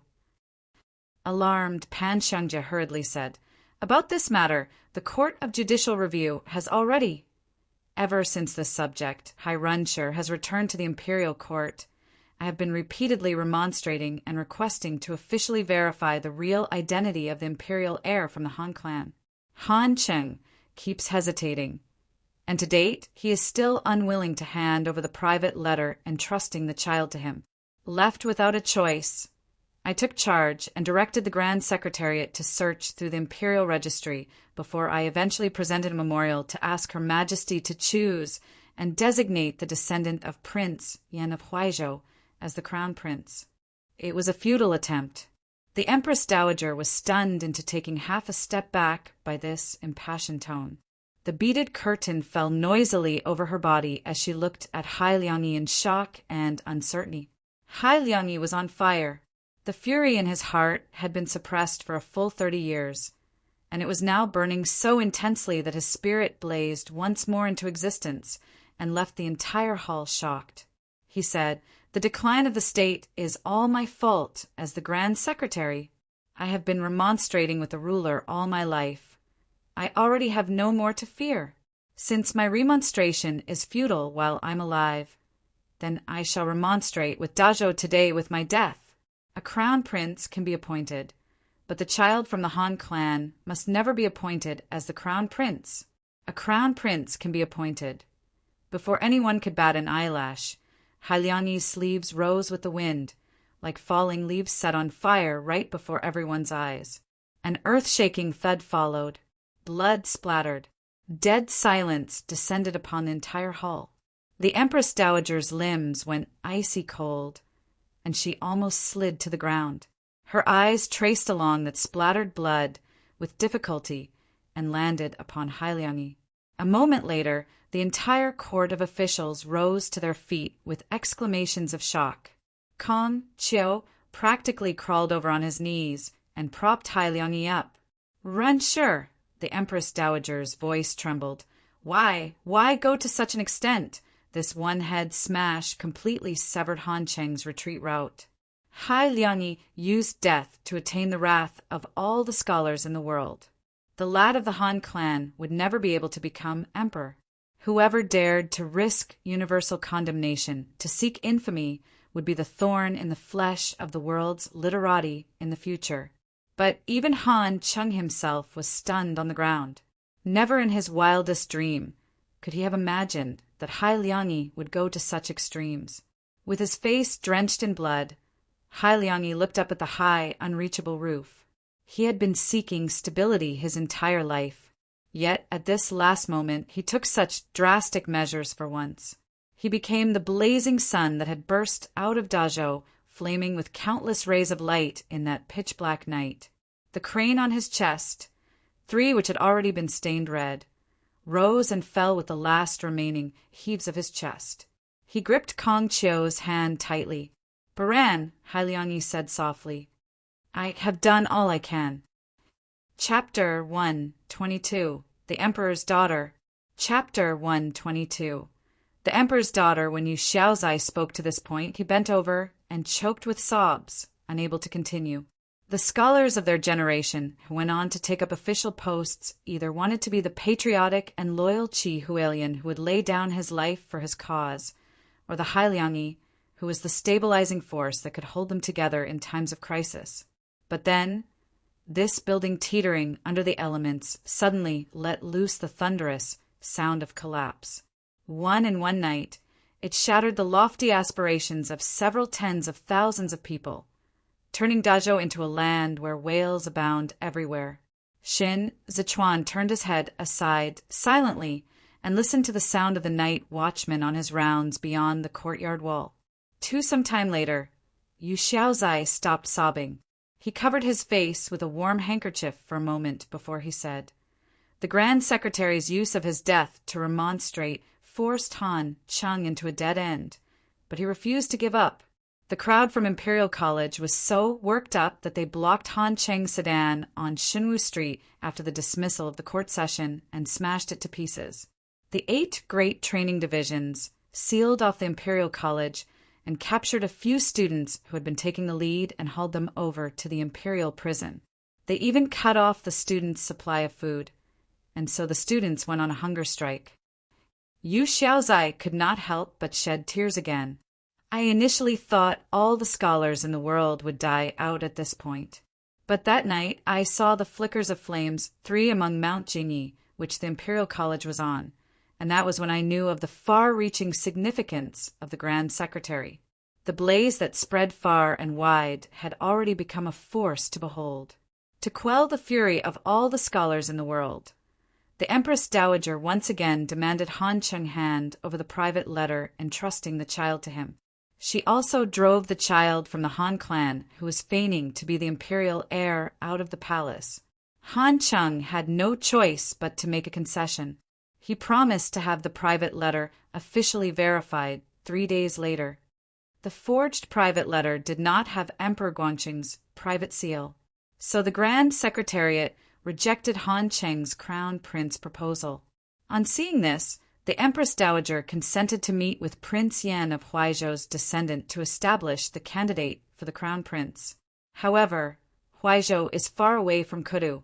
Just as Han Cheng had said earlier, that second son of Prince Yan's grandson of non-direct descent was already advanced in age. He was fatigued from the long journey, and coupled with the fact that he had been through a roller coaster of emotions, he gave up the ghost before arriving at Kudu. The issue of selecting and designating a crown prince completely came to an impasse. Han Cheng, with ulterior motives in mind, used the 8 great training divisions to coerce the Grand Secretariat. He submitted another memorial to make a request for the 8 cities to assist in governmental affairs. He wanted the Empress Dowager to establish a chamber for the deliberation of state affairs, and the candidates listed were all officials from the noble clans. The Empress Dowager shelved the memorial without giving him an answer. Carrying on with the legacy of the Grand Secretary, His Excellency Baran submitted a memorial to consent to the original plan for the chamber, but he asked for the removal of Han Cheng's military power on the grounds that civil officials do not get involved with the military. He wanted to use this opportunity to take down Han Cheng's 8 great training divisions. But Han Cheng refused, so the Grand Secretariat did not give their approval, and both parties' negotiation fell through once again. The lack of an heir was the breaking point of the no-win situation in Kudu. Officials of the Grand Secretariat with Kong Qiu in the lead made a concession in the face of the proposal for the 8 cities to assist in governmental affairs, and this was in line with Hai Liangyi's policy to keep the peace. They had no troops. Qidong was under the control of the Empress Dowager, and Li Bei no longer obeyed Kudu's deployment orders after what happened with Shaoqia. Kong Qiu could only choose the lesser of 2 evils and give way. The bottom line was to strip Han Cheng of his military power. Even if they could not get their own hands on military power, they could not hand over all the patrols in Kudu to the noble clans to take charge of, just like before. It was at precisely this moment that Xue Xiuzhua submitted his memorials. Yu Xiaozai let out a vague, bitter smile under the dimness. With one stone, he stirred up 1,000 ripples. This move of his was really too ingenious. Shao Qia heard Xue Xiuzhua's name and shifted his gaze a little to look at Shen Zichuan. After a moment of silence, Shen Zichuan lifted his head slightly to look out of the window with furrowed brows. After a moment, he said, "You were right before. This talent is really something else. Rumors of the imperial heir made their way so easily to where we are, stirring us into action. I originally suspected that Han Cheng was the one who killed all those boys after I arrived in Zhongbua. But it now seems that Han Cheng was merely the same as Shi Hongxian. They were all sacrificial chess pieces manipulated by Xue Xiuzhua.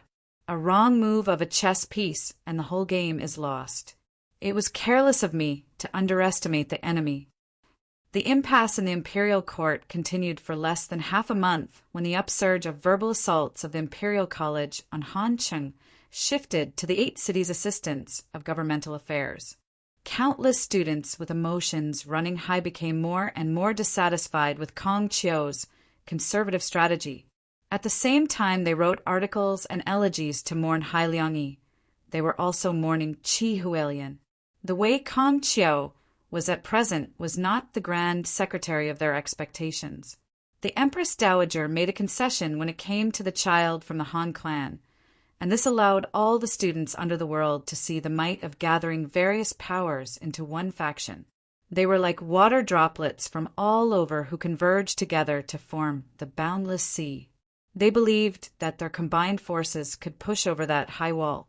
The opportunity to get rid of the malady that was the noble clans was right before their eyes. Because Kong Qiu affirmed Han Cheng's proposal for the 8 cities to assist with governmental affairs, the direction of the Imperial College suddenly changed course like the weather in the 4th month. First, an article with impassioned words was stuck to the door of the Kong's residence. Then all the criticisms that had been used to verbally assault Han Cheng were used on Kong Qiu. The students became more and more certain that the scholar officials of humble origins, led by Kong Qiu, were too weak, and that was why Hai Liangyi was left high and dry by himself in the Grand Secretariat, which led to his eventual decision to choose such a resolute method to remonstrate.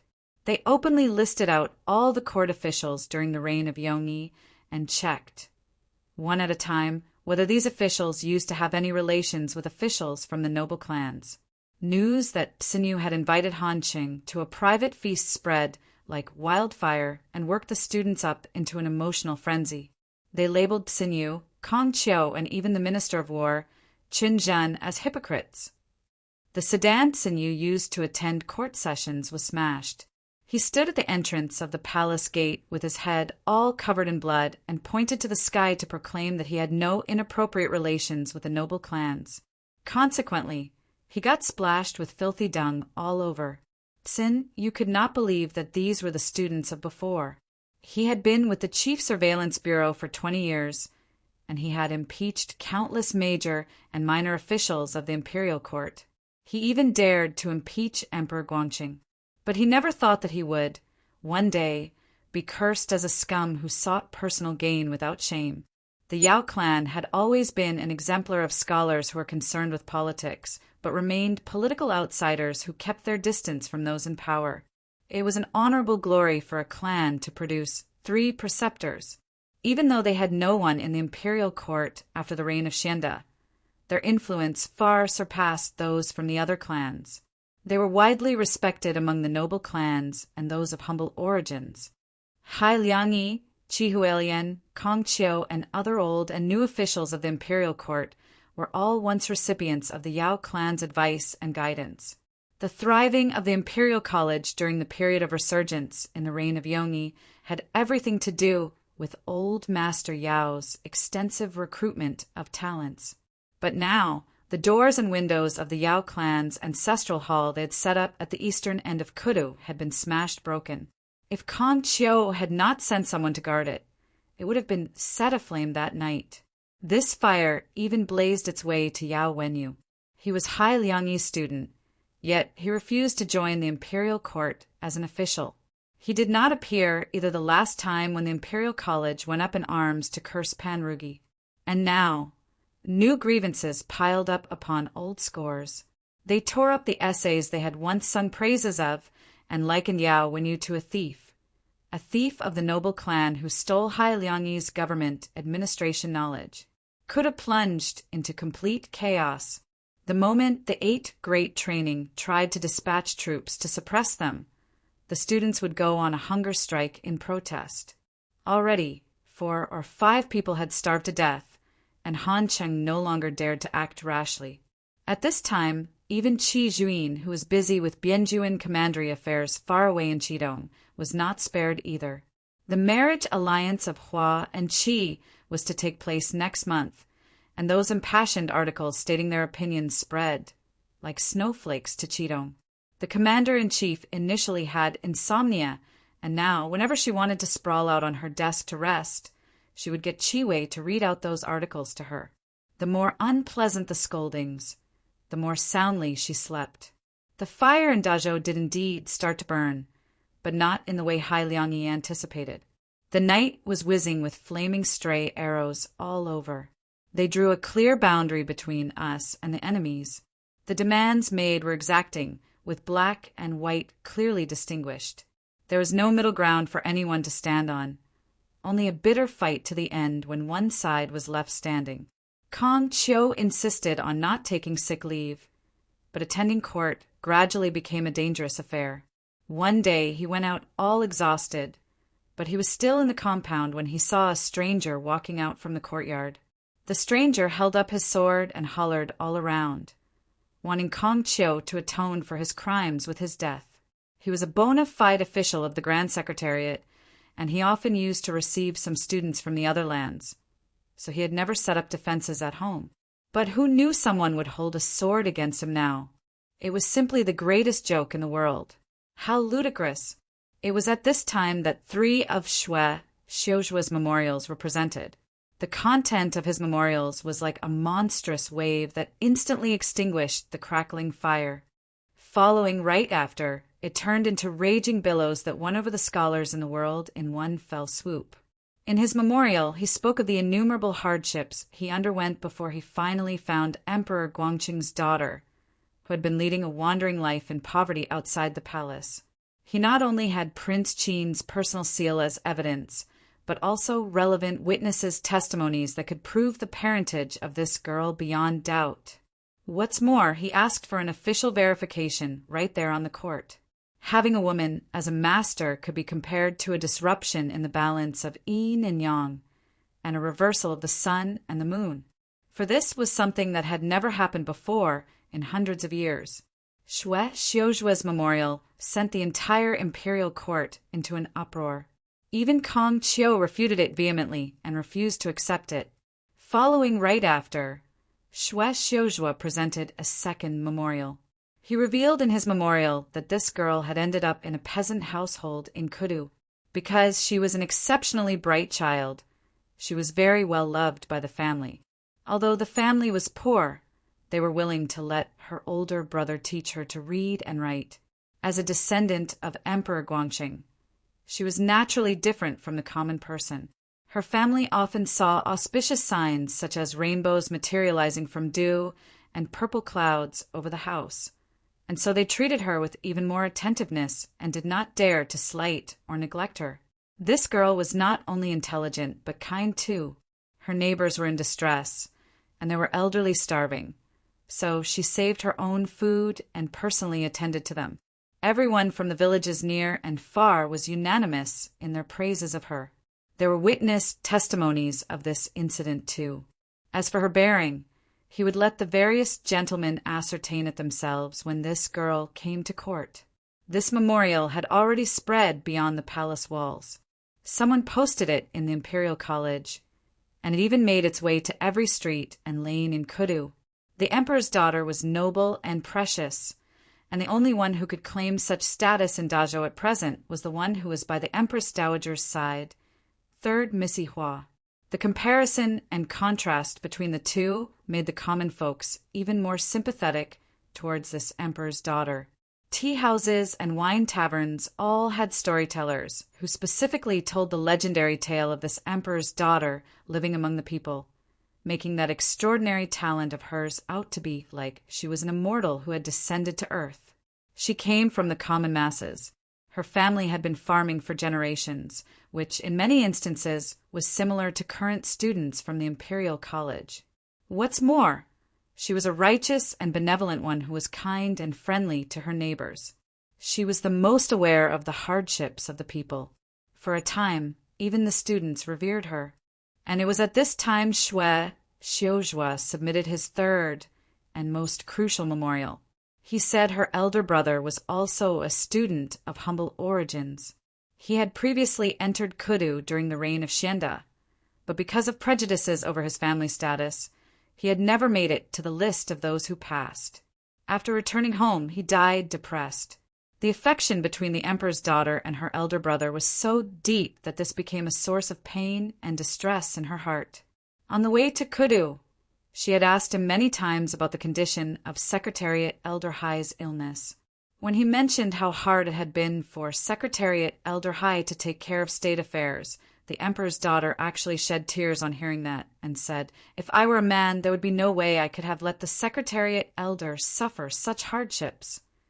He was a son of non-direct descent from a noble clan, and he had been subjected to harsh treatment on both ends owing to the difference in status between those born of the direct line of descent and those who weren't. Yet he did not have the same magnanimity as the emperor's daughter, and for this he felt very ashamed. At last, Shui Xiujue said, since there was no law in the world that decreed that priority should be accorded to those of direct descent and those from distinguished clans during the selection of court officials, then there were also no forefathers in the world who said that priority should be accorded to males when it came to the selection for the crown prince. All the more so in view of the fact that Dazhou already had no other choice left at this stage. The students were roused. They had finally found a suitable candidate. The prejudices between parentage and family status made it tough for them to fulfill their ambitions. They saw themselves as fellow sufferers, commiserating with the emperor's daughter over her hard lot in life. Li Jianheng was an emperor who had grown up in a life of luxury.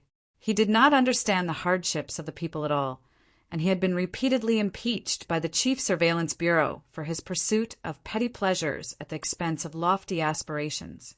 But look at how different this emperor's daughter bestowed by heaven was. She seemed to be the most wonderful woman in this world. She had a heart compassionate towards all the scholars of humble origins in the world. She was the goddess of mercy who had descended to the mortal realm to deliver the masses from suffering. And thus, it was under the buzz of an entire night of discussion that Shwe Xiuzhua, who had been lying low without showing his mettle all this while, emerged the victor. Chapter 123.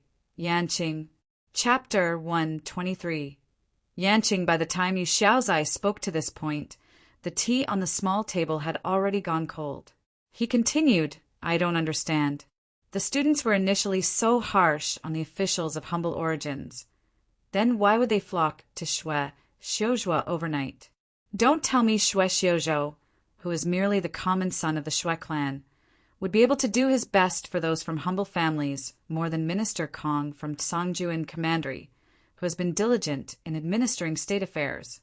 The Grand Secretary went to the trouble to pave the way for us. But who would have expected that it's still the noble clans who gain the upper hand in the end?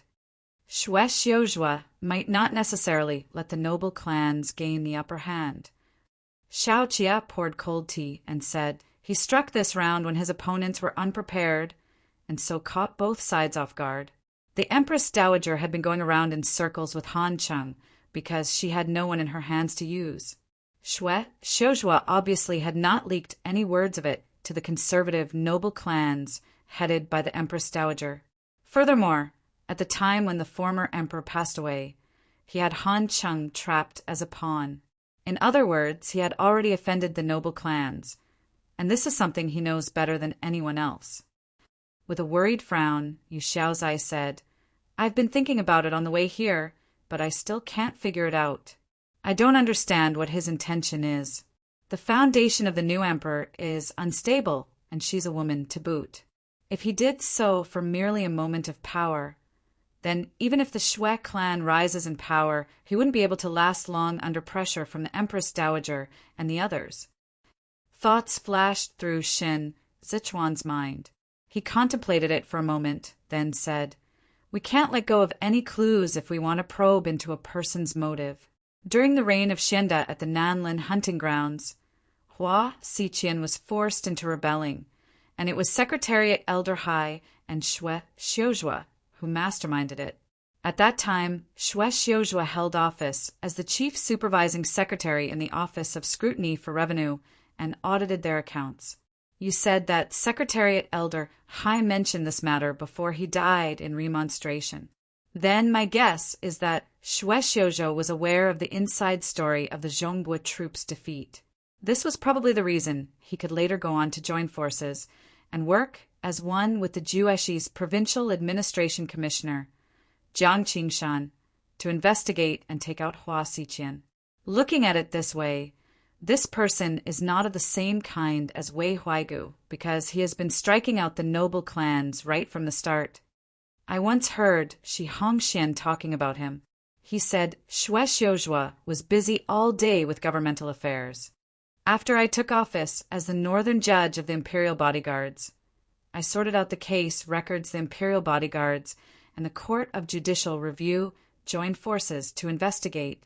I discovered that he did indeed handle many cases after he was transferred away from the Office of Scrutiny for Revenue to the Court of Judicial Review. Secretariat Elder Hai was an upright person who would never stoop to flattery, and his repeated promotion of Shwe Xiuzhua is not without merit. Even His Excellency, Xin, has spoken to me many times about Shwe Xiuzhua. His political achievement to date could be said to be outstanding among the up-and-coming talents. Enlightened, Yu Xiaozai said, To tell you the truth, Vice Commander, this is where I can't figure it out. All along, Shwe Xiuzhua has a good reputation. Even the imperial censors from the Chief Surveillance Bureau hardly have any objections of him. The Chief Surveillance Bureau's appraisals of him are excellent. This is clear as day to everyone, so I really can't understand the rationale behind his current actions. because, as we have seen before, he's not a man like Pan Rugi who would seize the opportunity to get rich. Xiao Jie leaned back slightly and put up his arms. He said to Shen Zichuan, "That's right. We talked about Shui Xiuzhua too when we were in Kudu. Yao, when you said before that although he was not accepted by Secretariat Elder Hai as his pupil, he was very much in Secretariat Elder Hai's good books. And this was the reason Secretariat Elder Hai let him hold the crown during Yao Wenyu's coming-of-age ceremony. In the first few years when he joined the imperial court, the essays he wrote were all on doing away with the prejudiced views of the noble clans in the hope that the imperial college, headed by Hua Xiqian, could be restored to its former glory in its heyday during the Grand Preceptor's time. As you know, other than Hai Liangyi, the Grand Secretariat, as well as the 6 ministries under it, was then composed of officials from noble clans. For a time, priority during the selection of officials in Kudu was given to those from distinguished clans. Even the illiterate 13th son of the Hua clan could take up an important post in the Ministry of War and intervened with the imperial army's affairs. Kong Qiu was still stewing in the Ministry of Justice at that time, while Liang Cuishan from the Ministry of Revenue was repeatedly demoted during the same period, with no hope of a transfer and promotion. Shen Zichuan nodded his head slowly and said the fact that he was able to hold the post of the chief supervising secretary in the Ministry of Revenue at that time is an indication of Hua Xiqian's intention to send him away. The chief supervising secretary is an important post that would give him direct access to the emperor. But at that time, Emperor Xianda was unable to take charge of the government. Hua Xiqian, who was in charge of the Grand Secretariat, had the final say over whether he would be able to build up an outstanding track record in this position. It was at this period that Shui Xiuzhua's approach to tackling matters began to shift. He went from taking radical measures to keeping a low profile for a time, eventually settling into the way we later come to be well acquainted with. The more Yu Xiaozai listened, the more alarmed he was. He said, "But since he is in the same camp as those from humble origins, why didn't he get in touch with us?" That Han Cheng, he gave the best he could in the incident leading up to Li Jianheng's ascension to the throne. But very quickly he came to the realization that Li Jianheng was not bold, decisive, and visionary enough. Back then, Li Jianheng was constantly wavering in the tug-of-war between several parties, and the officials of humble origins, led by Secretariat Elder Hai, failed to get rid of the Empress Dowager. Shen Zichuan turned his head aside, causing the little jade on his right ear to be obscured by shadows. He continued, "The Imperial College students repeatedly mentioned weakness in their attacks of the officials from humble origins. This is probably the reason Shui Xiuzhua no longer trusts scholars of humble births. Secretariat Elder Hai's conservative policy allowed Dazhou to survive, but he also gave the noble clans a chance to catch their breath. The noble clans give to one another, like how Wei Huaigu fell this time only for Han Cheng to rise. This is not the result Shui Xiuzhua wanted." Shen Zichuan suddenly stopped and narrowed his eyes. No wonder he took teacher away. Qi Hualian was the most important figure of the radicals, those who were in favor of thorough and complete political change. He had been actually working hands-on in the Eastern Palace. The Crown Prince did not live for long, yet he could still accomplish feats such as the registration of the common folks into the census register, two-tapping on the Eastern Palace's subordinates' diligence in discharging their official duties and tenacity to forge ahead regardless of public opinions. If Shui Xiuzhua wanted to change the conciliatory approach during the time Hai Liangyi headed the administration, then he was bound to seek Qi Hualian's help. But Qi Hualian declined. So Shui Xiuzhua handed Qi Hualian over to Han Cheng. Shen Zichuan pursed his lips tightly. His side profile was cold and detached under the candlelight. He said he'd stop at nothing to achieve his aims. This person doesn't believe anyone else. He still wants to rely on the new emperor to sustain Dazhou, and for this he does not hesitate to offend the old-school noble clans. He wants to bring in new blood to Kudu and overhaul the system. We defeated Wei Huaigu and the others in Kudu, and their falls have now turned into vacancies in which he can install these new blood. Your Excellency, you're wrong. It was not how wonderful the emperor's daughter was that the memorial he presented could move the hearts of all the scholars in the world, but his last sentence. There is no law in the world that decreed that priority should be accorded to those of lawful birth and those from distinguished clans during the selection of court officials. The noble clan's domination of the upper echelons of the government once again turned Dazhou into an imperial court dominated by the 8 clans. The Li clan emperor's assertiveness, or the lack of it, dictated whether those from humble backgrounds would be able to kill their way out of the heavy siege laid by the 8 clans. They underwent a low period during the later years of the reign of Yongi. This was too long a time. What they desperately needed was a sovereign who was well disposed towards the scholars of humble origins. Gender did not matter. As long as this person was able to rouse the hearts of the humble scholars and shoulder the weight of the humble family's expectations after the successive passing of Qi Hualien and Hailianyi, then this person would be embraced. After the Empress Dowager took charge of the government, those of humble origins not only had to put up with the intensified ostracism, but also the weakness and incompetence of the Li clan's emperors that had taken firm roots in the minds of the masses. The reason why the students were so harsh on Kong Qiu and Xinyu was that they could no longer endure the repeated concessions made by the present imperial court. Hailianyi, who had endured it for a lifetime, had already died in remonstration. So why must Kong Qiu still keep on enduring? The reform of the world was at hand, right now. Doing nothing was tantamount to a neglect of duty.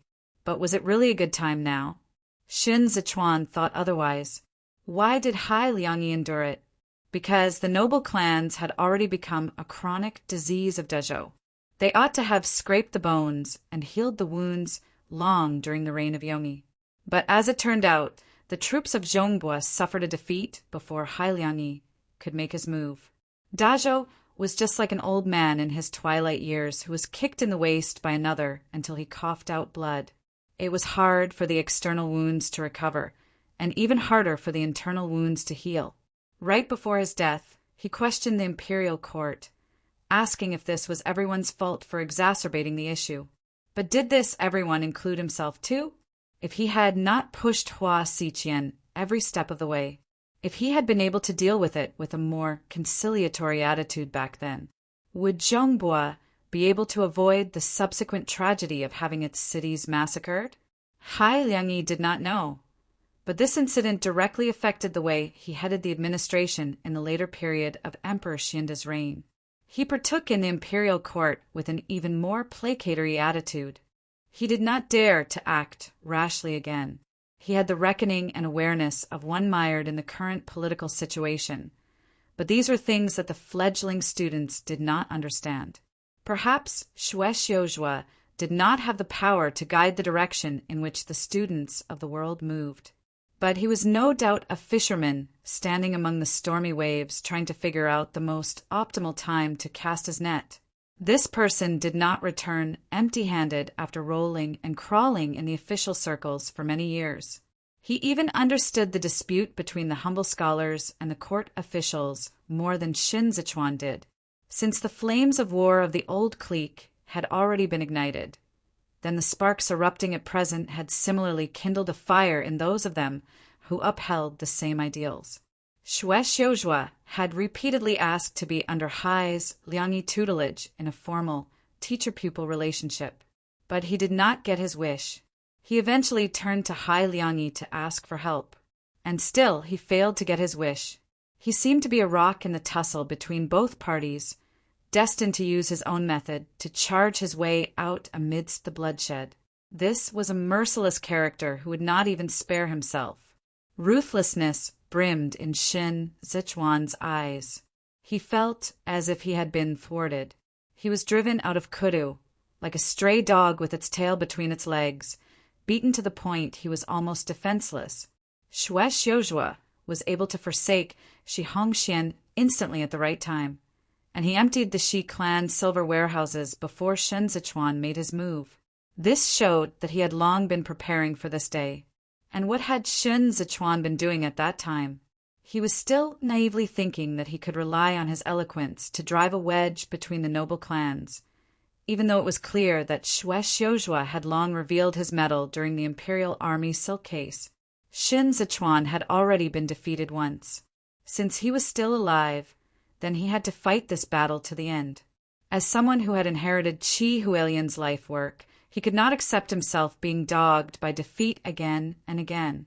They had already gone from a battle-free Kudu to the crumbling land of the frontier that was torn apart by disunity. He had to stand up again immediately. Otherwise, there would be no place for him in these turbulent times.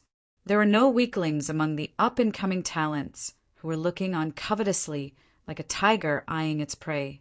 He had to acquire the rights to challenge the other party before he could sit down and delve further into the topic of beliefs in a calm manner. Xiao Qie looked at Shin Zichuan's silent side profile and suddenly asked Yu Xiaozai, "Have you seen the Empress?" Yu Xiaozai happened to be fishing out the letter Yu wrote to Shin Zichuan from his robe. On hearing this, he gave a start and said, "Not yet. Before I left Kudu, the Ministry of Rites was already starting to prepare for the enthronement ceremony. The Empress Dowager wanted to summon the Emperor's daughter for a meeting, but Shwe Xiuzhua declined." Xiao Qie's hanging fingers swayed gently. He said, "Looks like he isn't that confident of success either. Then let's wait and see if the Empress he has nurtured in 4 short years is a paper tiger who would topple over at just a touch. I'd like to see just how long she would be able to bluff Kudu." Shin Zichuan returned to his senses. After composing himself for a moment, he said, "I just hope she isn't a second Li Jianheng." Xia Qie was tired from leaning. He straightened up his upper body and asked Yu Xiaozai, "We still don't know what her name is. If they are going to register her in the Imperial Registry, then is it possible that she's called Li Jianting?"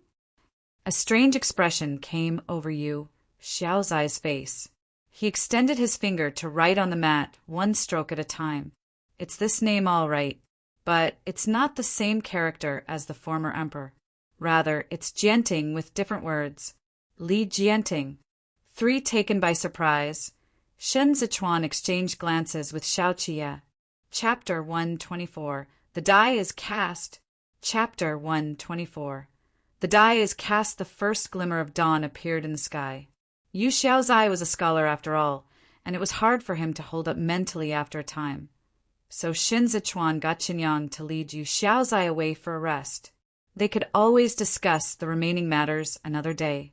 Yu Xiaozai did not force the issue and withdrew out of the room after leaving behind the letter Yu wrote to Shin Zichuan. Xiao Qie went to take a bath, while Shin Zichuan read Yu's letter under the candlelight. The morning light from the courtyard seeped into the room. Shin Zichuan read the part about Bianju and Commandery.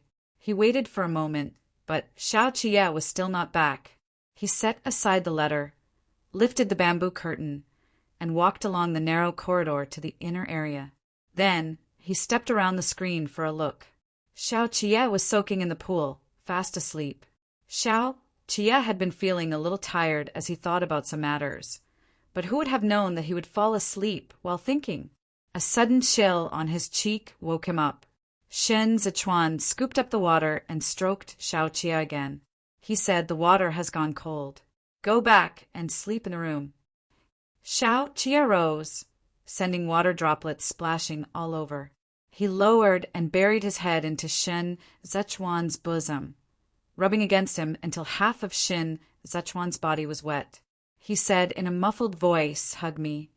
Shin Zichuan lifted his hand to squeeze Xiao Qie's nape. He said, "Aren't you making things difficult for me?" Xiao Qie said, "Then I'll hug you instead." Shin Zichuan kicked off his shoes and stretched his arms around Xiao Qie's neck that still had water droplets on it. He said a little lazily, "Come on then." Xiao Qie raised his head to press his forehead against Shin Zichuan's forehead. He embraced him and said, "I've seen the Beiyuan hunting grounds. It's still passable. It can be made into a military camp after a little tidying up, but the towers have to be constructed anew. All these will cost money. The lamps were not lit on this side, and the lightning added a touch of sensuality to the atmosphere.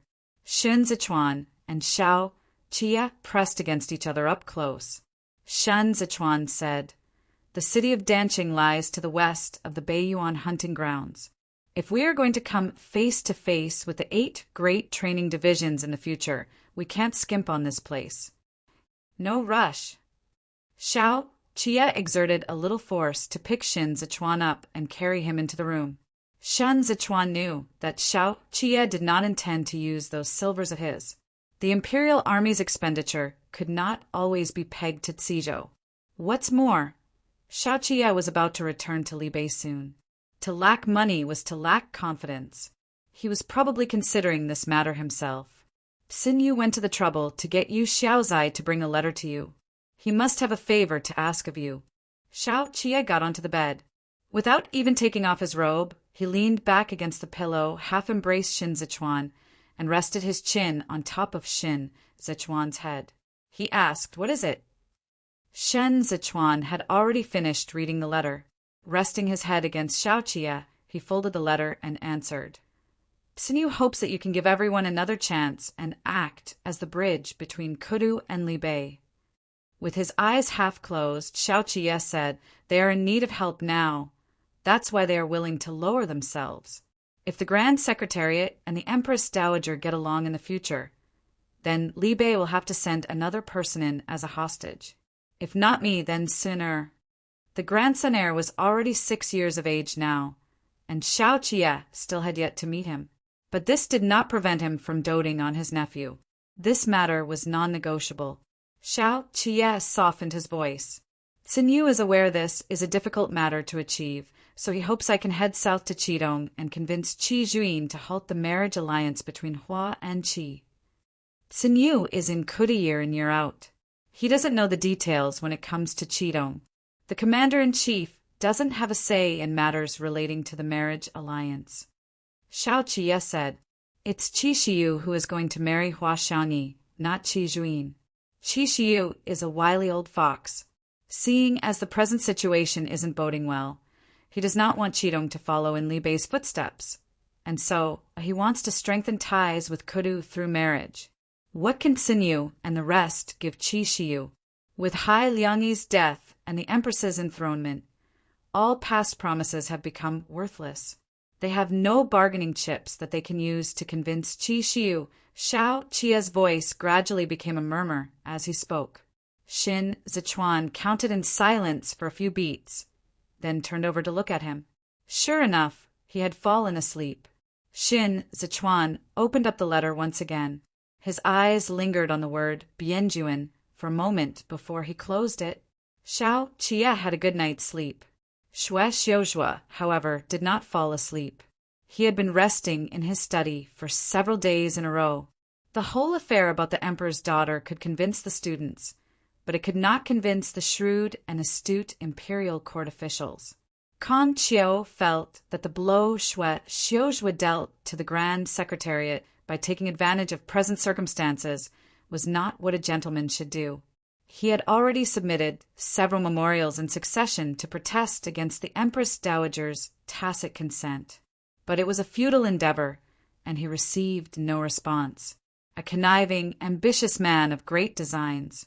Thinking how wrong he had been about Xue Xiuzhua, Kong Qiu threw these words at him and refused to discuss any further with him.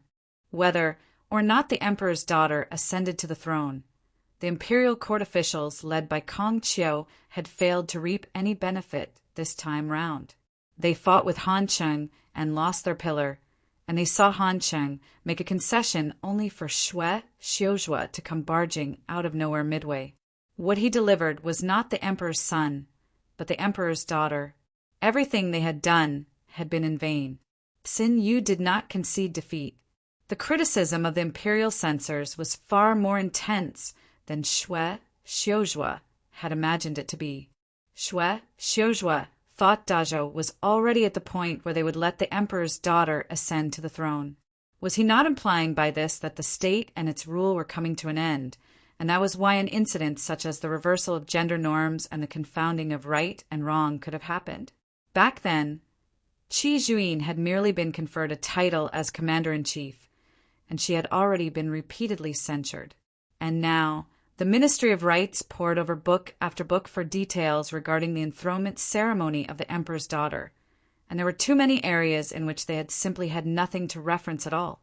The sounds of castigation in the imperial court never stopped, and memorials impeaching Xue Xiuzhua numbered in the dozens.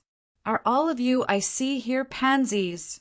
One Panlin had now made a name for himself in the Ministry of Revenue after all the ordeals he had been through. As a descendant of Pan Xiangjie from the old-school noble clan, his reaction on the imperial court was the most intense. Dazhou never had a female crown prince in all its 100 years. Feudal ethics, too, is the way of heaven. Although the common descendant of Prince Yan has passed, he still has descendants. Even if the royal bloodline is hard to find, Her Majesty can temporarily exercise the rights of the Son of Heaven. We will search again. Xue Xiuzhua stood alone in the middle of these two groups of officials who were polar opposites and said in a steady voice, "All the later descendants of Prince Yan take his surname. Do you mean to tell me that the Li clan's empire should also change its surname to his? It's indeed entirely justified for the Empress Dowager to act on behalf of the Son of Heaven. Since the harem can lead the administration, then why not a female crown prince?" "You're distorting the facts." Xin Yu turned aside to look at Xue Xiuzhou. "The Empress Dowager acts on behalf of the Son of Heaven. She does not take his place. As long as the crown prince ascends to the throne, the harem will naturally have the authority returned to its rightful master. But if the emperor's daughter has an imperial heir in the future after ascending to the throne, will she be able to return the power?" Han Cheng's expression was livid. He understood deep down that he had been duped by Xue Xiuzhua too. The Empress Dowager and all these old-school noble clans were dissatisfied because the attitude Xue Xiuzhua was manifesting was not that of compliant submission. He held the emperor's daughter firmly in his hand, which meant that after the emperor's daughter ascended to the throne, he would have the influence to control court administration and state affairs. To those traditionalists, this was a kind of betrayal, seeing as the Empress Dowager, who was sitting behind the beaded curtain, had still yet to speak up. Han Cheng said, "Moreover, the emperor's daughter has never been out there in the world, limited as she is to her chamber. How can she assume the responsibility of managing state affairs? In my opinion, the Empress Dowager should still lead the administration after the enthronement ceremony." On hearing this, Kong Qiu wanted to throw up his hands and quit. This situation was like one big sticky mess. At present, none of the parties were satisfied. They were displeased if the emperor's daughter were to ascend the throne, and they were unhappy if the Empress Dowager were to head the administration. But what else could they do? Let the 8 cities deliberate state affairs, and that would upset the students. Kong Qiu wanted so much to beg heavens to hurry and drop a prince from the sky. They were blinded and muddle-headed over 10 years ago not to let Emperor Guangqing beget more sons. If there was still an imperial heir around, would they be in such a predicament? Xue Xiuzhua lifted his arm to point at the old stone inscription outside the hall. He said, "The forefathers had explicitly said that the harem shall not interfere with politics. Not the emperor's daughter shall not lead the administration. Since the various gentlemen here are so critical of me today, then may I be so bold as to ask what, in the various gentlemen's opinions, should be done? Do we oust the emperor's daughter and install an emperor of another surname? Or do we leave the throne empty and have the Empress Dowager lead the court?" A loud buzz rose in the imperial court, but no one stepped forth to give a definitive statement. It was like this, too, when they appointed Li Jianheng as the crown prince back then. It was as if they were being pushed to the precipice of the cliff with each step they took with no other choice open to them. If Xue Xiuzhua had come forward a few days earlier to say that he still had the emperor's daughter in his hand, the Empress Dowager and the Grand Secretariat would all have a strategy to deal with it, and they would also have been willing to treat him cordially. But he just had to pin everyone down by their vulnerable point in an attempt to hold the initiative to call the shots in his own hands. He now had the emperor's daughter in hand, and public opinion to back him up. Who would dare to lay a hand on him at this juncture? Kong Qiu took a step back and gave in. He knew such a stalemate was non-beneficial to Dazhou and to them. He said, "There is something the commander said which I find true. The emperor's daughter has been limited to her living quarters for long. Even if she ascends, she still needs to study the classics. In the interim, the Empress Dowager will be in charge of the administration with the assistance of the Grand Secretariat." They had to stand firm in this last stand they took. They had to turn themselves into the threshold that determined if the emperor's daughter had the capability to participate in government independently. Kong Qiu's intent was clear. It was only when the Grand Secretariat found the emperor's daughter capable that she was capable. Otherwise, she would always remain a student sitting on the throne. To the Empress Dowager, this was also a kind of threat. If the Empress Dowager dared to support the Han clan as she did for the Hua, Pan clans during the reign of Yongyi, then they would immediately put the emperor's daughter in charge of the administration and force the Empress Dowager back into the rear palace. The Empress Dowager sat in silence behind the beaded curtain for a long time before she said, "I feel uneasy all day to act on behalf of the emperor. Since there is now a crown prince candidate, it is indeed inappropriate for me to continue doing so. After the enthronement ceremony, I shall retreat to the Buddha Hall and will no longer show myself in public." Since she was going to beat a retreat for the sake of moving the situation along, all those present could only kneel in unison and shout, "Your Majesty is the matriarch of the world. You mustn't put your esteemed self down." Xue Xiuzhua kneeled among them, his back drenched in sweat as he bowed in a kowtow. Surprisingly enough, he did not refute Kong Qiu. Xiao Qiye was brimming with energy after a sleep. He had just finished his breakfast and was sitting cross-legged under the eaves feeding Meng. When he heard the news Bianjuan had revolted, he and Meng looked back at Shen Zichuan together. Yu Xiaozai sat on his heels at the side. On seeing this, he hurriedly said, "I was shocked when I heard it too. General Lu comes from a clan of military talents. How could he have revolted?" Minister Kong requested right away for the Ministry of War to check the state of military affairs in Bianjuan. The imperial bodyguards put the supervising eunuch on trial, and it took nearly a month for them to find out that the initial military provisions allocated to Bianjuan were moldy. Xiao Qiye was still stunned. He rose swiftly to his feet, blocking off the light inside the room, and said, "Moldy? We agreed back then to reduce Qidong's military provisions by half. No one said anything about letting them pass off inferior grains as quality grains." The warring situation in Libei was critical at that time, but Bianjuan also had to fight battles with Bayansha. No matter how anxious Xiao Qiye had been, he would never let anyone stuff Lu Guangbai with moldy grains. He dispatched Qinyang and Gu Jin to supervise the process precisely because he was worried someone would mess with the military grains, but he had never expected someone to make a move on Bianjuan. No wonder the commander-in-chief has yet to come and fight me. Xiao Qiye raised his arm to let Meng perch. His expression was grave. She lost Lu Guangbai. Kudu would not dare to be hasty and let her head up north to confront us. They have to let her close up the gap in Bianjuan. But Lu Guangbai, this was Lu Guangbai they were talking about. Xiao Qiye's heart sank. He said, "The 20,000 soldiers in Bianjuan are all infantrymen. With nowhere to go, Lu Guangbai can only lead his troops deep into the desert. The desert is the Bayansha cavalry's territory. He will lose the advantage of laying ambushes that he has back in Bianjuan. No doubt he will have to change his usual style of fighting battles. Why didn't he head for Suatian Pass? It would have been fine if he went to Suatian Pass or Tianfei Watchtower. There were still troops of the Feng clan stationed in Suatian Pass. Both of these places could be said to be Zhua Qianqiu's former units. Zhua Qianqiu was now a general in Libei, and Lu Guangbai's sister, Luiji, was Xiao Jiming's wife. No one would ill-treat him if he went to either of these places. But why did he decide to head east?